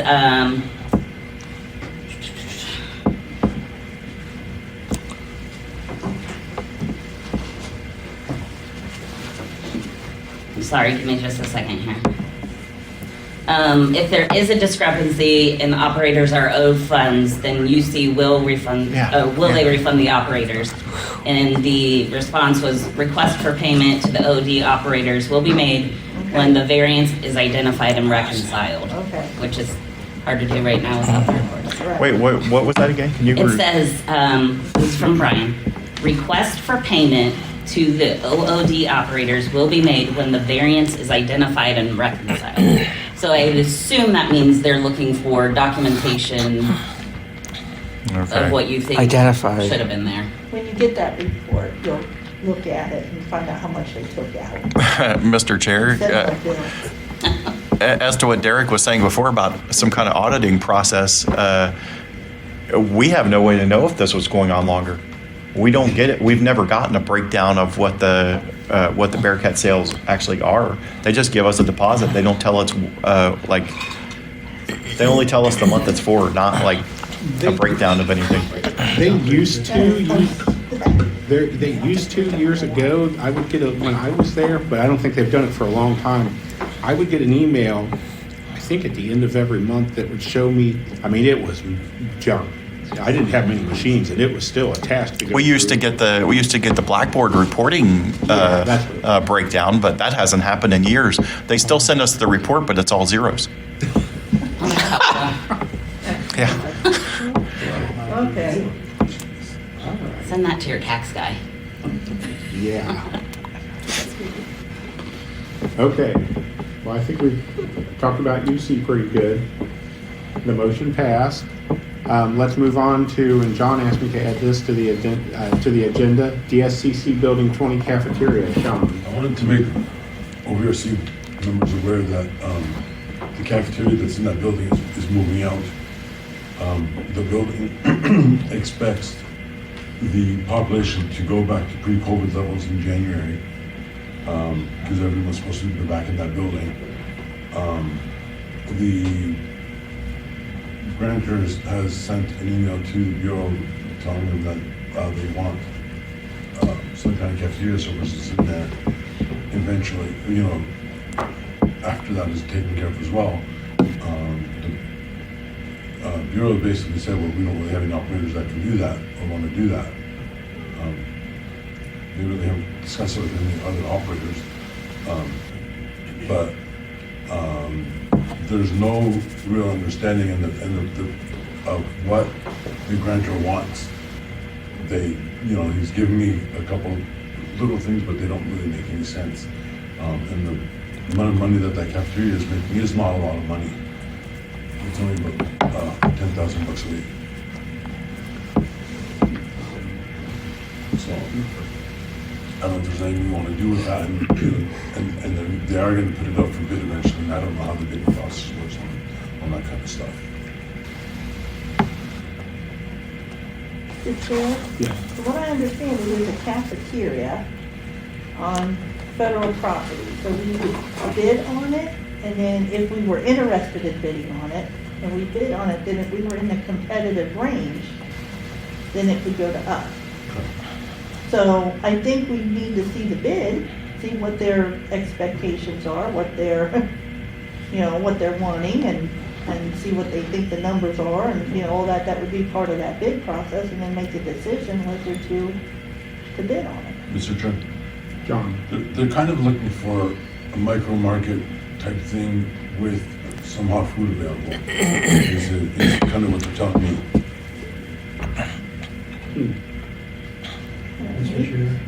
Gary. Is the Bureau involved? Has the Bureau been informed of all this, or Yes. are you guys following up on what?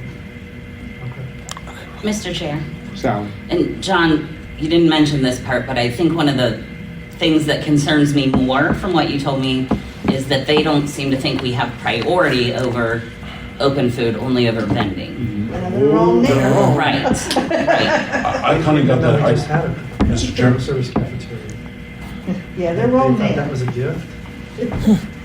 Mr. Chair, I did say that, I mentioned that to him actually, that we do have priority, and I kind of got that response as well.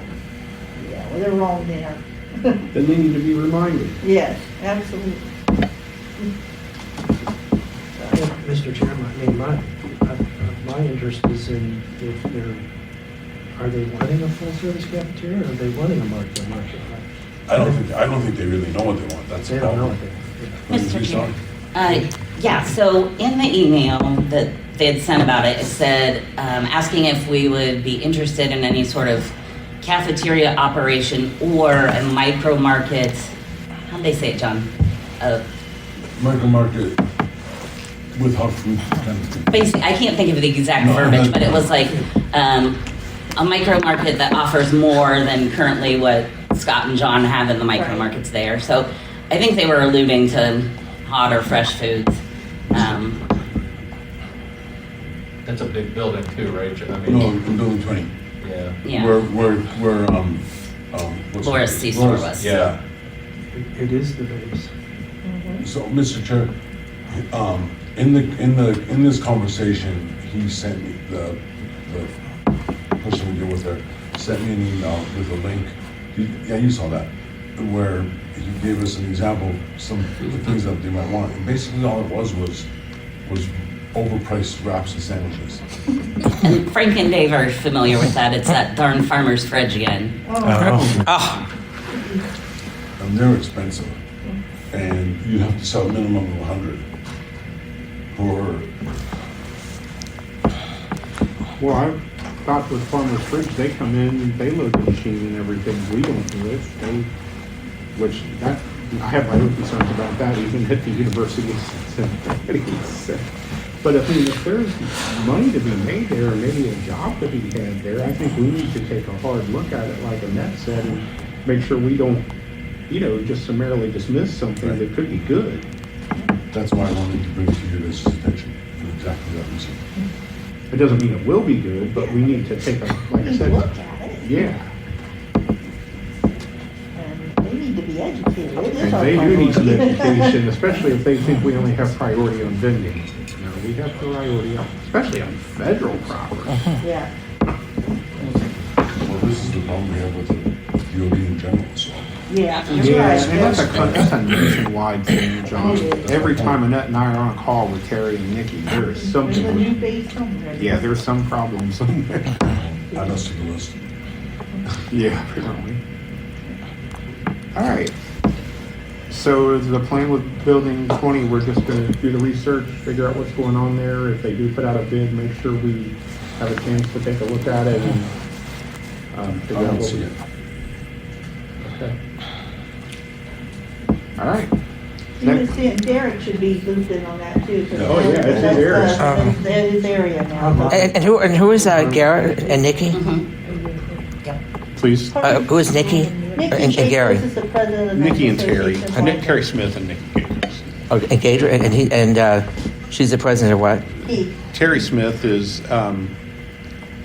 what is Terry's title? Now, Terry is, the director of entrepreneurial, something. Oh, I can Google it. NABM. Oh, it's okay. Yeah. That's his official title. It'll be better if we just put director of something. Director, well, I could just Google it too. You know how I am. Yeah, you don't have to, you don't necessarily have I to don't put know that if in that's a there. detail that needs to be in the minutes. Maybe I won't, but But he just wanted it. just to- okay. Thank you for your time again. Sir.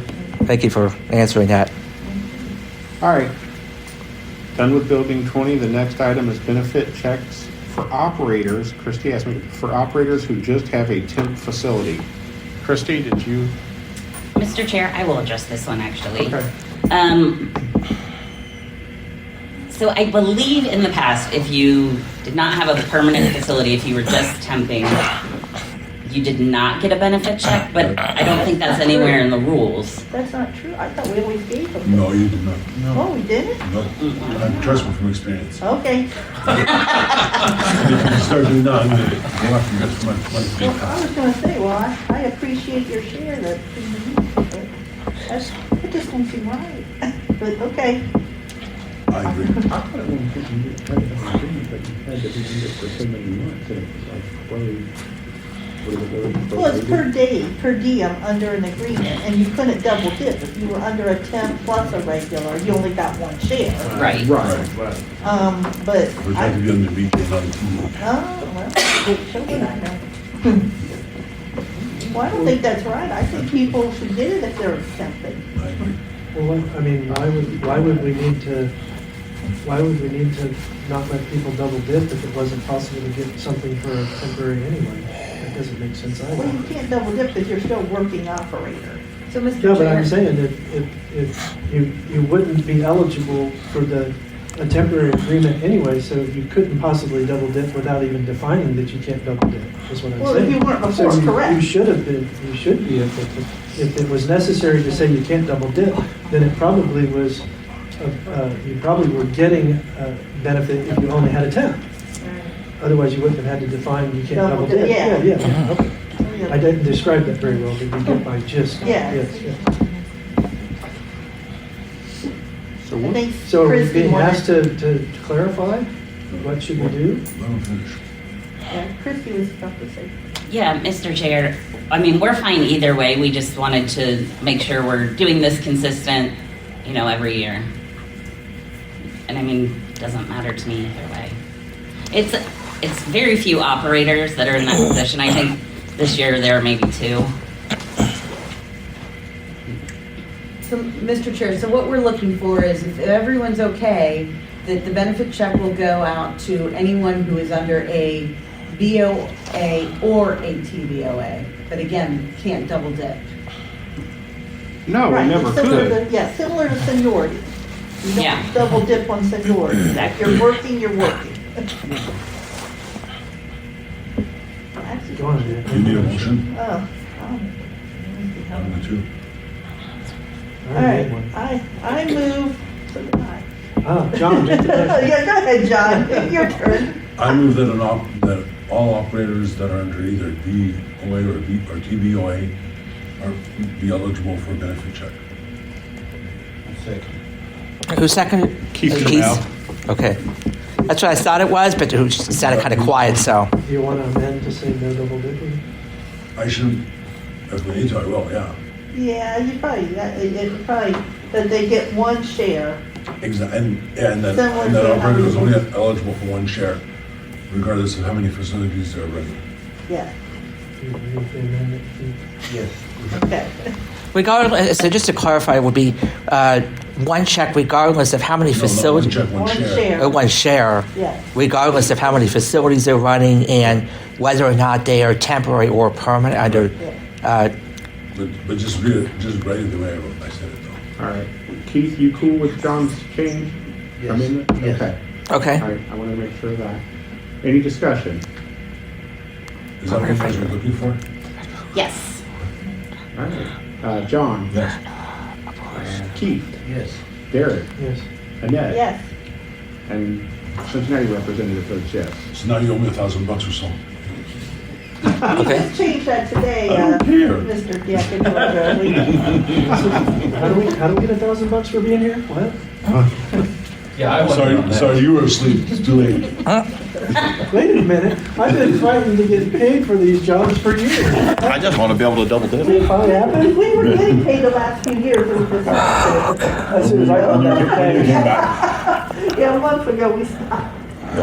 All right, the next one is submit MOR payment. Does that mean in hand or postmark? Postmark. We're good with that. That's what I thought we had. Do we need a It's just not specified in the rule. Do we need a motion? You need a motion? Should we do?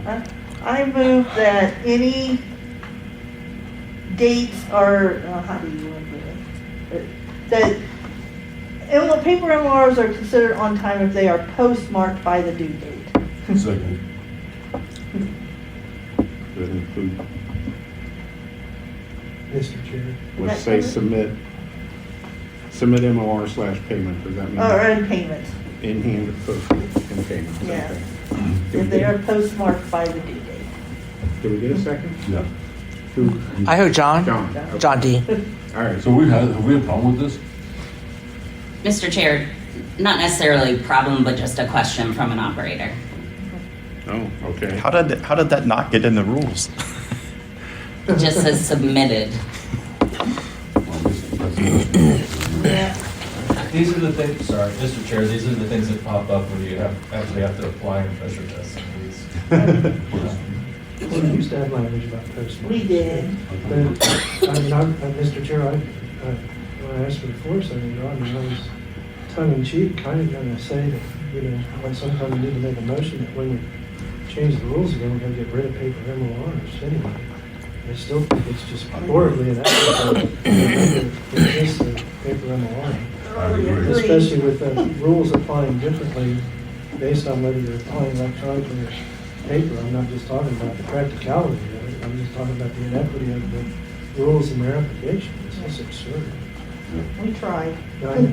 So, Mr. Chair. And I know it's difficult. Yeah, 100% agree, and so that'll be a goal that next time there will be no paper MORs, but I have to I have to work with IT, RIT, OVGIT, and let me tell you. Mount Everest. It's not, Absolutely Mount Everest. ODOT construction takes easier. Oh, please try and do it. All right.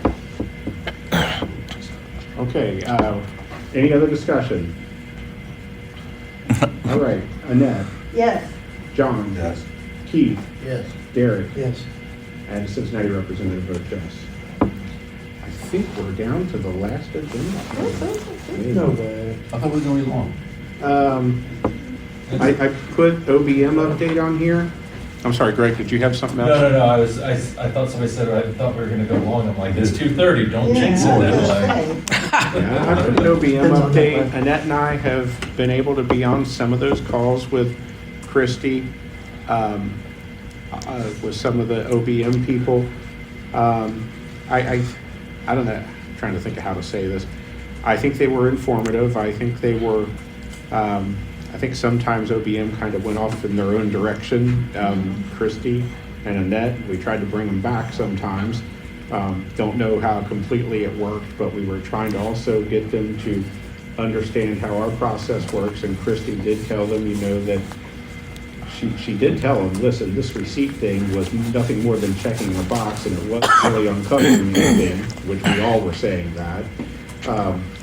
So and she told them, right now they're just looking at MORs and seeing if there's an anomaly, and if there's an anomaly, then they follow up with the operator, and if need be, request, the documentation that's needed so that it can be resolved.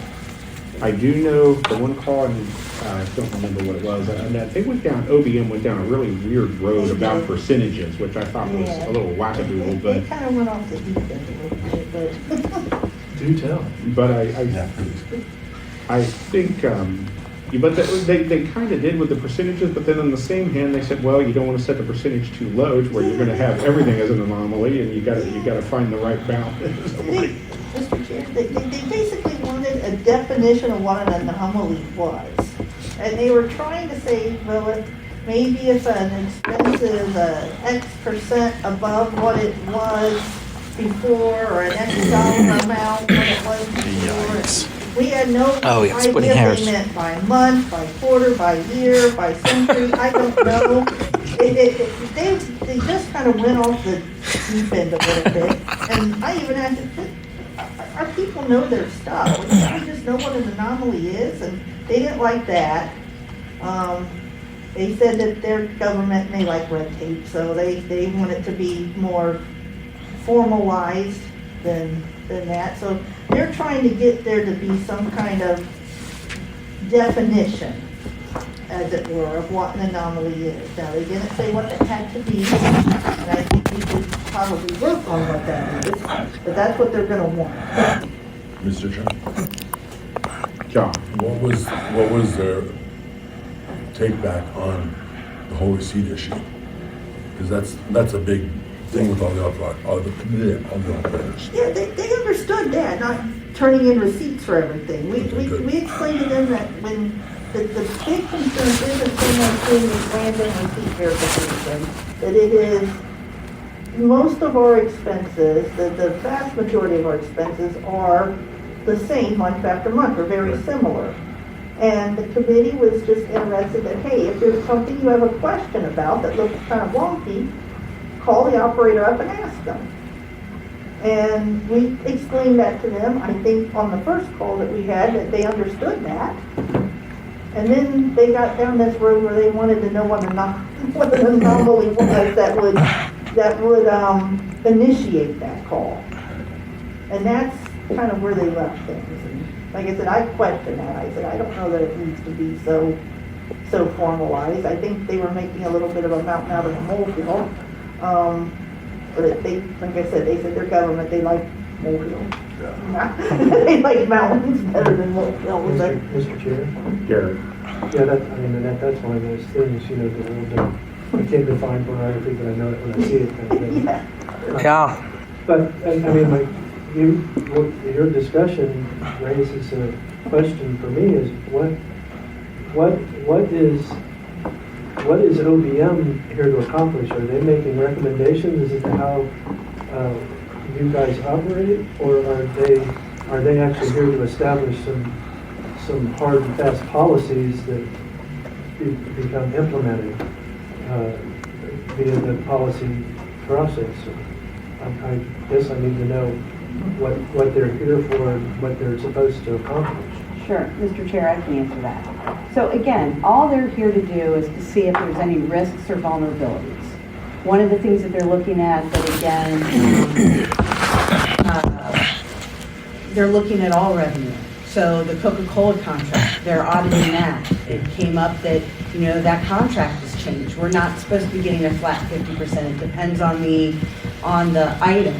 And we're not getting the reports to be able to prove that what we're getting is what we're supposed to be getting.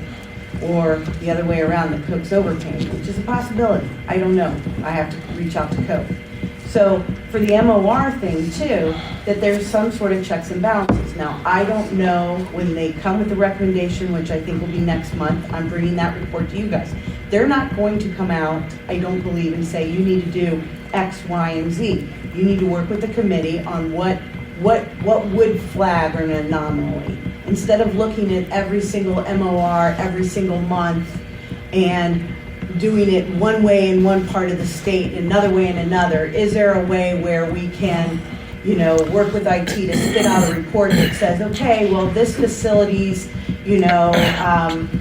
vehicle expense for the last, 12 months was X amount, and all of a sudden it jumped up. And there might be, again, 9 out of 10 times when we said this on the call, and Fred and Annette were there, that, they have a huge repair, or they had to have a new vehicle expense, they purchased a new vehicle.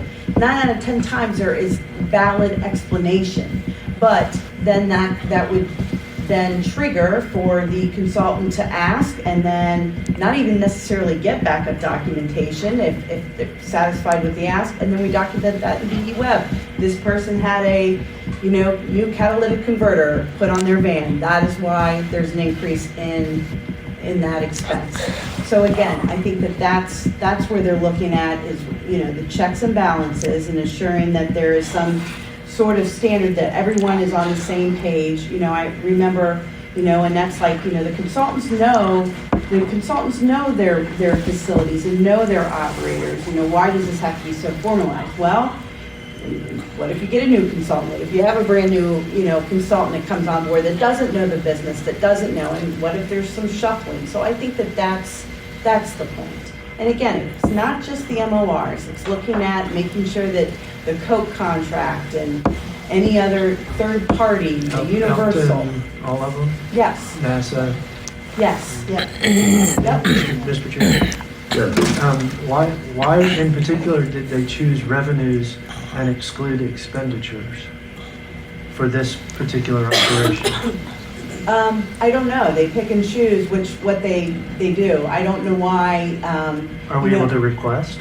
Huh? Are we able to request their intervention? I don't know. I could ask Maria Seaman on Because, that. my point, I'm sorry, Mr. Chair, what I'm getting at is, can we, after we've completed the operation with revenue and making sure that, we're getting all that we're supposed to, can we move over to the expenditure side and make sure that we're spending only what we're supposed to, is where I'm going with this. Because that would be, I think that would be even, I think this is helpful. I think that could even be more helpful. So again, I don't know if it's the same outfit that would do that, but I will ask Maria. Again, they're high level. I don't know if it's the same audit team, same division, but I can ask her. Mr. Chair? Yes. So I think the key word I heard earlier was recommendations. Okay. And they could probably make you guys go along with what they say, but they can't impose that on us because they're just recommendations. And I think whatever they want us to do should be something that's streamlined and at least easy enough for us to comply with, as well as easy enough for the Bureau people to comply with. I don't think we should really go down some rabbit hole of checks and balances, because just getting a phone call and say, hey, why did you spend so much on your vehicle this month? Me saying, well, I had a big repair, that's no kind of verification. There's literally nothing solid in that. Better than the alternative. Yeah, it is better than the alternative. But I mean, So, Mr. Chair, we're getting down in the weeds, and we don't know what the recommendations are going to be at the end of the day. So when they come out, we will share the report, we'll get back together, and we'll talk through it. I think for everybody to and some of you probably know this, but auditors are very black and white. They don't like gray. They don't like, they want, everything should be like yes or no. So that's how they approach things, and they look at, as Christy was saying about the contractor, they look at your policies and procedures, and it says, your procedure says you'll do this, show me where you did that, and if you're not, so it's a very, gray is a bad thing for them, so that's kind of where they approach it from, but let's see what they come back with. I think, this time it's gone really well, relatively, when you have auditors asking questions and going over stuff, and I think it's been helpful having Frank and Annette as part of this conversation, so they're not just hearing from us, they're getting from the operators as well. So in January, we will assume we should have it back, and we can talk then and see what they come back and what their recommendations are. All right, anything else on OBM? Okay, so I'm going to try not to have a December meeting. However, if something warrants it, or some emergency comes up, or some situation where we have to meet, then then it's our job to meet. So we'll do it if we need to. But with all of We gotta meet this if we have to meet. Serious. So we'll see where it goes. We'll keep an eye on things. Hopefully nothing too crazy comes up. Then with all of that said, I want to wish everybody a happy Thanksgiving. And if we don't have to meet in December, a Merry Christmas and Happy New Year. But as I said a minute ago, if we have to meet, we will in December. That's our responsibility. And if there's something wrong, then as a committee, it's our obligation and our duty to deal with it. But and I'm sure Christy and them are hopeful we don't have to meet either, so we'll see where all of this goes. In the meantime, we'll be working on a lot of different stuff for UT and UC and UT other and things. Hey, Mr. Chair? Yes. Can we stick OBM on Schaefer? And Schaefer. That's what Derek was. Exactly. That's what Derek was I trying need a motion to adjourn. So moved. Second. We have 3 people, so we're. Well, let's see. I heard Annette and then John. I'll just go with that. All right. However you want to do it, yes. I'll go with Annette and Keith. Well, Keith doesn't have a second, so I'll give him the second. So All right, I'll just do that. cool. Thank Rick, you all are for over coming. there? Yeah.